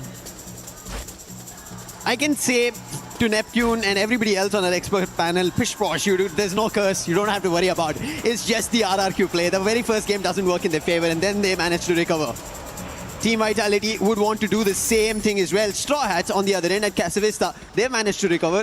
They did pick up those early fights, they did win it out against Twisted Minds, but they would have wanted to eliminate the whole squad. Thankfully, Jump made an opportunity to run away, but he still not revived his entire squad. This is what happens when you run away from a very early on fight. You do not have enough coins or reinforcements to push ahead or even go to the vending machine and try to get your player back up. And I think that's what's affecting Jump right now. Quite an interesting development as well. As we look at the edge of the circle, plenty of teams are duking it out. You know, you have RRQ and MIBR Lost, the eastern side at Delta Isle, Team Secret, and Lion on the western side as well. But I think Lion are looking for a disengage. They've already sent one of the players out to a vending machine to get those revives going soon as they start dropping bodies. And I think Games King is going to be trapped in quite the predicament. Team Vitality out in the middle in Archway and actually getting a pretty good area to hold on to.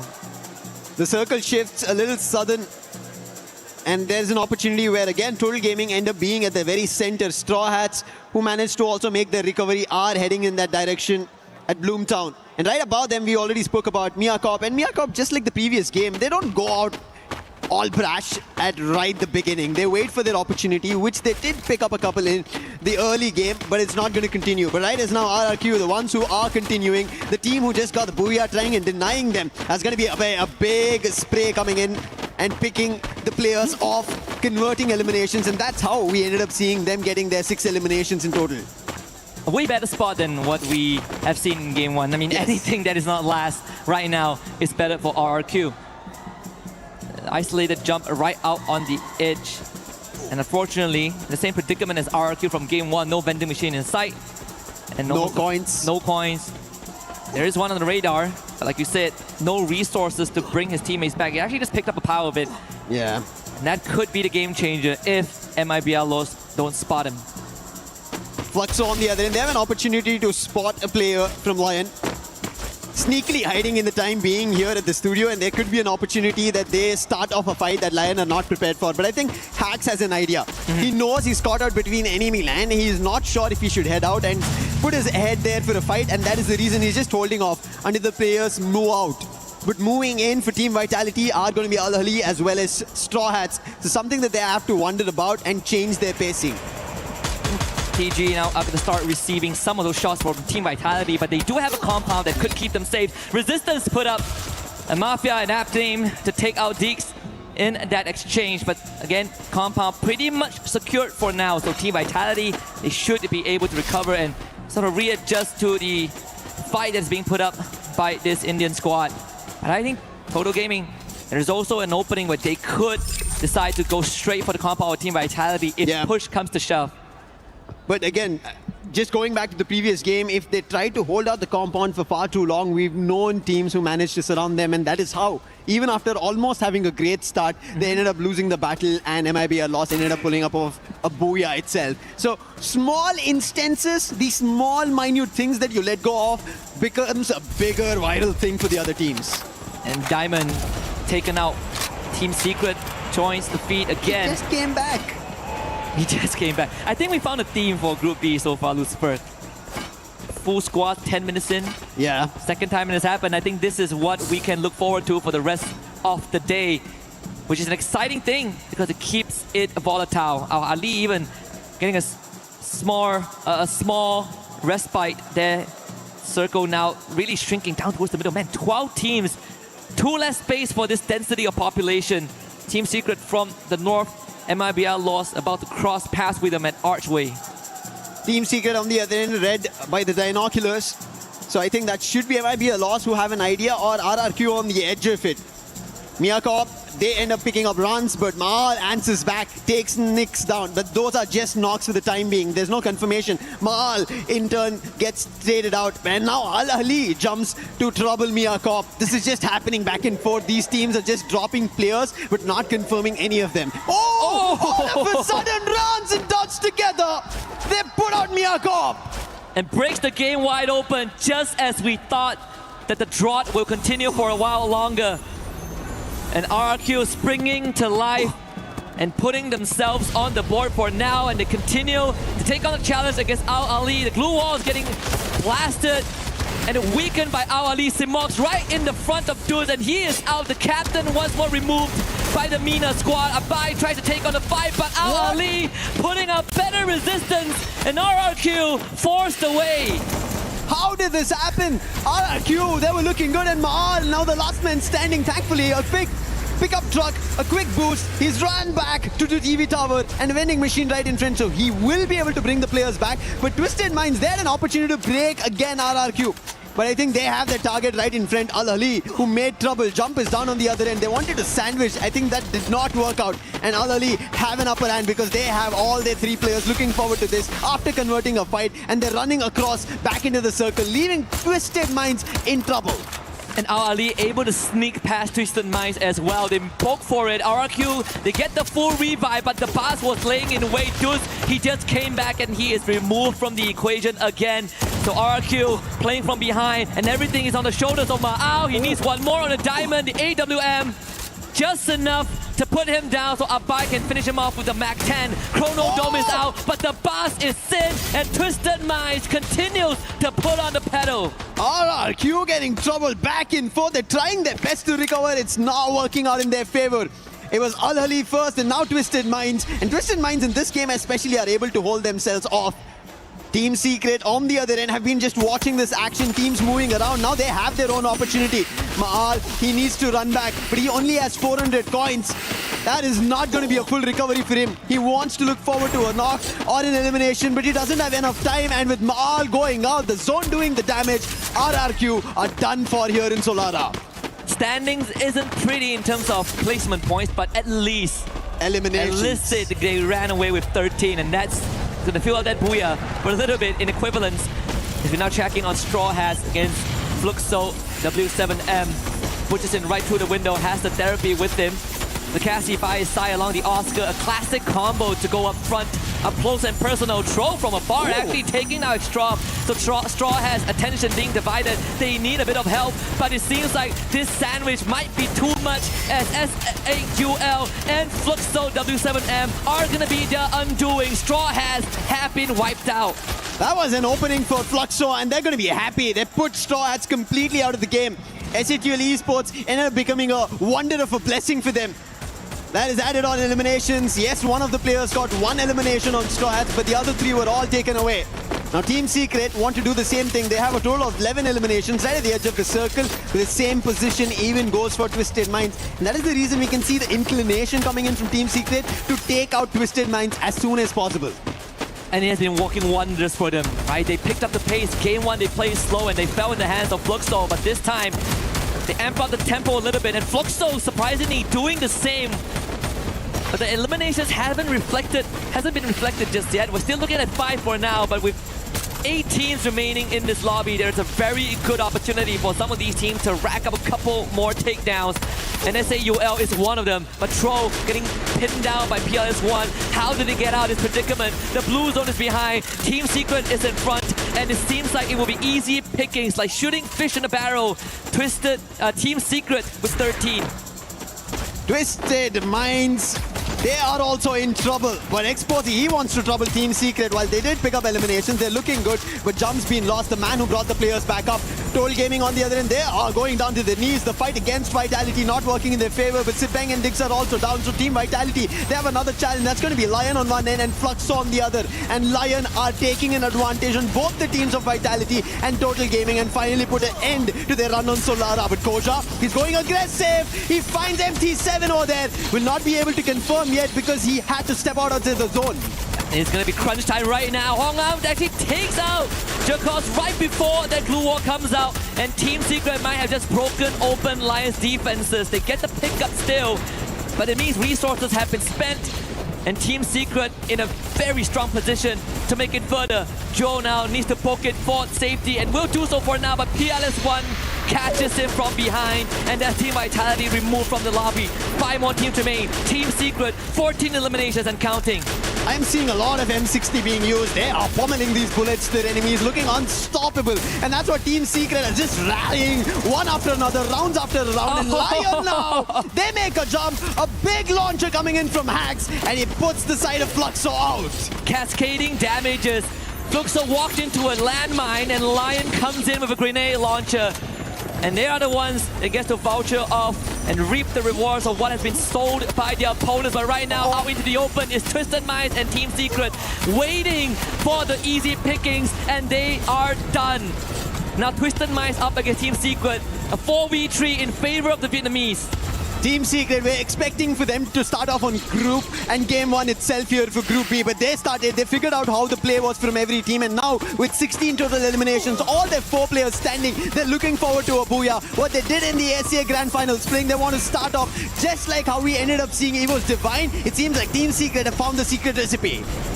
And this is the identity that has been missing, same as Twisted Minds, who are still looking for who they were back in their prime, but Team Secret roaring to life.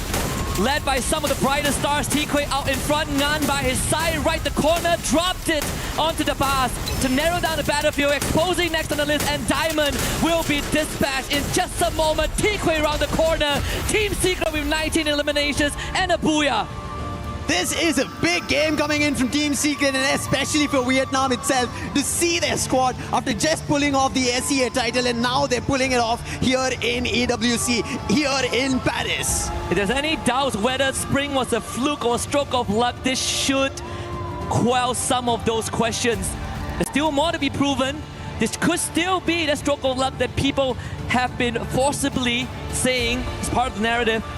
But if there's one thing there's a constant, is that Team Secret has some of the most gifted players. Since T-Quay joined the squad, they have been not the same, they have been different, but in a positive way. And in this case, even our side reporter, our colleague Yun Su, is going to be very happy with the turnout. Last time a Vietnamese team was in EWC, it was back in 2024 in Saudi Arabia, Riyadh. That was PE Sports, but they had a subpar performance. They missed out 25. Team Secret, they have a lot of weight on their shoulders, and they're starting it off good. They are indeed. I think the game itself compared to game number 1 to game number 2 quickly changes, and you could see no desperation. It was just the holding off, the consistency, the commanding play that they had, right? We spoke about them. They were already at the edge of the wall. They could have taken a fight if they wanted, and they could have jumped the wall, gone towards Twisted Minds. They could have moved towards either the fight between MIB Loss or Fluxo happening. They did not. They held their fort. They knew where the circle was shifting, and they gave that time. They knew when they strike for a booyah. An eye for opportunity indeed, and that is perhaps the secret recipe. That's what's going to carry Team Secret all the way. But we also have fans from S8UL Esports right here in Paris, in the arena. There's still a lot more to give, of course. This is just the beginning of what is going to be a fantastic and adventurous journey for our teams in Group B. But I think in this case, we have MIB Los, Brazil starting off strong in Game 1. We have Vietnam on the board in Game 2. Now we're looking for the Indonesians and the Thais to make a splash in the upcoming games. While you're looking at the SEA, I want to look at the South Asian team, Straw Hats. I did have high expectations. They should have started off really well, but it looks like they find initial fights, eliminations to convert, but then instantly when they get a challenge or forced to take a fight against somebody, they're not ready for it. And that wary situation of the unknown, they're not ready for it. Same goes for SATUL as well. Individually, we saw Troll, the magic coming in on the sniper. He is just too sharp so far. But as a whole squad, they're just not in the position that they want to feel comfortable in. And I think it's just about getting that polish, right? Making sure that all the cogs turn in the same direction. I gotta give a special shout out to Al Ali Esports. Oh, yes. They had some great moments off screen. We might not see them in on full display, but they were the ones that brought forth the downfall of Fluxo W7M in Game 2. Of course, that was instantly converted by Lion right after that, thanks to that RGS from the side of the Latam representatives. But Al Ali, this is a team. The banner might be new, but the players have been here for quite a while. Reminds you folks, they've had a couple of attempts, so I can't wait to see what they have left to show us. But for now, we're gonna get a room of breather, and we'll be right back with more Free Fire action. And we are back here on stage. I'm Carol Bombshell. Happy to be here with my friend Barney. He's the man, guys. And we are here with Iago, the sniper for Team Lowe's. Maybe our Lowe's, right, Barney? That's right. Let's do this. Carol's gonna kick things off and ask us some very interesting questions. It's gonna be good. Of course. Okay, Iago. So recent form hasn't been great. So how good does it feel to kick off at AWC with a Buia? Ok, a primeira partida, a gente sabe que vocês não performaram tão bem quanto vocês gostariam nos últimos jogos, nas últimas partidas, apesar da final do Free Fire ter sido muito boa para vocês, né? Mas ainda assim não conseguiram levar o título. Como é que é para vocês chegarem aqui e já começarem com um Buia aqui no AWC? É muito bom. Sorry.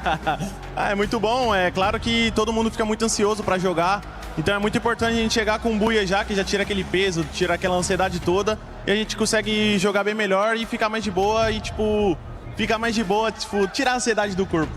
Okay, so for sure, start with a Buia, give us such a feeling of relax, and we can get more secure about our game, and we have also a good chemistry all together. So we start with a Buia at AWC, for sure, it's the best thing that we could have done today. I mean, the synergy looks great, Iago. You guys look like performing really well. Let's stay on map 1, okay, because I want to talk about the final moments. You guys went up against Fluxo in that final showdown against your regional rivals. How did it feel after that map, realizing that you went up against them and you beat them? That must have been a nice confidence boost. Basicamente, vocês chegaram no endgame junto com o Fluxo, então nós gostaríamos de saber qual que é o sentimento de chegar no endgame contra um time brasileiro também, ainda sendo o Fluxo, que é um dos seus maiores rivais na Liga Brasileira, né? Então, qual que é o sentimento de conseguir um Buia em cima deles? Bom, primeiramente é muito bom, por conta que eles estão no final, é muito bom pra gente também, pra os dois conseguir a classificação pra final. E também é muito bom, né, ter aquela rivalidade em Zia, tipo, do BR. E continuar aqui também vai ser muito bom e, se Deus quiser, disputar também com eles também. For sure, it's really nice to have a Buia over Fluxo, but most because it's really nice to have Fluxo in the end game with us, because we are, in the end of the day, both of the teams are Brazilians, and we do get good points together, but also we have this rivalry back in Brazil, and beat them here at the AWC feels very nice. Okay, Iago, for us to finish, you are known in Brazil as Thanos because of all the championship rings that you have won. Would you add a AWC title take your legacy to another level? Você tá ligado que você é conhecido como Thanos no Brasil, né? Então, você acha que você garantir mais um título, especialmente do EWC aqui, ajudaria o seu legado a ficar cada vez maior? Com certeza, meu legado já com certeza é muito forte. Ganhando a EWC em si fica inexplicável. Para mim já é muito inexplicável, mas é um grande sonho meu também, sonho do meu time em conquistar a EWC.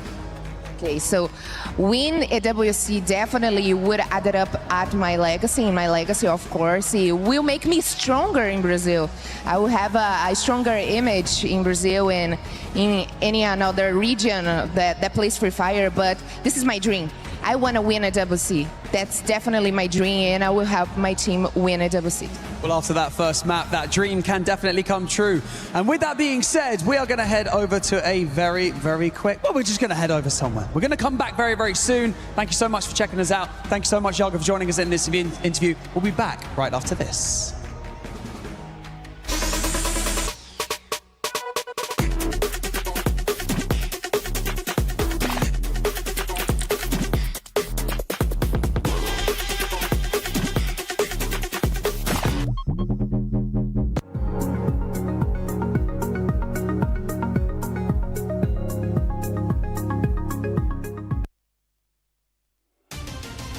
It's the E-Cap, the EWC Cap, the boulevard of broken keys. Don't sing Green Day, don't sing Green Day. Every one of which represents a tournament elimination and crushed dreams. Losers live forever here, and if you listen closely enough, you can hear the voices of disappointed parents who said that playing video games is a waste of time.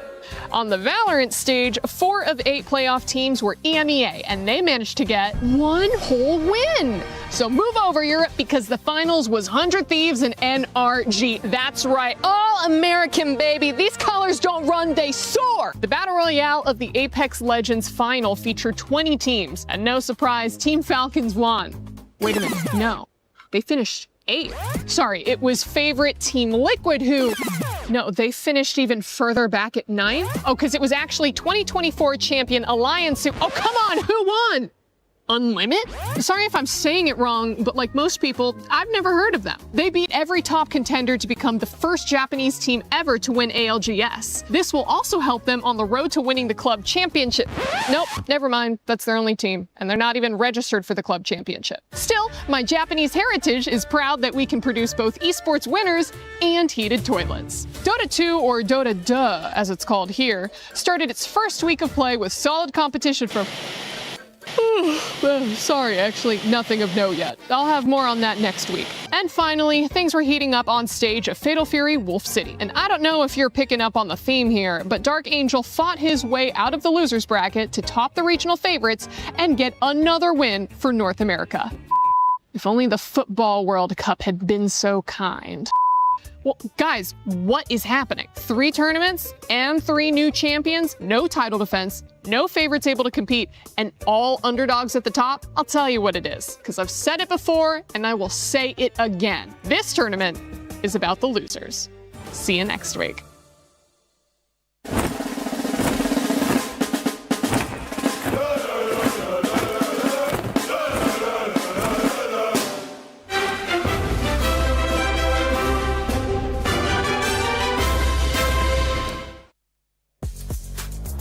Two matches are done for Group B. We started off hot with Brazil, but in this second one, it was none other than Team Secret, Conchita. Yes, finally. This is the Team Secret that I've seen grabbed that title of the World Series Spring, and I think the organization that they have, the way of playing is what gets them here and what gets them the booyah. It's about time, actually, because I was really waiting for them to perform really well, and they did not disappoint at all. I mean, look at that. They definitely didn't disappoint. 7 eliminations there for Hung Am, and one team that I know you were keeping a close eye on, Lace, is none other than Twister Minds. I mean, this team, I guess if we take you back sort of to the online, didn't look too great. Okay, not looking too hot, but... You know, they had a roster change, bringing in Diamond and X-Posi, and this was like almost caused a 180 for this team, and they are now in contention to sit in that sort of top spot. And I know me and Neptune were kind of like fighting on this before, like, I wanted to red Twisted Minds. If you saw that match 2 that they had to go through on the eastern side, I mean, they had an early altercation with MIBR, they had to retreat and regather on the eastern side, but that was kind of only thanks to RRQ, who came in and they're like, oh, I'm just going to be a little bit of distraction. They were able to sort of get away. And not just get away. Did you see that zone pull once in that final circle? I mean, they were sitting pretty. I was bound to see sort of a win there, but look, they did only have 3 players out of the 4, whilst, you know, they're going up against Team Secret with, you know, their whole entire squad. But the ability to adapt and change from Twisted Minds, don't leave them out of the conversation, guys, because they they came to play, even in match 1 with like their 14 elims, they are. Neptune wants to talk, guys. I'll pass it over. He's just as excited as I am. Yeah, exactly. I mean, there's one reason why I'm excited to talk about Twisted Mind. It's because they are different this time. Back then, it was just all aggression. They want to go for elimination, and now they're playing with survivability. And even with that, like Jump was just, as you mentioned, just going into the sides until he reached Windmill, went in for a revive, and then even in the final phases of the circle, like Twisted Mind is part of it. So this is not something that we often see from Twisted Minds. Yeah, but speaking of differences, I'm actually a bit disappointed because we were hoping to see something more from Team Fatality, right? They are showing that being different is actually something that you can do to achieve a better result. But unfortunately, that's not what we see in the first 2 games. Right now, they are still kind of scattered at the 7th position overall with only 8 elimination points. That's kind of sad, actually. Yeah, maybe they'll be able to turn it around. I mean, they are practicing something new. We were kind of hinting at it too. We didn't really know how it was going to go. Could have gone great, could have gone bad. But one team that did have a great performance there in that last match was Al Ali, Neptune. Mm-hmm. Yeah, exactly. I mean, they don't really expect that kind of performance, though. We're not aiming for the Booyah yet. They are just going for elimination, making sure that they are consistent with their placement point. And there was we're seeing a similar pattern here for those who are taking the top of the board. Just stay silent, make sure that you can go for elimination, aggression from a distance. That's what I can say. Go for those elimination out of the snipers. Just capitalize on that. I mean, Solara is one of that map, though you can move fast because of slide rails, but there's also a lot of elevation that you can work with to get all those eliminations. I mean, you're talking about be aggressive from afar. Okay, all right, Vitality. I mean, you got 2 snipers. Maybe we'll start seeing that. One team that was able to actually be even more aggressive there in that second match was none other than RRQ, as we're going to be taking a look here at the overall ranking. Fluxo with 38 points. And Fluxo, honestly, Neptune, they started off hot. Yeah, exactly. I mean, they're getting back-to-back squad-wide, I would say. It was still a slow lobby, I would say, for the first 2 or 3 phase, but you've seen how well they hunt their opponents. They know the rotation of what will be taken or needs to be taken to choose their fight. They're not going in a little bit too careless at that point, and that has been the strategy of Fluxo right now. And given that there's not so much of the giants, the titans, I would say that's part of Group A. Group B, they are just wrecking it. Yeah, and I mean, we talked about that strong start from teams, right? Come out of the gate swinging, and that's exactly what Fluxo did. 15 eliminations, I believe, in match 1, giving them that incredible strong start, and obviously showcasing that on the leaderboard. But Lilas, how can you not be hyped with what's going on for Team Fluxo behind us? Like, we talk about the mentality of players, right? Yep. How could you not be hyped having this whole entire crowd just like playing drums and singing your song? Like, it's absolutely incredible, and it's working for them. Like, can I have a crew that follows me around with drums and slice when I'm napping, like wake me up and stuff? Can I get a production? Can I get that organized? Thank you. They were absolutely non-stop during the matches. Right now, that's why they're kind of calm, because they're being able to relax a little bit. But going back, we saw RQ there currently with just 13 points. I know this is one team that you were very high on, Conchita. How are you with their performance so far? You didn't want them to start off slow. They did bring it back in that second match. Yeah, one thing for sure is that I think we really need to reconsider talking about our favorite team in the beginning of the show, because there is some serious jinxing going on. It happened with Aurora before, and now it happened with RRQ now. Like, what the hell? From now on, I'm just going to keep my mouth shut. But yeah, in all seriousness, I think RRQ, well, the first game, obviously, it wasn't a great start at all. Being the first team to get sent back to the lobby was honestly quite embarrassing for a team in their caliber. But then again, it's what really lit the fire under their asses, I think. Because if we see what happens in the second game, I think they are getting slightly better. They are trying to learn more about their opponents. And that's what exactly what they did. They're so humble. That's so nice. That's delightful. You guys get some limbs and we'll just get them late. What a humble team. We knew this from the start. They're getting a breather. They're getting a breather. Yeah. Oh, wow. But I do think that they're learning a little from the mistakes that they did in the first game. And hopefully they're just going to keep climbing up the ladder. But for now, I'm not feeling it still. I am not. I mean, looking at the statistic itself, 9th position, 13 points, 13 elimination points. What the hell is that? But then again, I mean, in Southeast Asia, they were dubbed the masterminds. Yeah, the so bomb. that's a possible reason where she's coming from, Yeah. studying their opponents and probably bring something in. But one thing that I want to see is, we've seen that in game number 2. Mach was left alone, even a sniper. He couldn't defend himself because he doesn't have the weapon. But on Clash Squad, where it's a different mode, Yes. he was practicing those CQCs. So if we can bring that to Battle Royale, then that's one thing that they can do. Just to make sure that they can survive and not be caught off guard, similar to what we've seen often happen, especially if there's snipers and one left behind. Yeah, I keep saying that if EFOS has Russia at the center stage, I do believe that Mach should be given more chance to take the spotlight in RRQ, because he actually got what it takes. And again, he's also one of the youngest players that is playing for RRQ. So yeah, I think it's just a great opportunity for him to really shine and do what he's able to do best. It could be just first game jitters. That's what we're gonna throw up that first game too, because they did end up bouncing back on that second match. Now, as we're getting closer here towards the second half of their series, almost closer towards the end of day 1 of Free Fire at EWC 26, we do need to see a bit of a reaction. I know there's some other squads that we want to see a reaction, because we don't want to see what happened there earlier on with Group 8. I'm going to be looking. We just talked about them. Team RQ, Team Vitality, and Lucifer. I know you're currently looking as SAUL Esports. You gotta wake them up, Lucifer. Indeed, I agree, Seven, that SAUL Esports have to pick it up, because Troll individually has done big, but I think the entire name of the game, at least in Group B so far, is that you have to adapt. We ended up seeing Team Secret, who were very silent in the game number 1, instantly adapted to game number 2, and now they're all in, got their booyah already. Even Twisted Minds did not have a great start. But on the other end, Fluxo. So far, this entire lobby of Group B Husky hasn't seemed wayward running away from somebody. Yeah, we have slightly tighter margins, right? Exactly. Like, it's not like after game 2, we see a very top-heavy lobby, which is very good, because I think even up to the 7 and 8 spot, there's a pretty good chance that they can make it in the top 4 by the end of this evening. Speaking of which, I do, want to bring out some of the points that our experts have kind of put out on the table. I think, RQ, I gotta say, Conchita, my heart goes out to you. 3rd time could be the charm.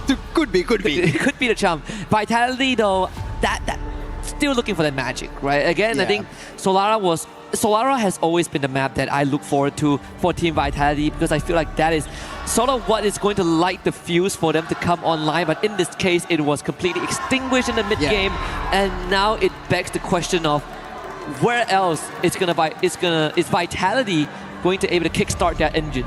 One thing that we know where we are heading here for game number 3, that's going to be towards Purgatory. Whereas heaven or hell, it's time for teams to show up. And maybe, as Seven mentioned, SAUL Esports, they rise to the occasion, picking up eliminations. Yes, like how RRQ did, it's also time for placement points. Placement points integral if you want to talk about potential tiebreakers at the end of the day. Very rare occasion, but it's always good to have some insurance policy. And in this case, I'm looking forward to see if teams are going to go to Moat House, because when we saw Group A, no teams actually like to go there. You play around the perimeter on the southern side of the Moat House, but if I remember correctly, memory serves, Twisted Minds should go north side, and in this case, they have company in the form of Mia Corp. Now, Mia Corp have not had a great start so far. They're looking at around 6 points, similar to what Straw Hats. I think these are the only 2 teams that are a little bit of an offset compared to the entire 10 lot that we have, who are looking closer, tighter, as you already mentioned, and the fight already breaking out between these 2. Looking at it, Twisted Mind should have the upper hand, and there it goes. Diamond, he already gets the opening. And that's the very first elimination. But a quick answer back by Nyx. But can he pick up the elimination? Can he confirm it? That's going to be crucial. Kappa trying to use the chrono and confirm the elimination, but it's not working in their favor. They're about to lose another, and Kappa also goes down. More players from Mia Corp dropping one by one in the hunt for just to pick one elimination against Twisted Minds. But finally in the opening, Diamond is down, and Nyx answering back towards the sides of Twisted Minds. This is going to be a tough one, but Jump actually gets eliminated by the AK-47 of Nyx, and he comes out Prevail. Now has to take that car away. SAUL showing up to the occasion, blows up the vehicle, and unfortunately there's no escape around this time as he pays with his life, but at least there is some significant damage dealt to Twisted Minds as they are down to their last member, and we did discuss about this. They love Mode House, but in this case, they are trapped at Mode House. One thing for sure, just like how we ended up seeing this fight, is you cannot be weighing the scale on just one team. It could change within the blink of an eye. Twisted Minds had the upper hand over there, but instantly turned around Mia Corp and now SHUL Esports. And similarly, Total Gaming have to do some magic right as now. Spotting the player, Joker from Lion, breaking the glue wall open. Not the best weapon for Aztec, but he had his teammate on the other end, and Vota pushing him into his crosshair, and they find the knock. Confirmation to follow as well. And Total Gaming this time going a rather aggressive approach at the very start, finding the next knock as well, and that's going to be Aztec.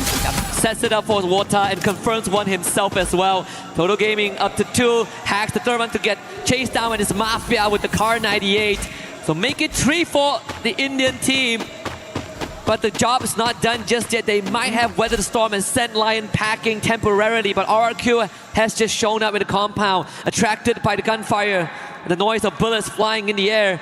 And let's see if Total Gaming can hold a candle to the Kings of Kings. It is going to be tough. Of how we ended up seeing RRQ without getting any point, going down in game number 1 and instantly in game number 2, 13 total eliminations. If they had placement points, they'd have looked at the top 5. And now they have an opportunity. But Total Gaming, they took an aggressive foot forward. Can they continue that is something that we have to wait and approach for. But Ali, this team from the very beginning have been surprising every squad and now challenging Fluxo, taking the player but sent down. And Fluxo in trouble. MT7's also spotted. Hawk will try to take him down with his crosses. Sneaking through. Can he find the hit on the Car 98? But no, so far. And somehow Fluxo will be able to make a run. And RQ has done some significant damage to Total Gaming. 2 of them go down! But Mafia responds and Kai and gives himself the third RRQ, shattered in an instant. Everybody who watches Total Gaming in India, they know what Mafia is capable of. If he is in form, the entire squad will rally with him. And it seems like in game number 3, they've decided. And Maal, again the last man. Neptune spoke about this. Being a sniper, the last man is not at all the best way to play it. If that Suzy passive works out, he has a lot of coins. He does it at this point, but it's only 1300. Not a full squad revive, but he'll still manage to do something because it's the early game. Yep, and he's forced to backtrack as well because you have Bunny from S8UL Gaming on that low ground. No vending machines inside Ma'ao. With the weight of the entire team on his shoulders, just like the previous game. He's done it once, but there's only a limit to how much revives he can bring back before the weight crushes him. Check back with RQ in just a little bit. Straw has now showed up the compound of Mia Corp, who are just vacating that spot, but you gotta look back at this moment where Ma'ao gets the setup to his team, finds 2, but immediately the response came in from Mafia to get even more damage done. Wait, Mal? He takes the zip line.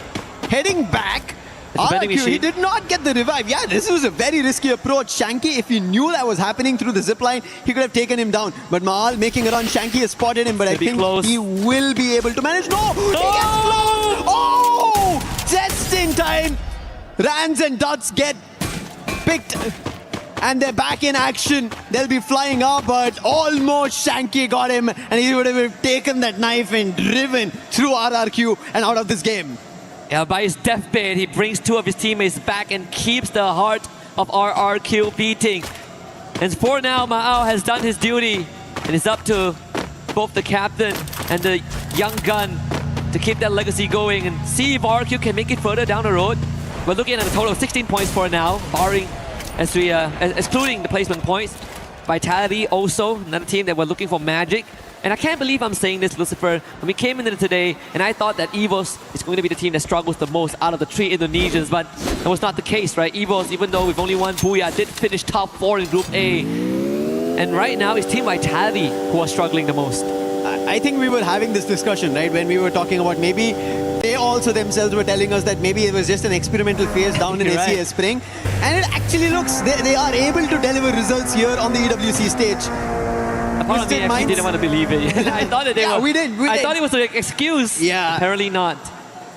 But no excuses for Twisted Minds. They almost had control of it, and this time they're taking an approach to a couple of the isolated players from Straw Hats who went all the way to Moat House. Not an approach that we've seen in the recent times of Free Fire that anybody heads in that direction. An isolated, desolated land of Moat House, but Straw Hats they think that's the safe haven because they are losing players. As you can see, Twisted Minds clear their position at the edge of the shore, and Straw Hats had to go for another revive, get the player back up. And the circle, thankfully for Twisted Minds, move north. Yep, actually a blessing in disguise. PLS1, they're gonna drop with the remind there, so Al Ali will have to halt their rotation for now. And Team Secret, they're not gonna wait, riding off the momentum of Game 2, where they had a fantastic sequences of events that led to the Booyah. Let's see if they can feed off of that energy. As Al Ali, they've shown us that they can fight, and they will fight back. They will.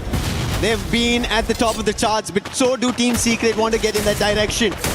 This time trying to try and find an opening. So far they've not found. Rather they've found and received damage. They've been forced to back off. And there is it.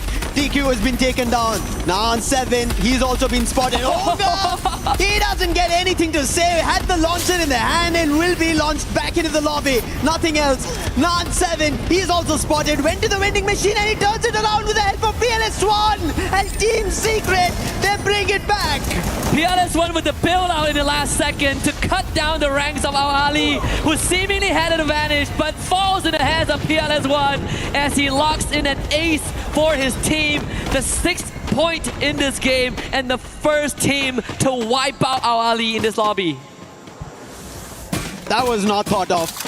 I was Al Ali almost looking in control, but anything can happen is what Group B is the game of. I can't believe it. PLS1 left to his own devices and was able to work magic. Exactly. 3 consecutive shots to take down 3 individual rushes, running at his teammate. That is the kind of support that we need. That is what defined this current meta, where snipers are everything. They mold the world and they shape the results. And Team Secret now in a powerful spot. And so is Lion. Rawan with that Winchester, picking up a couple in his name. Drop the player, quick on the confirmation as well. Team Secret, after finding a full-on wipe, they have another challenge right in front of them. That's going to be Fluxo, the roaring fans right here in Paris. And now they have a challenge in front to try and push out Team Secret. It's not been easy. From game number 2, the pacing, and especially after what PLS1 did. And look at his position. I don't think they have an idea about it. And if he starts hitting, and he does, M80 to B, he puts Bobs down, and trouble already striking for Fluxo. And they cannot get closer. Bobs wants to get closer to his teammate Butson, but that's not going to happen because there's the Bolt Maker also called. Could be trouble here for Fluxo, but there might be a disguise of blessing by Twisted Minds if they decide to take a fight with Team Secret. Potential 3-way fight here. Team Secret having a bit of a compound to work with, and on top of that, a vending machine right at their doorstep. So any emergency supplies or revives can be achieved. And Fluxo now going to step on the gas. PLS1 out of there with the launch pad to reconvene with the rest of his team and complete the rendezvous. So dodging a bullet, but putting themselves in the vicinity of Twisted Minds. But fighting one team is better than 2. Fluxo could take this opportunity to get a couple of free points.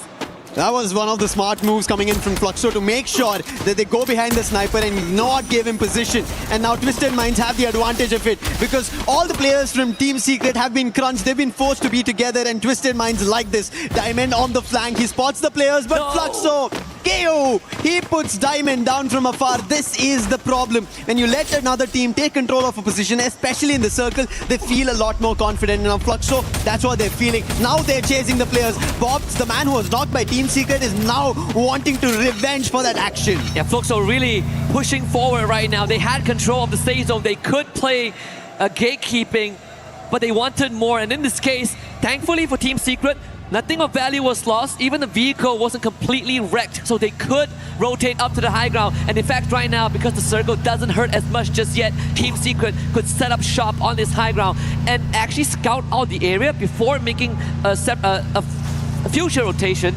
There's also a zip line that they could utilize in times of emergency, but the decision will be made to cross past the northern side of the map and get around both Twisted Minds and Fluxo. This fight has been going back and forth. Twisted Minds trying to kind of itch towards Team Secret and Team Secret as well. It happened in the previous game, but right now it has to conclude because if Twisted Minds do not get taken down, then it's going to be Team Secret. Flash Street being used, the dash coming out from the bars, but he couldn't find an opening, and there PLS1, he turns it around. He puts the player Diamond down and he's in trouble. Jump the bars as well as Exposy need to do something, but it's only Exposy who finds PLS1, but maybe it's a little too late.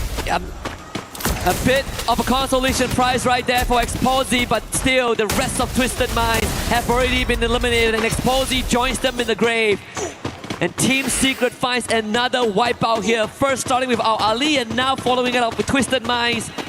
They should have no problem bringing their teammate back. There's a vending machine right in front. Yep. And right in the safe zone as well. And they can get there on time. Seems like everything is laid out for Team Secret to potentially make it to the final stage again. Could be a back-to-back. Not something that we've not seen. We've already seen in Group A that happened. Maybe Team Secret try to replicate the same with their own. And there is the revive. But on the other end, Fluxo, it seems like they've found players from SA2L and they're troubling them. And on top of it, RRQ find Mia Corp. And that's going to be an end for Mia Corp. They've not been having a great start at all here in Group B. They've been at the bottom of the charts. They need to pick up pace. But Fluxo, they've been picking it up. They're at already the top of the charts. The only thing that they're missing is the Booyah. Game number 1, they're very close. Game number 2, they couldn't. They got taken down. But now, if they fight Team Secret and put them down, the challenges for Booyah will be swept out. And this is round 2. They put Team Secret in a very uncomfortable spot, but Team Secret conquered that hurdle and now are back for revenge. Gio with the push on forward, Gluon goes down, but instant nade from Captain Bobs at the setup. And Fluxo have cut Team Secret down to just PLS1, who was brought back early on. But can PLS1 get the build out again? Doesn't seem like it is going to be a reality this time. Fluxo coming out on top. PLS1 again quickly running away. He was the saving grace. Yes, an ace was found, but now no challenge for him to take the player down. He had to go out of the zone. An extra effort that he has to put and win it out. But on the other end, the team who's putting a lot of efforts after getting their very first Booyah here in Group B. That's going to be MIB a loss. They did lose out a player, but they already have 8 eliminations. Playing inside the circle, but Koja with the dually puts the last player of SHL Esports down. It's not working for them yet. They've not found their winning ways. These young guns are missing their player, their captain Prince, and they are not able to yet adapt in such a highly competitive pace. And a different story for Team Vitality this time, racking up double digits in terms of elimination as Yago cleaned up the remnants of Team Secret. No more back-to-back this time. 5 teams remain. Fluxo looking incredibly healthy, same as Vitality, as both teams have gone on a tear. But there's a very good chance that we see RQ run up the causeway and into Total Gaming, who are controlling both areas. MT7 finding a sneaky one from behind. A buy right into the fire. And of course gets the burns to a crisp. That was a very quick save coming in, and that's the reason I was talking about how crucial Mafia is. He lets them all rush through and back again into the game. All 4 men standing, Total Gaming ready for this Final 4 standoff. MIB are lost are the only team who have a 3-man playoff that they have to go against the 4 lot of all the survivors we have. Will be the first time on the world stage that a team from India gets a Booyah, and how close are we to that, Lucifer? Dreams can come true, and we take it a step at a time. Total Gaming has to face off against MIB Outlaws, and Haone is the one that gets the upper hand. The Winchester, Sabank, up against Fluxo on the other end.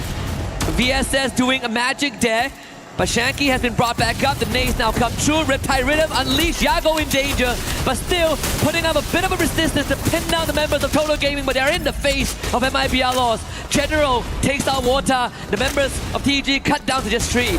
General bringing it down to a 3v3, troubling Total Gaming, and now Total Gaming with the zone closing in. They are forced out of space. MIB Outlaws are able to hold their own. Aztec gets taken down by Yago with the sniper. Confirmation coming through. Shanky a little too late to just find a knock there. And MIB Outlaws for India, who wanted to see if there could be a Booyah. They put those dreams to rest for now. And MIB Outlaws are not stopping there. Yoga again once more picks up on Budzin. That's going to be on Fluxo. And MIB Outlaws might be looking forward to another Booyah. And Yago already at 7 total eliminations. And Koja speeds up that process. The nade takes out Bobs. And unfortunately, Diggs is now going to be in the crosshairs of MIB Outlaws. Haone with the rush as well. Team Vitality, they actually have more members. Diggs with the rush through. Getting tagged, but not down just yet. Yago with the confirmation. Someone needs to stop this guy. He has won a world championship in this manner, and the Team Vitality is letting him run loose. Yago again! With Fim on the Sabank, looking for a conversion. General leads the charge. Team Vitality getting picked apart, and everything set up by Yago. MIB Outlaws with the second Booyah. It looks like Brazil is here in EWC for the title, taking it away from SEA, taking it from any other region because they've been looking for it. They have conquered the world stage once, but EWC is something that they've been missing for a long time. And what a game coming in from MIB Loss, especially Yago. That man to hold his own on the sniper when players are rushing. 8 total eliminations on his own. Insane performance. Last year, when Los was on the cusp of victory, they were the only team from Brazil that had a chance to win Champion Rush. They were denied. But that time, Yago wasn't with them yet. And he could be the missing piece. He was one Magic Squad. That FFWS Global Finals in 2023. He was the one that showed that Skylar still has value when everyone else has forgotten about that character. 2024, he got dispatched, not a part of Fluxo. MT7 took his spot and won that trophy. But right now, under the banner of MIBR Laws, he is reminding everyone who he used to be. This is just incredible to pull off like this, and especially when we have teams who want to make sure that they get their very first booyah. MIB Loss already having 2 of their own. And look at it. It just seemed like point and shoot for him. That was the POV for us. It didn't look like he had a bit of an hassle. He had to look for opponents. They were right in front, just put up the scope, and the players were taken down one after another. And you can see the happy faces of MIB Loss. That's another victory that they get for themselves. A booyah that will be written in their overall rankings to put them on the top of the charts. They've technically already won the tiebreakers in a way, right? 2 booyahs is not easy to achieve, but if there's a team that has put ahead, I think we just found it. MIBR Laws, really just incredible performance, right? We were looking for teams to hit the ground running, but we are also looking at the same time for them to close out strong, because that what matters the most. And I think MIBR, they have the recipe for both of their category. Yeah. They hit the ground running, and they've closed out strong 3 games in a row. Right now, see, we've done with almost the halfway, if you want to call it. Yes, we have 12 games in total, but at least for day 1 of the group stages, Group B has played their 3 games. They should have understood the whole lobby. Now, if you take one team out, there's 11 other teams that they have to understand of what they need to do better off. And let's hope they start doing better, because right now, they are taking a quick breather, and they will be jumping back into the lobby. So you guys don't go anywhere. We book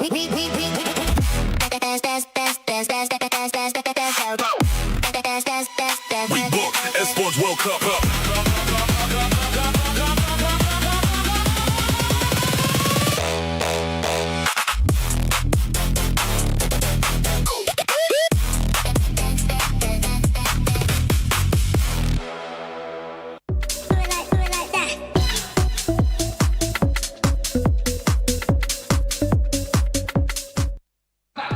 We're between some of our matches right now, so I decided to run up here and catch up with Nonstop Gaming. Talk to me a little bit about what it's been like co-streaming here from EWC 2026.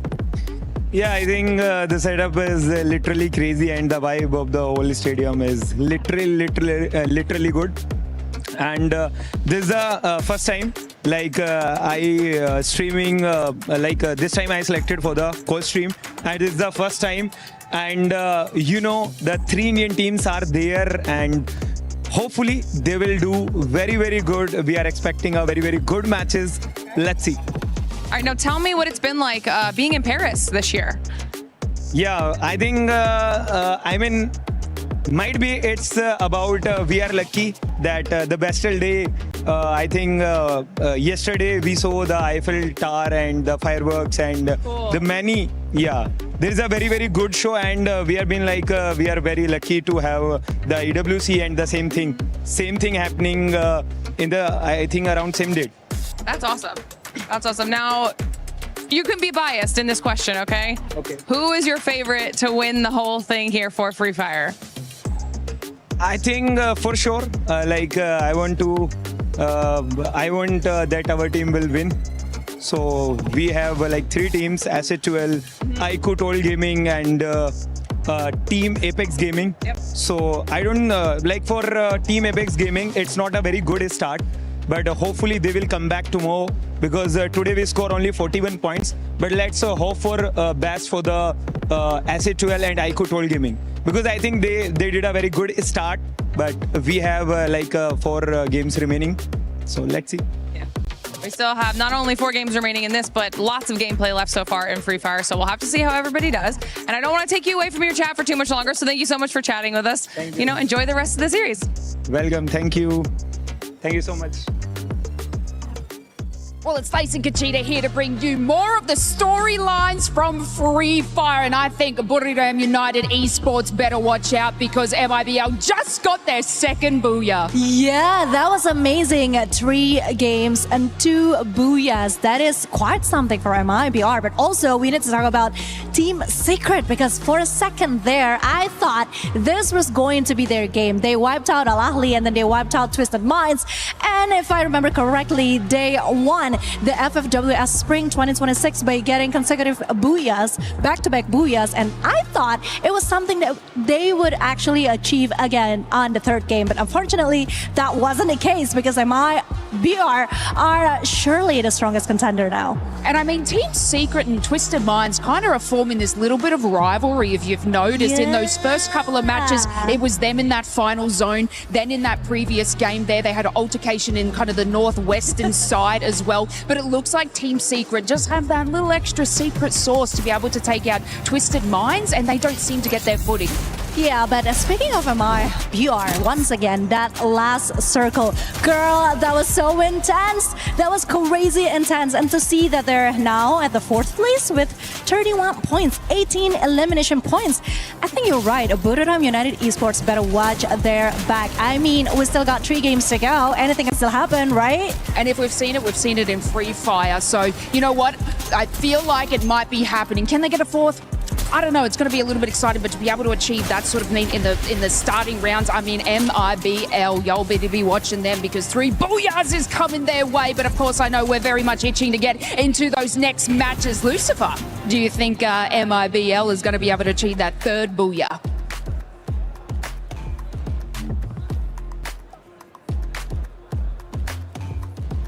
Yes, there could be another opportunity here for MIBR. They've been looking really good. And the action that they brought in, they've put themselves on the top of the charts. A total of 62 points, 37 eliminations. And as you guys already pointed out on stage, that maybe Buriram might have to watch out. Yes, Evo's Divine do not have to be worried about, but a close competitor very soon. Yeah, very, very close. In fact, MIBR was actually a big competitor to BRU last year in Ria. Yeah, you know, there you go. It's coming together, baby. It's coming together. That's what makes Free Fire such a competitive and fun esports title. A lot of times, and that's why it's hard to escape the allegations that, hey, we predetermine some of these things. As I gotta say, it's so intertwined right now. You can step on any part of the machine, and something will fall into place. But one thing that has yet to fall into place is where do we place RQ again? I'm not sure. I think we have to ask Conchita as well as Neptune again because they've been the ones who've been talking about it. And hey, I don't know if there's a jinx, but maybe something that we will look later towards. But I think there could be an opportunity where RRQ now recover, right? They've had an idea what Team Secret is doing. MIB a loss on the other end on a spree. Looking forward to Yago of how he's been sniping across, and Fluxo almost getting to all the top 4s in the final fights. And we did say that the second half of the matches for Group B theoretically should be ID favorite. Theoretically should be RQ and Team Vitality that gets put under the microscope again. Nextera, Kalahari Nextera. It starts with here. And honestly, I think on Nextera, I look at RQ. We're not looking at number 1 placement stats, but it's good enough, right? It's good enough to suffice for RQ to give us something to be happy about. I think same for Team Vitality. Lion going over the Intellect Center, a very less desired spot, but we also have S8UL against Straw Hats. Actually, Straw Hats are very spread out. Yeah, it's a very unfortunate, very early clash that we're seeing at Deca Square happen right now.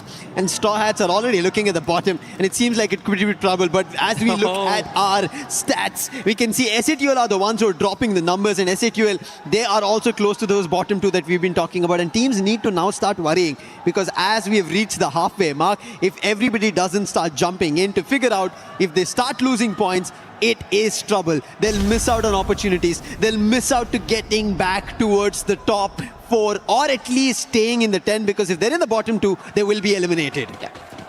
I think at least in this case, we saw a bit of a disengage that spot was taken over by RRQ as they fill in the void. So now RRQ is Straw Hat's problem. SAUL escaping with one remaining member.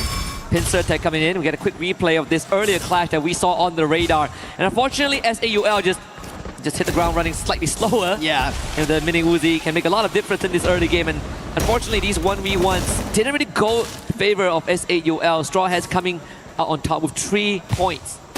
4 points, in fact. I think there was a better rebound between the players of Straw Hats and especially their abilities, their skills coming into play. But right now the action keeps striking. Straw Hats did not have enough time to get back their resources to go for the fight, and RRQ, they had enough time. They're picking up the players. They confirm 2 of them and get 2 eliminations. Nil is also stuck, Riptide Rhythm, and that is going to be his defenses blown open. And with that, that's going to be a 3rd elimination. And we were mentioning, where do we place RRQ? This is where, always looking at eliminations, they somehow find it. Placement points is something that they have to add on to this aggression. I mean, they're the masterminds after all, right? Maybe they have some grand plan that we haven't figured out just yet. And for a good reason, because if we figure that out, we probably would know the results. Maybe India Multiverse RRQ. Yeah. Somewhere out there in the wild, they have it all planned out. But Team Secret is a team that started off slow, but the past 2 games have had great performances. Maybe not so great in Game 3. They did kind of fumble in the middle, but we also got to give props to the teams that took them down, right? MMBR loss was quite the force. Total Gaming as well, finishing 4th on that map. As I say, Total Gaming, Mafia shows up on the feed, taking out Bunny. Fluxo also in that altercation, as Diamond gets gunned down as well. Team Secret with the 3rd. It seems like a lot of flurry eliminations are happening. Vitality also picking up on Fluxo, MT7 out of the play, but instantly Vatsin gets the player revived. So it's just back and forth for the time being, and the player who just got revived just got picked mid-air. So Fluxo have another effort to add on to go to the vending machine. But Mafia, the man who picked up the elimination, spots another opponent right in front of him. Riptide Rhythm being used, but Extra, he's better because he had the Max 7 and his teammate as a backup. And Mafia's down. So Total Gaming having this separated approach did not work for them to get another additional elimination. However, Straw Hats seems like they're recovering. They've had 5 eliminations so far at the start of this game. And the revives keep on coming, right? We've seen so many bodies drop, so many points acquired by different squads, and yet we still have 44, 43 again. It's gonna cycle. We're gonna cycle through these numbers for a while. As Jump finds a trade with him and the T-Quay, Team Secret, losing our number just a little bit. In the last game, they had to rely, and they could rely on PLS1. And here comes the savior. Diamond has that location locked down. PLS1 denied the pickup. He's still gonna come in onto it. The shoulder is showing! And fully denied. Twisted Mice this time will not let Team Secret walk away scot-free.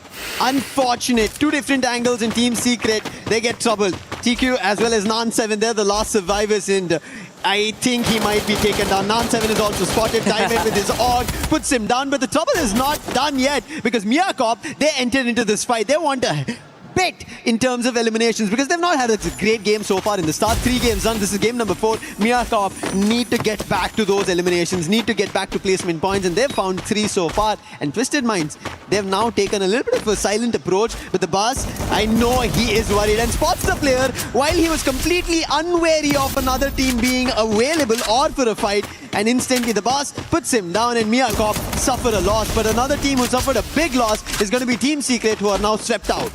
The boss now finds a second challenger, which is Nick. And he turns around and finds Josper. Another body slam in the face of Mia Corp. But the boss is hit on a one-man mission. John Wick style here. Can Nick find him though? I mean, the boss could still do some heavy damage, and all with the absence of his teammate.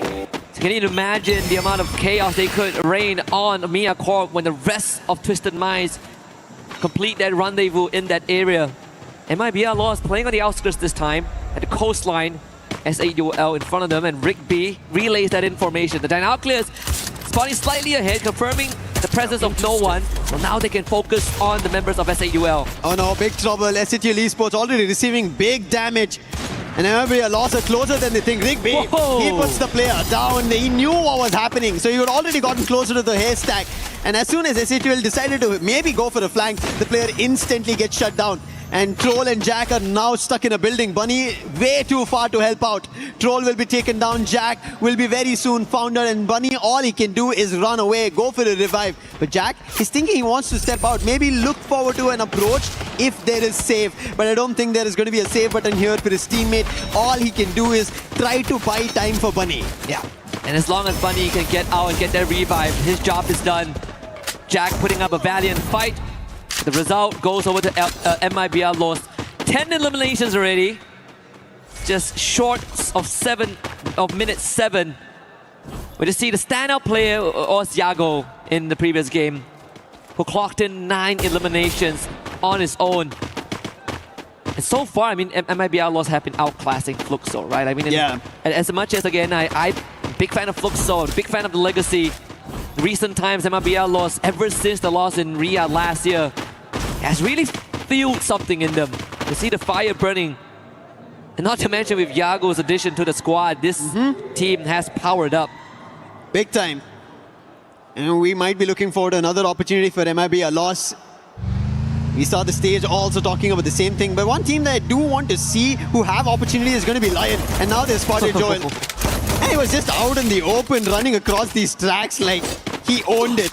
And Lion instantly put him down. In this game, Lion also has 4 eliminations. Seems like they are trying to move in the direction of finding a lot more elimination. But I'm surprised that we've not yet seen any elimination from Gamez or Games King, because he's been the MVP for their team. Rather, it's been Hax who's been picking up the weights on his shoulders. And it's something that I think they need to dig deeper to find, right? In this case, they could start with getting solid confirmations onto Team Vitality. Makes it 5 now. Again, you call back to Games Kings last year on the world stage. He has been a pillar of his squad. One of the youngest player in the entire tournament, but also one of the most gifted long-range players. In a meta where snipers were sort of shoved aside, and he was the bright star. Right now, everyone is looking at him, and all eyes are on him, and yet still leaving more to be desired. Axe tags kind of trace himself for 1. Total Gaming up to 2. Launchpad available to disengage from Lion. Lion now getting hit upon by Total Gaming. Shanky puts Joker down, but quick trade coming in from Gamez. That's not going to be a confirmation. Oh, finally it is. So they do also lose a player. So even Total Gaming had to go for a quick revive. And Vota is the one who did that. Lion on the other end, they want to chase the player who went for the revive, the vending machine. And it's going to be Vota. He gets spotted. Winchester in hand for Hax, but he gets taken down with a rush coming in from Vota. And Vota all alone trying to hold himself off. Now Games King, he's closer, and Vota will be finally taken away because Joker from afar with the sniper puts him down. Good attempt there from Vota to really keep Lion pinned down for the rest of his team to kind of recuperate themselves. So he gets revived regardless. So TG back to full force. This game again slow. I mean, game 3 was the game that had the faster pace. Yeah, it did. Now we're slowing down a little bit. I say we slow down just because we still have 39 players in the lobby. We cycle through plenty of reincarnations at this point. We've only lost 2 teams, Straw Hats and Team Secret. Everyone else pretty healthy. This lobby of Group B itself tells you of how different from Group A this entire set of teams are. Yes. Because there, everybody was very hungry for eliminations, fights, back and forth. But here, everybody wants to read each other, understand each other, because they all know elimination is not the biggest threat, but it's about going into the finals directly. You mentioned about it. Miss that survival stage 10 games and walk into the finals, prepare better strategies and be ready for it. That's what they're eyeing for, and that is getting difficult for some of the teams to figure out, even though we are at game number 4. Yeah, even when we look at the numbers, so far some of the accolades of these players, right? Yago, 3rd in line with the most eliminations. He has 13 in total, and 9 of the from the previous game. Total Gaming now facing RRQ. Wota, who just came back into the lobby, got removed again. And Total Gaming's members cut down in half. Shanky might have to hold the fort here. And they're not in the best of the position. Aztec, who just went in for the revive, his position's compromised. Fluxo are going in for the chase. Shanky, he can't do anything because if he steps out, then another casualty strikes. And there it goes. The players in mid-air, Al-Ali, they pick out Vota once more. So nothing is working here for Total Gaming. Aztec, the man who went for the revive, he will also be taken down. and the bell is not ringing in the favor of Total Gaming. They were closer in the previous game, but in this game, they're still not able to figure out what works in their favor. But Vitality, they had to figure out, made a jump, but right into the crosshairs of Twisted Minds. 13 eliminations already, and they're looking forward to a lot more. And with the VSK Expose, he gets one more added to the team. Bit of a distraction there that could give TG a breather to pick themselves back up and kind of put the pieces back together. But 11.5 minutes in-game time, there's really not much space to work around as Aztec gets brought back. Twisted Minds looking at 13 eliminations, RQ sitting right across, and also Fluxo in the vicinity as well.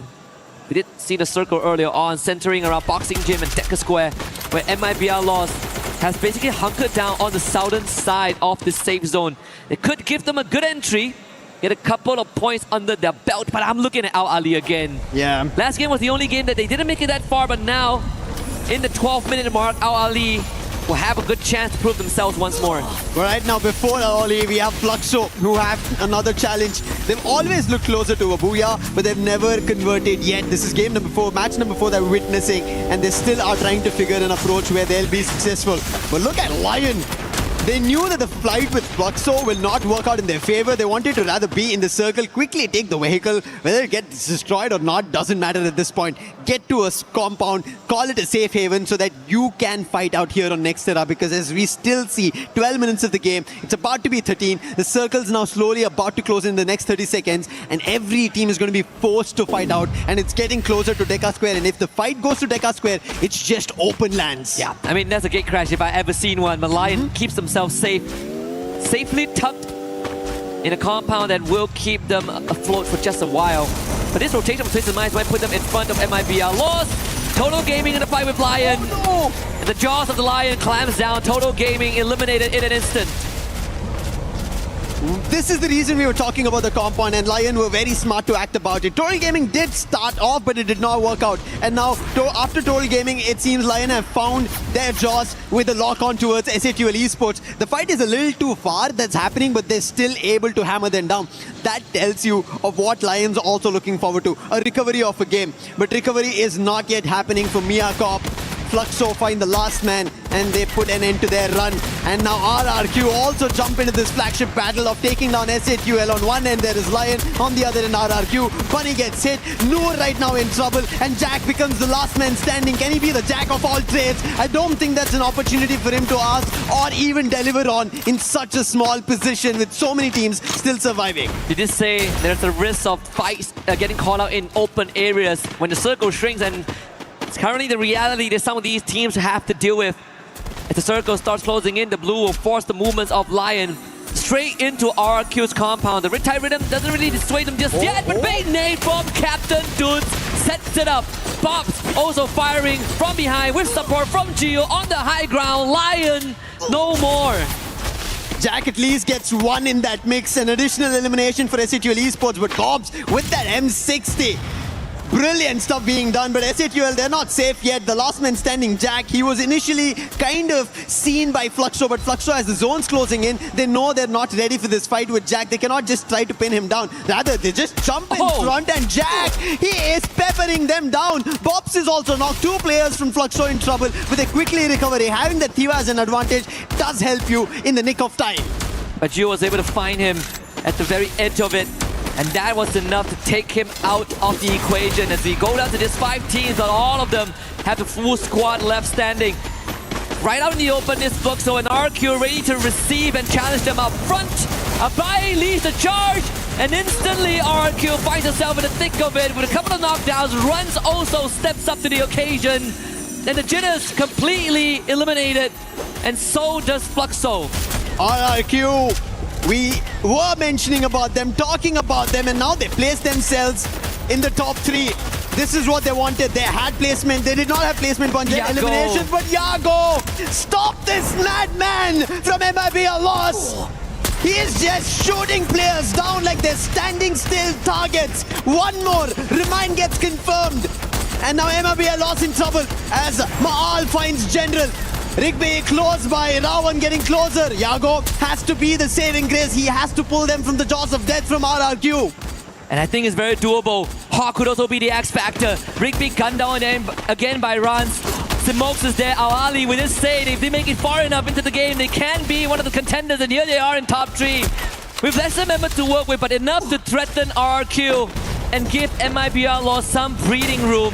And this seems to be the reality right now. Those glue walls need to be taken care of because they need line of sight, and Hawk is making it incredibly difficult for RRQ to focus on the task at hand. So Rez gets sent in to eliminate Hawk from the equation, and now MIBR Laws makes it closer to the compound, but Ma'ao, great on his shot, and right on the money, focuses down General, and MIBR Laws down to just 2. It's trouble. They tried to tread the line as fast as possible, use that distraction, but it still did not work out. There was only one knock, and Abhay and Rans are in front of the game. They're already super aggressive. Ravan has already received damage. What magic can Yago do? He's out in the open. This time his sniper doesn't sing of any songs to look forward to elimination. It's going to be RRQ, Rans and Duts finding the very first booyah for Indonesia. And the captain holds the hands of the young blood and leads him to the first booyah on the world stage. And that is the exact motivation that you need for RRQ. And unfortunately, for Ali, another heartbreaking loss in the final circle. And it's starting to show something that needs to be kept in check because we've seen them in the top 4. We've seen them at the podium, at least for the round itself. But it's about closing it out the game. We've seen the exact same performance from Dragons Esports last year. When it's not about the rotation, they're pretty smart about it, but it was about how you take those fights, and in this case, they are outgunned by their adversaries again. As you can see, it seems like the plan over there in the last fight did not go in that direction. It could have been something else. They did not have to, or they did not intend to take the fight with RRQ. I think that's where everything messed up, and that is the reason we see the player a little bit heated up. That is not what we wanted to do. RRQ were already busy with MIBR loss. We had to just time it perfectly, and if Al Ali did it, they could have another opportunity for their own booyah. But RRQ, we have to give kudos to them as well of how well they held themselves when the fight instantly turned from MIBR loss to somebody they did not even think that was so close by, and they held themselves. And instantly on one end, how Fluxo, their fans have been roaring for so long. Now instantly it turns around to RRQ fans, and they're happy. Yeah, I mean, again, you say that you have to stop Yago, and Yago was stopped in a different way, right? By eliminating everyone around him. But again, when MIBR took the opportunity of a distracted RRQ to make that rotation, RRQ, they understood the urgency, right? They took care of Al Ali as fast as possible and made sure that they still have eyes on the rotation of MIBR loss, and that gave them more than enough resources and intel to get this booyah. Now, with Al Ali already performing in such caliber, right?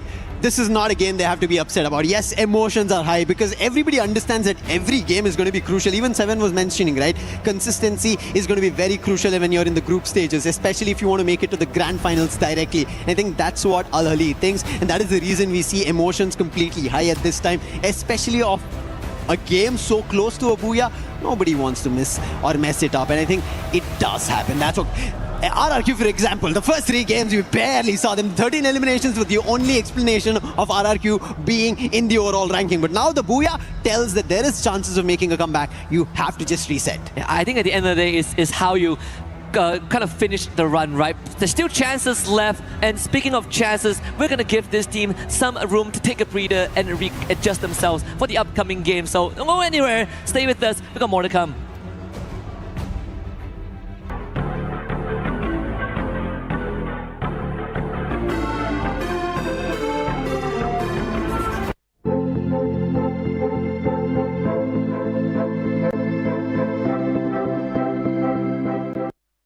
Welcome to Gdia City, an activation right in the heart of the Esports World Cup. And let's be honest, you can't miss it. It is so bright, it looks incredible. This activation, we have VR, we have consoles, and we have simulators that you can take part in. It's so much fun. If you're going to the Esports World Cup in Paris, make sure you come down here. And my friend Luti is over here, my stunning co-host. How are you feeling?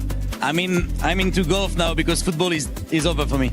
Oh dear, let's not talk about it anymore. Let's see how accurate you can be in this golf simulator. If there's one thing that I know, it is being a dad, gaming, and golf. And so this is my third one. Let's see your accuracy on this one. 82.3%. Luti, let's see if I can beat you. I hope for you. I hope for you. Okay, Bunny, basically now it's your turn. And in life you are doing 2 things. Hosting and playing golf. So hopefully you're gonna do better than me. I mean, you're not wrong. If I don't beat you, I'll be really upset. I'll probably have to quit golf forever. So we're just gonna have to wait and see. Here we go. It is your time. It is my time. Okay, that looks a little bit better than me, I have to say. Yeah, the sword goes back in the sheath at 90%. Barney Banks absolutely bringing this one home. It's okay. You can focus more on golf. I'll focus more on football for now. But for now, Lauren and Lace, it's your time. I hate football. All right, Barney, you had to show off those golfing skills. But for everybody currently watching, don't forget to join the Esports Foundation Creator Program. Register on the EWC website. It's pretty straightforward. There's going to be a QR code at some point. Make sure you scan it. Join up, earn reward, score points, and we might end up interviewing you on the final day. And that sounds pretty sweet. So make sure you join it. There you go. There's the QR code. Go scan it right now. Because one team that has been able to step it up in a big way, especially this last match, RRQ. Conchita. It's about time. Honestly, It's about time. And yeah, we still have 2 more games to go, right? So this is actually a good way for them to reset, to find that rhythm, to find that, bond that they're finally showing. And again, like I said, Mach turned out to be the saving grace of the last game for RRQ, I think.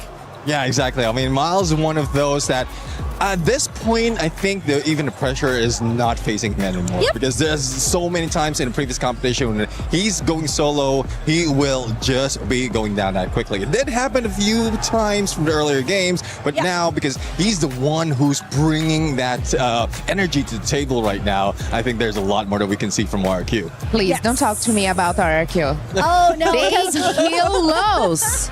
Girl. No, honestly, Carol, I was concerned because I really thought that it was going to be another booyah for MIBR. I was like, enough! It would have been the third one. Yes, Remember, the third at one. the beginning Right? of Group B, I asked, can anybody maybe mimic what Buriram? And we were saying it, honestly, in a joking manner. Because nobody expected to see what happened in Group A here in Group B.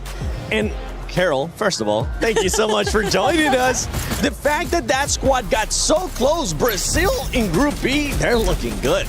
Oh my gosh, they are doing an amazing here at the AWC. And the funny thing is that during the grand finals in Brazil for Fire World Series Brazil, they were almost the champions. The thing is, the format, the champion point, didn't give they the opportunity to have their final booyah and go for the win. I think But that's they why, were the best team of the day. I think that's why we're seeing them just go after those wins. They want to make sure that when they go to the finals, they're going to be ready to get those booyahs. Because right now, it's working out for that squad. One squad, honestly, consistency. We were talking about it earlier, and we're seeing it once again here, not only with the step up of RQ, not only with the performance of Brazil, Ali. Oh, Neptune. Yeah, I mean, one of the players of Al Ali has been reminding us why they are champions of their region. I mean, it's just like refreshing that we're seeing one team that is keeping the balance of both placement and elimination, and it's bringing themselves higher in the table. Hopefully, it's high enough to get to that top 4 because there's a lot who's taking the top 3 right now, and the lead is increasing. Yeah, but one thing that I did realize post-match was that there was an obvious tension at the Al Ahly table. Maybe there was some sort of miscommunication. Maybe there was a couple of bad calls between the players. So that's something that they really got to watch out for, because consistency, it has something to do, obviously, with chemistry. So we have still 2 games left today, and yeah, let's see how they handle the stress now. It happens, right? You don't want to see teammates starting to maybe not go the same path in the first day. To save that for the last day. Actually, don't even save that for the last day, because then that will be finals. But the overall ranking, Los right now over Fluxo, Twisted Minds as well has been forming great. RQ, as we mentioned, Al Ali, all these squads are doing great. But talking about some tension out there, we got the Fluxo fans behind us, and I know that there's some tension between those 2 Brazilian squads. Definitely there is this competition between Fluxo and Los. It's like, how can I say, it's romance that never ends. Yes, because we got Iago. Iago used to play with Bobs, Jill, and MT7 right now plays with the Fluxo, right? With Butazin as well. And Iago used to be their sniper. And then after the Free Fire World Series back in 2023, Iago left the team. And right now they got MT7, which MT7 is the best sniper in Brazil. And probably that makes Iago so mad that right now Iago is stepping up here at AWC, and man, he's the best player today. Yeah, I do agree. I mean, Iago, when last time we saw them, he was just making highlights of his own. And, well, I would say even when MT7 stepped into Fluxo, he's also making them win those fights. So I guess with Iago, MT7 rivalry, or let's say for the team rivalry, they will be very close in there in the battlefield. There's still a lot of storyline that can unfold out of this, but judging from the scores that they managed to maintain right here, even before we end this day for this Group B, like the lead is pretty much sure enough for MIBR loss. So I don't know what miracles will happen for the other teams who's trying to catch up, because imagine RQ guys, I know they just had RQ, they just had their Booyah, but they're still far away, like around 27 points. Yeah, I think it's gonna be pretty hard for them to catch up, and I cannot deny the fact that maybe today will be the day for the Brazilian team. So Carol, I think you can smile and be happy about that just today. Is that good for you? At least I'm admitting that today is really the day for MIBR loss as well as Fluxo. But then again, if we're talking about the rivalry, I'm not really sure. One thing for sure though, Taylor Swift should really write something about those two, MT7 and of course Iago. It is a love story, a complete love story of Free Fire. Or maybe Ariana Grande. Thank you, next. Yeah. They're trying to find out who's going to be big brother, who's going to be little brother. Iago definitely doesn't want to be little brother. I mean, we know his stature is going to be outside of this frame. From all these squads, I mentioned it earlier at the start of Group B, and we're just so close to it. I want to see where you guys stand on this. Does Los end up getting another Booyah and goes for that 3, or is Fluxo going to stop him? Carol?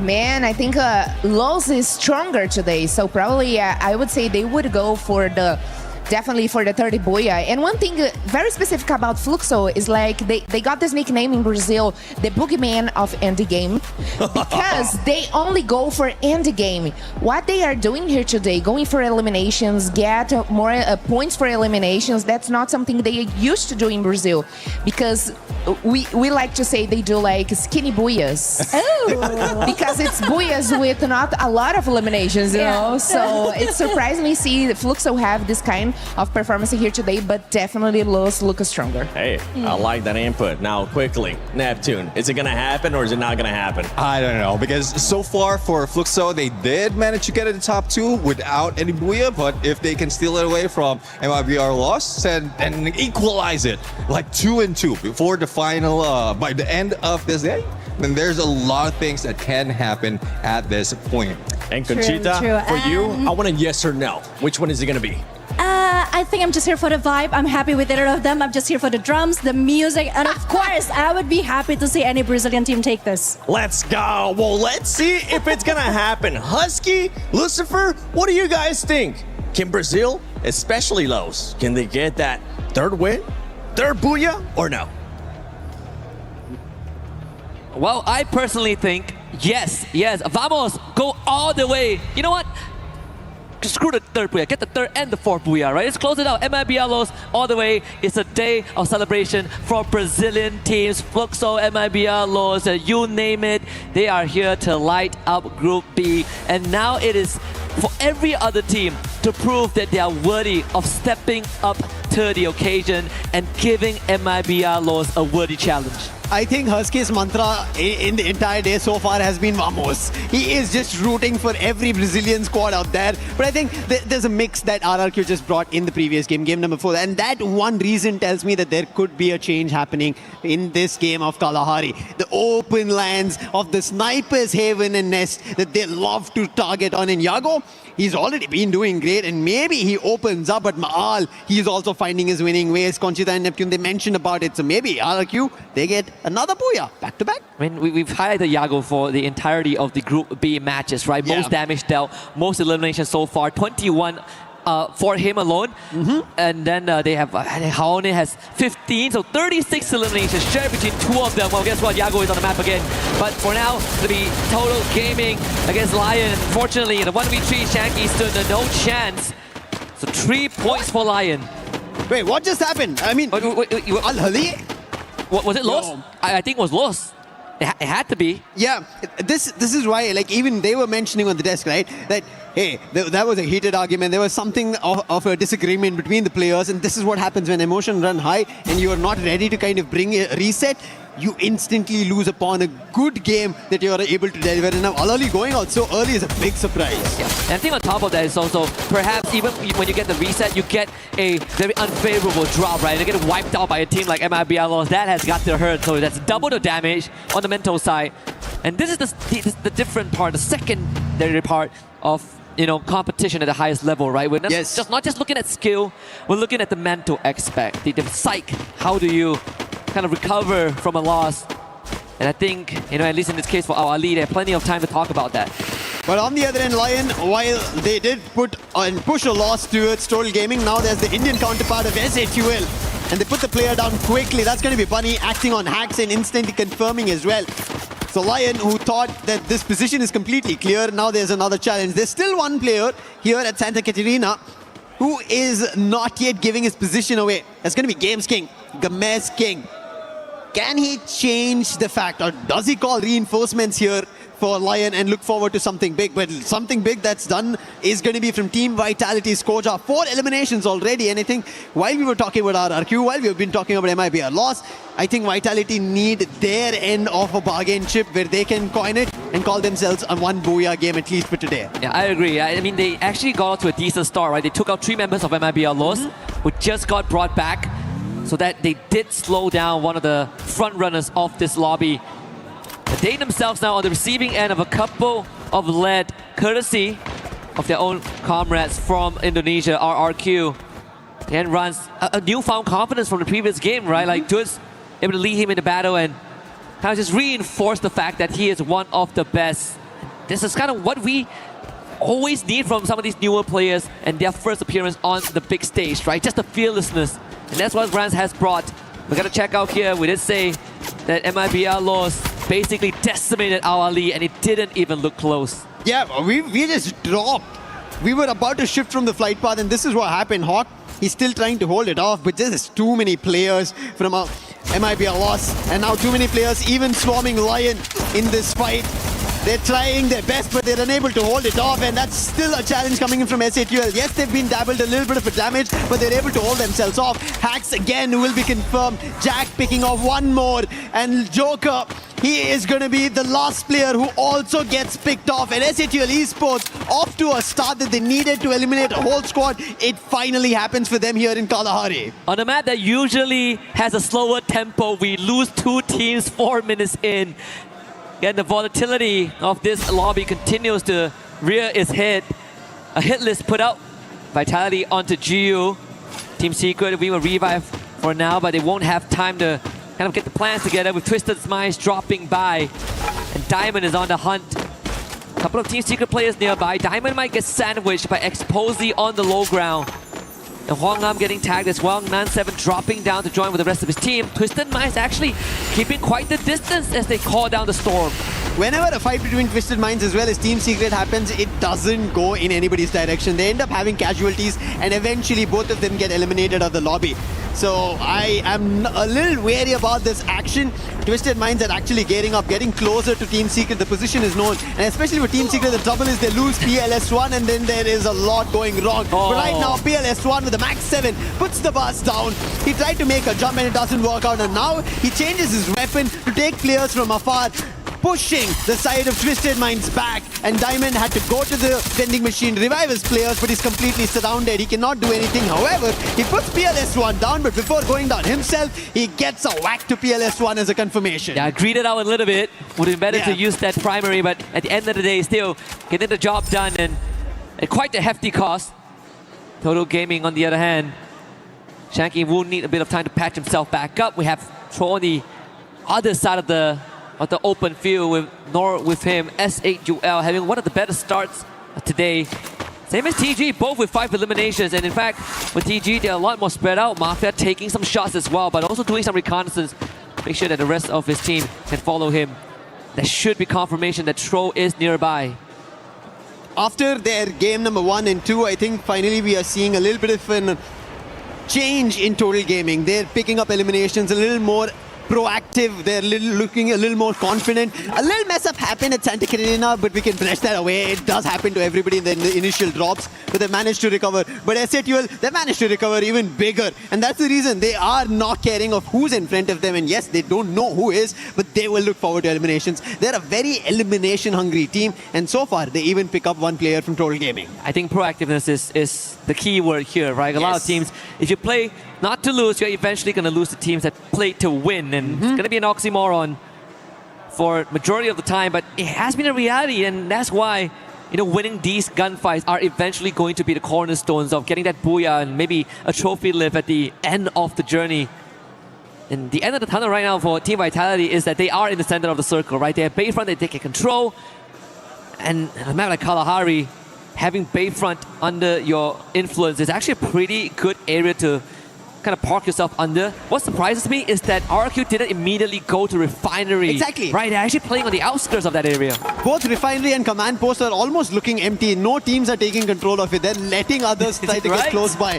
Surprised to see that, but at least at Shrines, it seems like the fight keeps going on. MIB are lost. They thought this is going to be a stronghold, but right now Straw Hats having the position of the verticality, using the terrain advantage, they're trying to put them down. But General answers back, puts shots down, who is also being taken down. It's up to Extra and Nil, but they're afar. They're so on top about that they cannot be able to easily help their teammates out. But Nil at least trying to hold ground, and he's going to challenge Yago. He's been the man with the big rifle, the long barrel, and he delivers once again. Will not let MIB at loss fall down.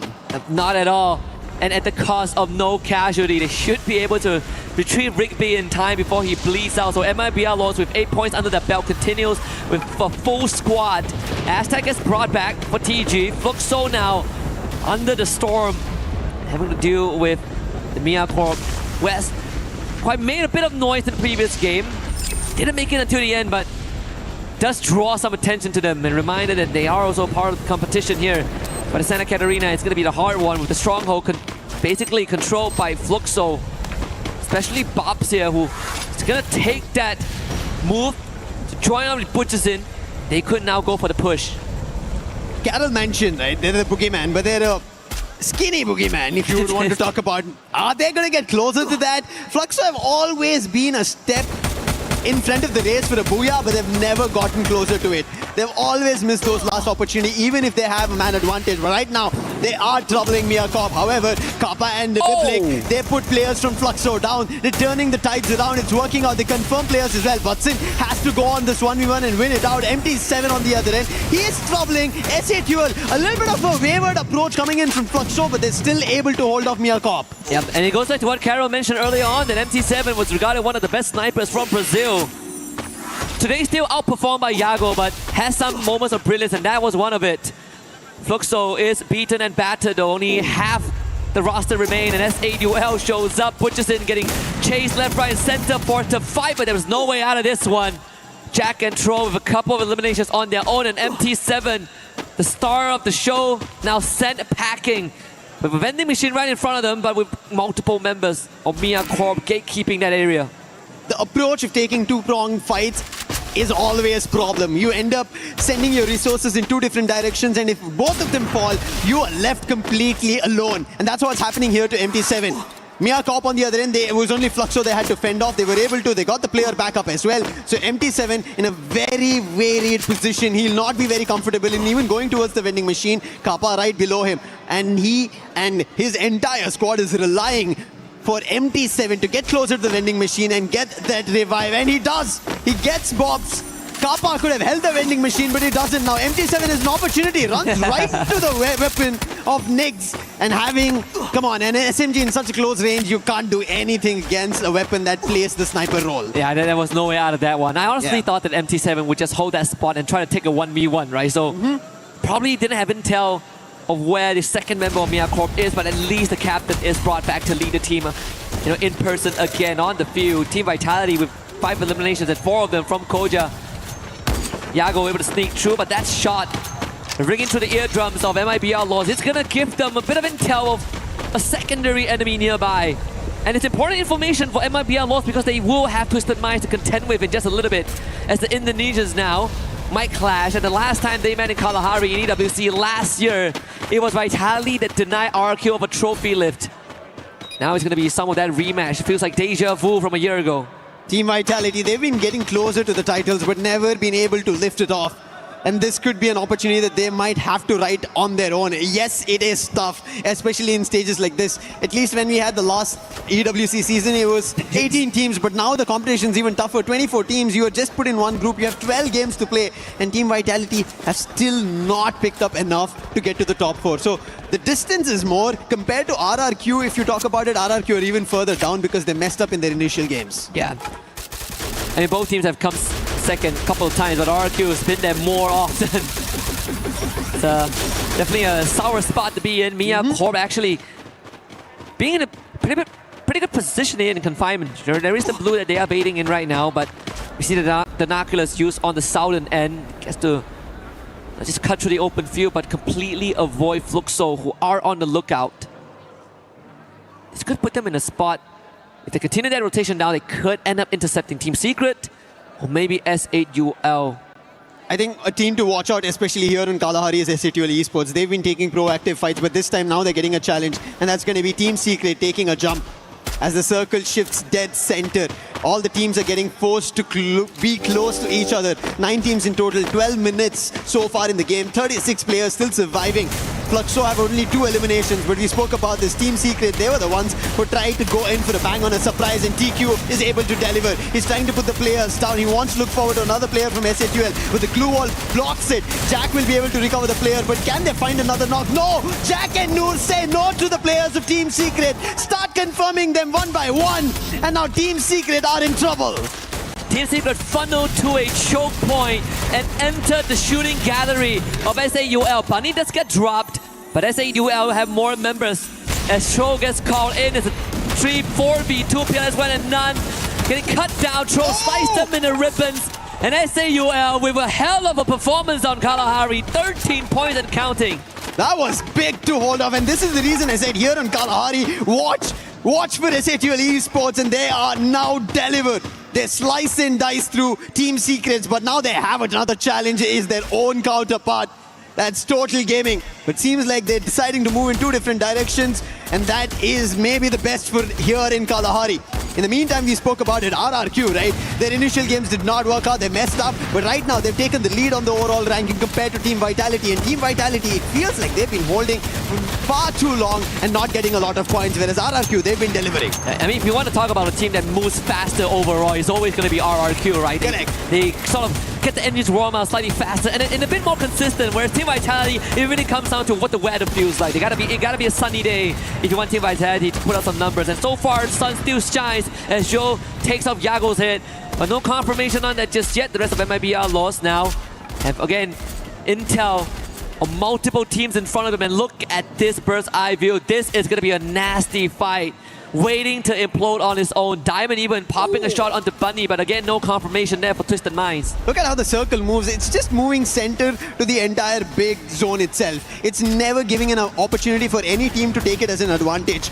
And now still RRQ and Vitality are inside the circle, so they'll be happy about it. And look at them, they're holding the teams on the eastern end from getting closer, and that's going to be Mia Corp already at 12 eliminations. They want more, but all of them are getting stolen by Team Vitality. The deed is being done by RRQ, but the ones who are getting the elimination is Team Vitality, along with MIBR loss. Yeah, RRQ work hard, but Vitality works smart in that exchange. And Miyako, rightfully so, written out of this game.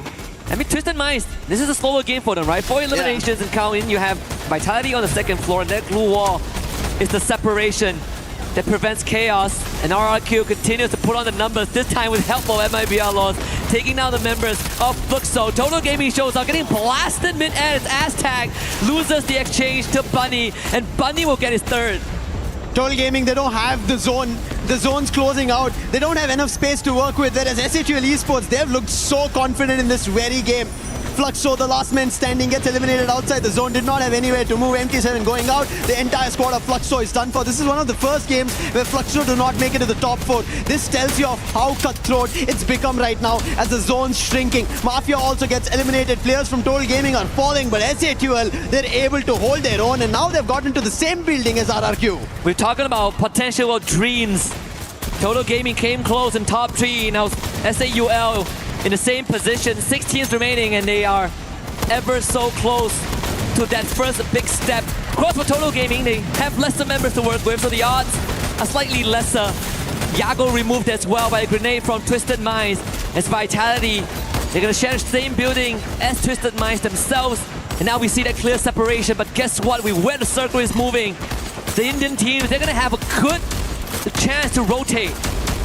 They have to be quick on it because Vitality, they're already troubling MIBR, lost from getting ahead. RRQ on the other end, they'll be able to spot SHUL Esports if they're quick in their run. But Twisted Minds, I really like how they're holding the compound. So Vitality, they might be in trouble in case they decide to step out because Twisted Minds, they're already ahead of the game. They're going to be the ones who will try and defend the entry. MIBR lost. The loss is Survivors, General and Rigby. Can they do something different? Yes, they do. They take the roof approach, make a jump, but they do get damaged a tad bit. But SHUL, while they change the building from RRQ towards Vitality, the bolt maker being called, they have the challenge of the zone shifting. They have to quickly make a move. Yeah, and for MIBR lost and Twisted Minds, they are going to be one of the cause dips on the center. Koja taking out dudes as well. In the meantime, SAUL, as much as they're slow on the roll this time with their rotation, but they did make the more passive choice to play from behind, and that could work in their favor as TG now bleeding out. Shanky no longer able to be rescued, and Water about to be constricted, suffocated by the blue. And the RRQ as well, removed from the equation. Rigby with confirmation onto Water. We're almost down to the final 3 teams with MIBR lost, barely hanging on with 2 members left. Yeah, somehow they jumped on the roof and they're still surviving. And thankfully, RRQ ended up becoming a target for everybody. Every team started shooting them down. Everybody got bits and pieces of RRQ in that fight to eliminate RRQ. But how this fight concludes is going to be very crucial. 17 seconds in the claw, and the entire zone is going to start shrinking in. No team wants to get out except for MIBR lost, but finally a challenge coming in from Vitality. General is down. Rigby is the last man standing. He doesn't have enough space. SHUL on the other end, they're moving further away. And SAUL exposed the actually control as well, and so is Jack. Vitality now joins in on the hunt, and SAUL might just meet an early demise here unless they can wrestle their way out of this. You have Diamond to take care of. He is alone, but he is an anchor for Twisted Minds, barricading himself with the glue wall, knocked down by Jack. And even for Rigby, he still wants a piece of the pie in case he ever gets removed. But SAUL, they held strong just for now. I don't know how they did it, but they are able to for the time being. But the zone's about to close and they had to make an exit. Use the glue wall, but now it's a very small compound that they have control of. There's nothing else. Every other team is right in front of them who have a better position, a better compound. Even Rigby, who's the last man standing, has an entire compound, a window through see-through. Whereas Vitality, now it looks like they are the lords above. They're standing on the rooftops, having vision of everybody, and Sibang starts it. Bunny down, Troll down, confirmations following one through. Twisted Minds with Exposé picking up confirmations on SHUL Esports, bringing down to their knees. Jack going down, the last man standing. Vitality and Twisted Minds join hands together to take SHUL down. Yep. Only Nor made it to safety, but Vitality knows exactly where he is. Twisted Minds wants to beat them to it though. It's still an extra point for themselves. The bar's on the low ground. It might have been a fatal error as Nor now books it with a baseball bat in hand and a glue wall to keep himself safe. This could be a distraction there. Vitality preoccupied by Twisted Minds. Nor now found out by Joe, but Joe will have to work for that if he so wishes to. But Vitality, 4-man strong. We were looking for magic. We were looking for them to step up to the occasion. And this is that moment that Indonesia, they come in late, but better late than never, as the boss will be the only one that has a chance to take down Vitality. But the Hornets will not be denied. And Team Vitality brings themselves a booyah. What a game coming in from Team Vitality. We were talking about it, right? While Brazil is taking all the initial games away, it seems like Southeast Asia finally finding their ways to victory, especially Indonesia. RRQ to follow now with Team Vitality. Brilliant game. I think even the rotation, the position they were holding in that final fight, as we saw, we spoke about MIB a loss, right? Them taking the rooftop. But unfortunately, did not have the numbers. If they did have what Vitality did, looking like the Giants about the Davidson, the Goliath fight that was happening, it could have been MIB a loss, but Vitality played it to perfection in that final fight. And we even say that this feels like the deja vu from 2025 back in Riyadh, right? Where Vitality was the one that denied the trophy leap on Kalahari, which was a map that people usually look at RRQ, usually look at EVOS, and again, it's Kalahari that delivered them their first booyah in Paris. Much needed. A lot of expectations on Team Vitality in general. Everybody is looking forward to it. We spoke about it. Asia Invitational, they took it away. That is one title, but they need the biggest of all titles. Esports World Cup 2026. They're here in Paris. They do not want to miss the opportunity. And finally, they've delivered. We were talking about the comparison between RRQ and Vitality. While Vitality were initially ahead of the race, RRQ picked up with their very own booyah. And now Vitality have gotten a step closer. We have to only take a look at the overall rankings, which will tell us, has Vitality beaten RRQ now? Yeah, I mean, this is a trophy that is the only missing piece of from the BRU cabinet, right? But for everyone else, it is the first piece of what is going to be a complete puzzle of that golden road. And for the Hornets here, they've had quite the round. I mean, even you look at the faces of the Twisted Mind members, they know they've been bested. This was a game that was incredibly hard with how Team Vitality played out that final circle. And then talk about the hint about the double sniper, and we saw that play out as well when they took care of SA Duel. Very crucial. I mean, for SA Duel to hold their own in a position which is not great at all, that compound is very small. I mean, if anybody tries to hold their position there, they're bound to be taken on. Thankfully, maybe Vitality did not have launchers or anything, because yes, a lot of resources got expended there because multiple teams were present and a lot of fights took place. SA Duel also, you have to give it to them. They held their own in such a small spot, took down the player of Twisted Minds, and I think that was also the reason Twisted Minds did not have Enner's reinforcements going into that final fight with Vitality. If that reinforcement was there, maybe Twisted Minds could have gotten their own booyah. Yeah, and with that being said, we are approaching the final round, but anything before the final round deserves a bit of a breather, so don't go anywhere. We'll be right back in just a bit with another Nextera round.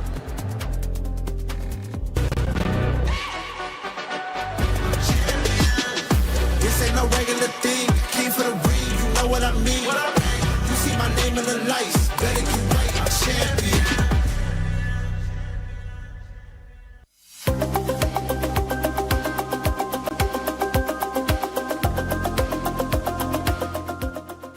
He thinks he can come in here and play my game.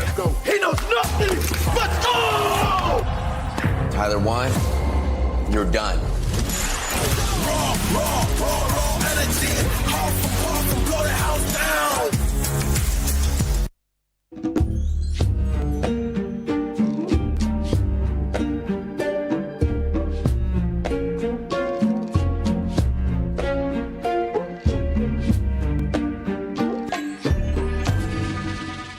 It wasn't lost, but it was Vitality. Being able to get that booyah, we were wondering when it was going to happen. It finally happened. Yeah, I mean, like it's a back-to-back for Indonesia right now. Earlier it was RRQ, now it's Team Vitality, and we were talking about how well Vitality is adapting to this gameplay. And hopefully this booyah would motivate them, because there's only one more chance for today for them to be able to grab all those points. But again, we've seen all those adjustments, we've seen all those plays, especially in the final moment, how they isolated each player of their opponents so that they can secure this big B. And one of the teams that was able to get a top 3, we had to talk about them because the jump up that this team has been having has been great. And I'm talking about none other than SAUL. Because this squad, I gotta give you a breakdown, okay? First game, 5th place, 2 eliminations. Second, 8, 6 elims. 7th, 2 elims. 6th, Hey, Ilums, this time around, though, they got a top 3, and boy, did they back it up with eliminations. Yeah, exactly. I mean, it's like a slow slope. They are just climbing up. And I'm really loving that there's a few of those adjustments that they're doing right now so that they can secure more elimination. And again, Kalahari is one of those maps wherein you can get those aggression from afar. So I'm really loving that they're pulling that off. Not a lot of teams will be able to manage that. But what I'm seeing is a pattern we're seeing not only for Team Vitality as well as SAUL is it's becoming slow from beginning. Like what? 10 teams remaining towards phase 4, phase 5, and phase 6. So it's really getting tougher and tougher. But for those who are in great positions, especially in high ground, they get a lot of elimination. One of those being SAUL. They ended up actually that last game with 5th in eliminations. Another team that was able to get a lot of eliminations and kind of back it up whenever they ended up getting a booyah in the last round was none other than RRQ. The trajectory of this team, I think this is exactly what Conchita and you wanted to see. Yeah, exactly. I mean, this is their comfort map. With Mal as a sniper, they know exactly how to position themselves. And most of the time, like dropping in the middle in a refinery, that gives them more view of their opponents. And not everyone is contesting that area. And for now, I guess after 4 games, they have a good chance really to understand who would be going against them, who would be chasing against them. And with Dukes in front line with the rest of the squad, I think they have a better positioning right now and won't be surprised if they can carry over onto the next map. And for Vitality, we got to go back to this booyah that they just got. Remember, we've been talking about this squad in regards to this strategy and the meta that they've been trying, right? 2 snipers. It worked out wonders here. And I think, would you say this sends a message too, going to tomorrow with this strategy that they pulled off? Well, I think they managed to pull it off quite well in the regionals on their own region. And there's a lot more that you can see right now, especially in global scene, and it worked right today. Right now, first place is none other than Los. Are they going to stay in first place? Are they going to go for that 3rd booyah like some of the teams were able to do earlier in Group A? I think it's time. All these questions are answered on the final game of Group B. Yep, final game of Group B indeed. At least for day number 1 is Husky and Lucifer back on the mic for one last time this evening before we close out this opening day. I gotta say, there might not be no 4th booyah by might be our loss, but I'm still looking forward to a potential 3rd as we head back onto Nextera for one last time today. We've gotten our fair share of Nextera in Group A, and that has been quite the experience.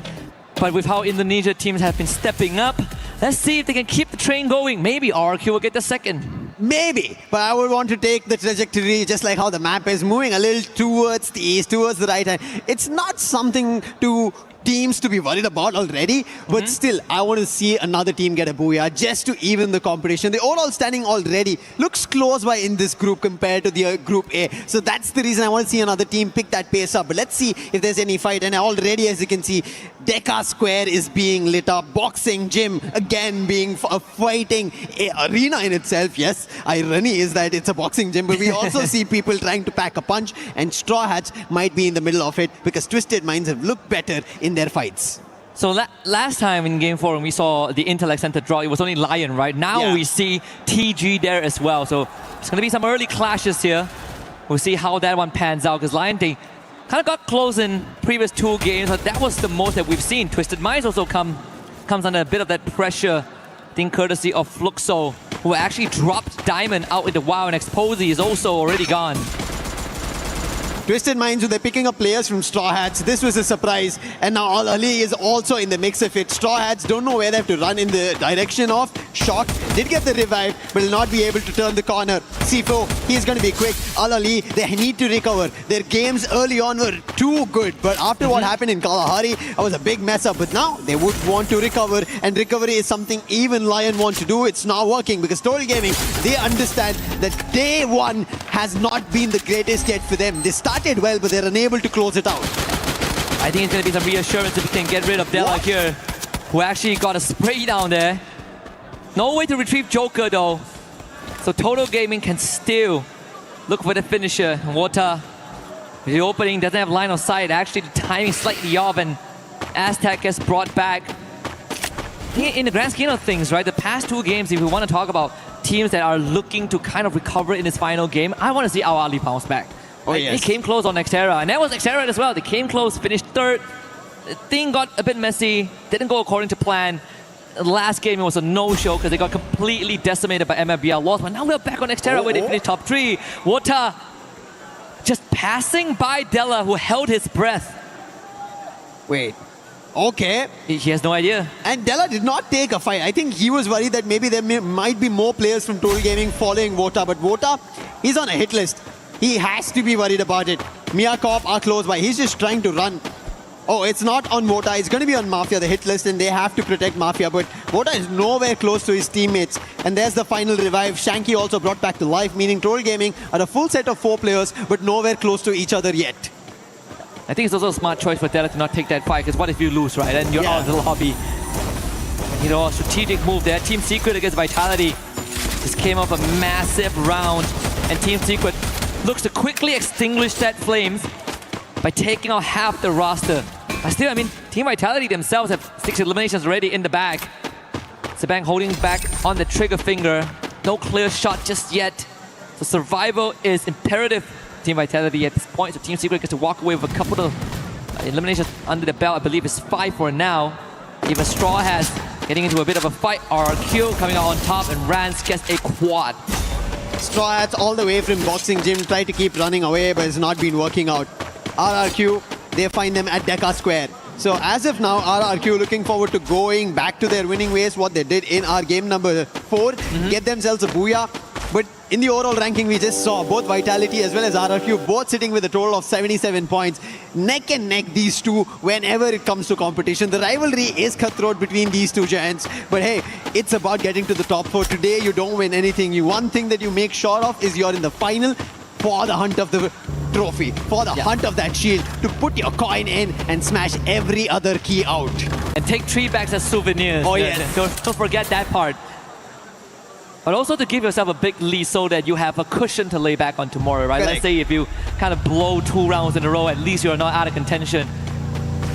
Which is very important for teams with track record of not being able to show up consistently, right? And in this case, both the Indonesian teams may have in this lobby. We even set it up that the last 3 maps are going to be Indonesian favored, and guess what? So far, it has been RRQ and Team Vitality. One thing that we do have to give it to is, yes, Fluxo, of how they've been trying to control and convert. But their fans out here, they've been roaring from game number 1, even before the game number 1 started in our pre-show. But right as now, Lion, they want to be the ones. The Beasts Unchained against Vitality. The Hornets who just got their booyah. A 1v1 against Koja. And Games King proves better with the dueling. Goes in for a second. Banks 2 elimination. And Lion looking better than ever in this final game for themselves. That looks slightly reckless from Team Vitality, but with Fluxo's arrival, Lion are poking it out of there. Thankfully, Vitality, they split up in a 2-2 squad, so not all is lost. Even for Fluxo, despite no booyah so far, they're still spirited. The fans continuing to cheer on for their favorite team. RRQ on the radar right now against Team Secret. The aggressors are the Vietnamese. T-Quay around the corner, joined by Nan, but the window not really safe. So grenades fly through from RRQ. Abai will take up space. Riptide Ridden from Ma'ao. Huang Am exposed. PLS1 does the same. Runs now getting pushed. Team Secret after the game 2 and game 3, they've not picked up pace. But right now, Duts is down. PLS1, the man who's been dealing the damage, and Rans, he also gets knocked. That's going to be from TQ. And RRQ in trouble after losing 2 of their players. The newest youngest gun and their captain. That's something to be worried about. Mahal and Abe, they are close. They could get stuck, and Abe gets challenged. Nothing much he can do. Thankfully, did buy enough time for Mahal to go back to the vending machine. Revive will be back up. But so far, whenever we've seen Nextera, it's been very high on elimination. Teams have been reviving their teammates back and forth, getting their teammates out, reviving again. So some of the teams are walking very happy out of Nextera once we end the game. Yeah, it's just, you get some extra points, right? Some chump chains. And I think the teams, they got comfortable after the halfway point to settle in, and now they're more proactive in finding those eliminations. And Ma'ao is gonna fly out of there. Can they shoot him down from the skies? Doesn't seem to be the case. Ma'ao finds safety and a good chance of reconvening with the rest of the squad. But right here, Games King, a reckless rush from D, takes a headshot to the face. A double revolver working wonders here in CQC when you have that pre-fire advantage. Advantage here on the replay, as we did see Lion getting themselves some extras, and I think Lion is a team that we want to see a lot coming in from, especially as we've already spoken about Games King, Gamez King. It is just brilliant of what he can do, but so far we've just seen a couple of eliminations that he's been able to deliver, and here on Nextera as well. Not much in terms of aggression, but there is an eye on him if he's able to deliver for the region, for the team, and push themselves forward, because we saw what Gun Dynasty did. They are sitting at the top of the charts in Group A, in a group which is the toughest out there, and they managed to do that, and we expect nothing short of their champs. Yeah, I think in this case we're seeing the expected frontrunners to be in front, but there are some standout performers, right? I mean, we saw Team Secret had a good round or two, but even then they are now sitting in 6th place with only 60 points. And the cutoff top 4 is actually a lot further than they would have liked. I mean, even TJ and SAUL have some good moments, but in this case, SAUL's run ended pretty early on as they have been wiped out. So all eyes are going to be back on Total Gaming, and maybe Al-Khali again. Yeah. They can find that redemption, that recalibration from map 4. I hope a recovery even happens. There might be a loss on the other end. We were rooting for maybe 4 booyahs on a stretch, but right now they might look forward to a third. They've already gotten Game 1 and Game 3 under control. This is Game 6. And if they do, I think they're already ahead of the race in the top 4 to make it to the finals. And Brazil might end up seeing a champion. I think they've been the ones who've been waiting for the title. Except for Fluxo, there's been nobody else from Brazil who's gotten themselves a big international title. And if it happens here, it might be a loss. They're going to be the happiest. Again, it's a callback to one of the storylines, and I mean, a part of me wish that we could give multiple titles, we could share trophies to these teams. You want to talk about MIBR laws? I also want to bring up RRQ, Vitality, those that have missed on the trophy. So much. I want to complete the cabinet of BRU so we could finally close that chapter. That could take this. That could be a reality in 3 days or another year. We never know. But one thing is for sure, this competition has been getting harder and harder every year, man. Like I feel like coming to 2026, I think to myself, and I wonder, what else can these teams give? It is anybody's game out there. You cannot either predict or implicate that these teams are the ones who are going to perform. Right. That's how the stage is so far. It was divine. We came in thinking that, hey, it's not going to happen on day 1 for them. And there you go. They had 1 year of slump and they come in here and they get top 4 after day 1. I mean, 2 years ago, if you tell me BR is going to lift the trophy, I'm like, of course they're going to lift the trophy. Correct. I don't have to watch the match. I'll wake up the next day and look at the final and know it's going to beat them, right? It's going to happen in my dreams. It's going to happen in the real world. But right now, it hasn't been the case. And that's what we kind of thought for RRQ and Vitality as well. Yep. It's not been the greatest start today. Maybe a recovery that we did end up seeing around game number 3 and now game number 5 that Vitality were able to secure a booyah. Now even Lion trying to do the same thing. While we are kind of drawing verticals between Group A and Group B, that's the best part of it. Eventually, both these groups of whoever managed to qualify to the finals will be fighting against each other. So a sharp eye needs to be kept. Yep. And right now in next year, I'm surprised that no teams are yet fighting. We've barely seen an elimination for at least 2 minutes, and we've been just standing and talking about different teams. Yeah, and it gives us some breathing room to really re-establish some of the narrative that has been built up over the courses of maybe a couple of seasons or even years. But now the ice will break with Team Secret's arrival at Straw Hat's mansion here. They're gonna box up the attic first, but Games King from nowhere takes out Xtrov, and that is bad news for Straw Hats. Straw Hats are not having their day at all here on day 1. They've been trying. I didn't have high expectations, but it seems like just like Titan Esports Club, they're not finding their foot to lay down on or maybe even run. And Team Secret on the other end have already picked 8 elimination, have cornered Straw Hats. Same can be said between Fluxo as well as Twisted Minds. They cornered Exposee, but the boss, he's quick. He rushes outside, puts the player down, but butts in trying to go in for a trade-off. This is going to be a 1. As MT7's been taken down, that is going to be a little bit of a worry for Fluxo, and the teammates are not close by, not together to play out. And you can see still, he picks one player off, but so close. In danger is Gyu. Puts up glue walls, but for how long is he going to defend? And was able to make it out the doorway as well, avoid the blue zone. Q's back up in time. There's now a second win. It could be a possibility for Gio right here. That glue wall goes down. Gio now takes on the challenge. A 2v1. Tall order there for GU. And not doable as Twisted Minds shuts that down. Not at least today as of now for Fluxo.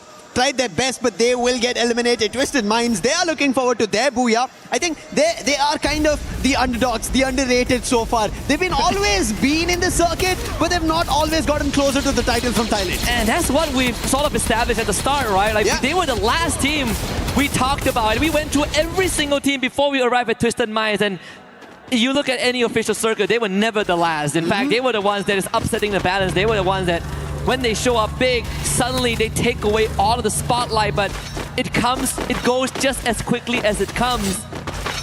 But as of now, MIB are lost. They're looking forward to getting their own booyah. Oh, a fight completely against RRQ, and it is going to be Troll Gaming who win it out, but the zone's closing in. They have to quickly recover, but there is Team Secret in trouble, and whenever it is PLS1, he is the sharpshooter out there. However, trading it out, troubling Team Secret here, and they were not ready for it. The last man standing wants to take a launch pad, quickly jump over. TQ can be spotted out in the open. The zone's very small, the circle's small. However, Troll Gaming, they survive. And PLS1, the confirmation comes through, and TQ steps right to the Vitality's landmine, and that is done for Team Secret. Yeah, unfortunate chain of events, but it was a bailout for Total Gaming. Second chance given here. Twisted Minds against MIBR Lost, who are slightly quieter this round. But in the grand scheme of things, Twisted Minds down in numbers. Lion still holding on strong now up against Mia Corp.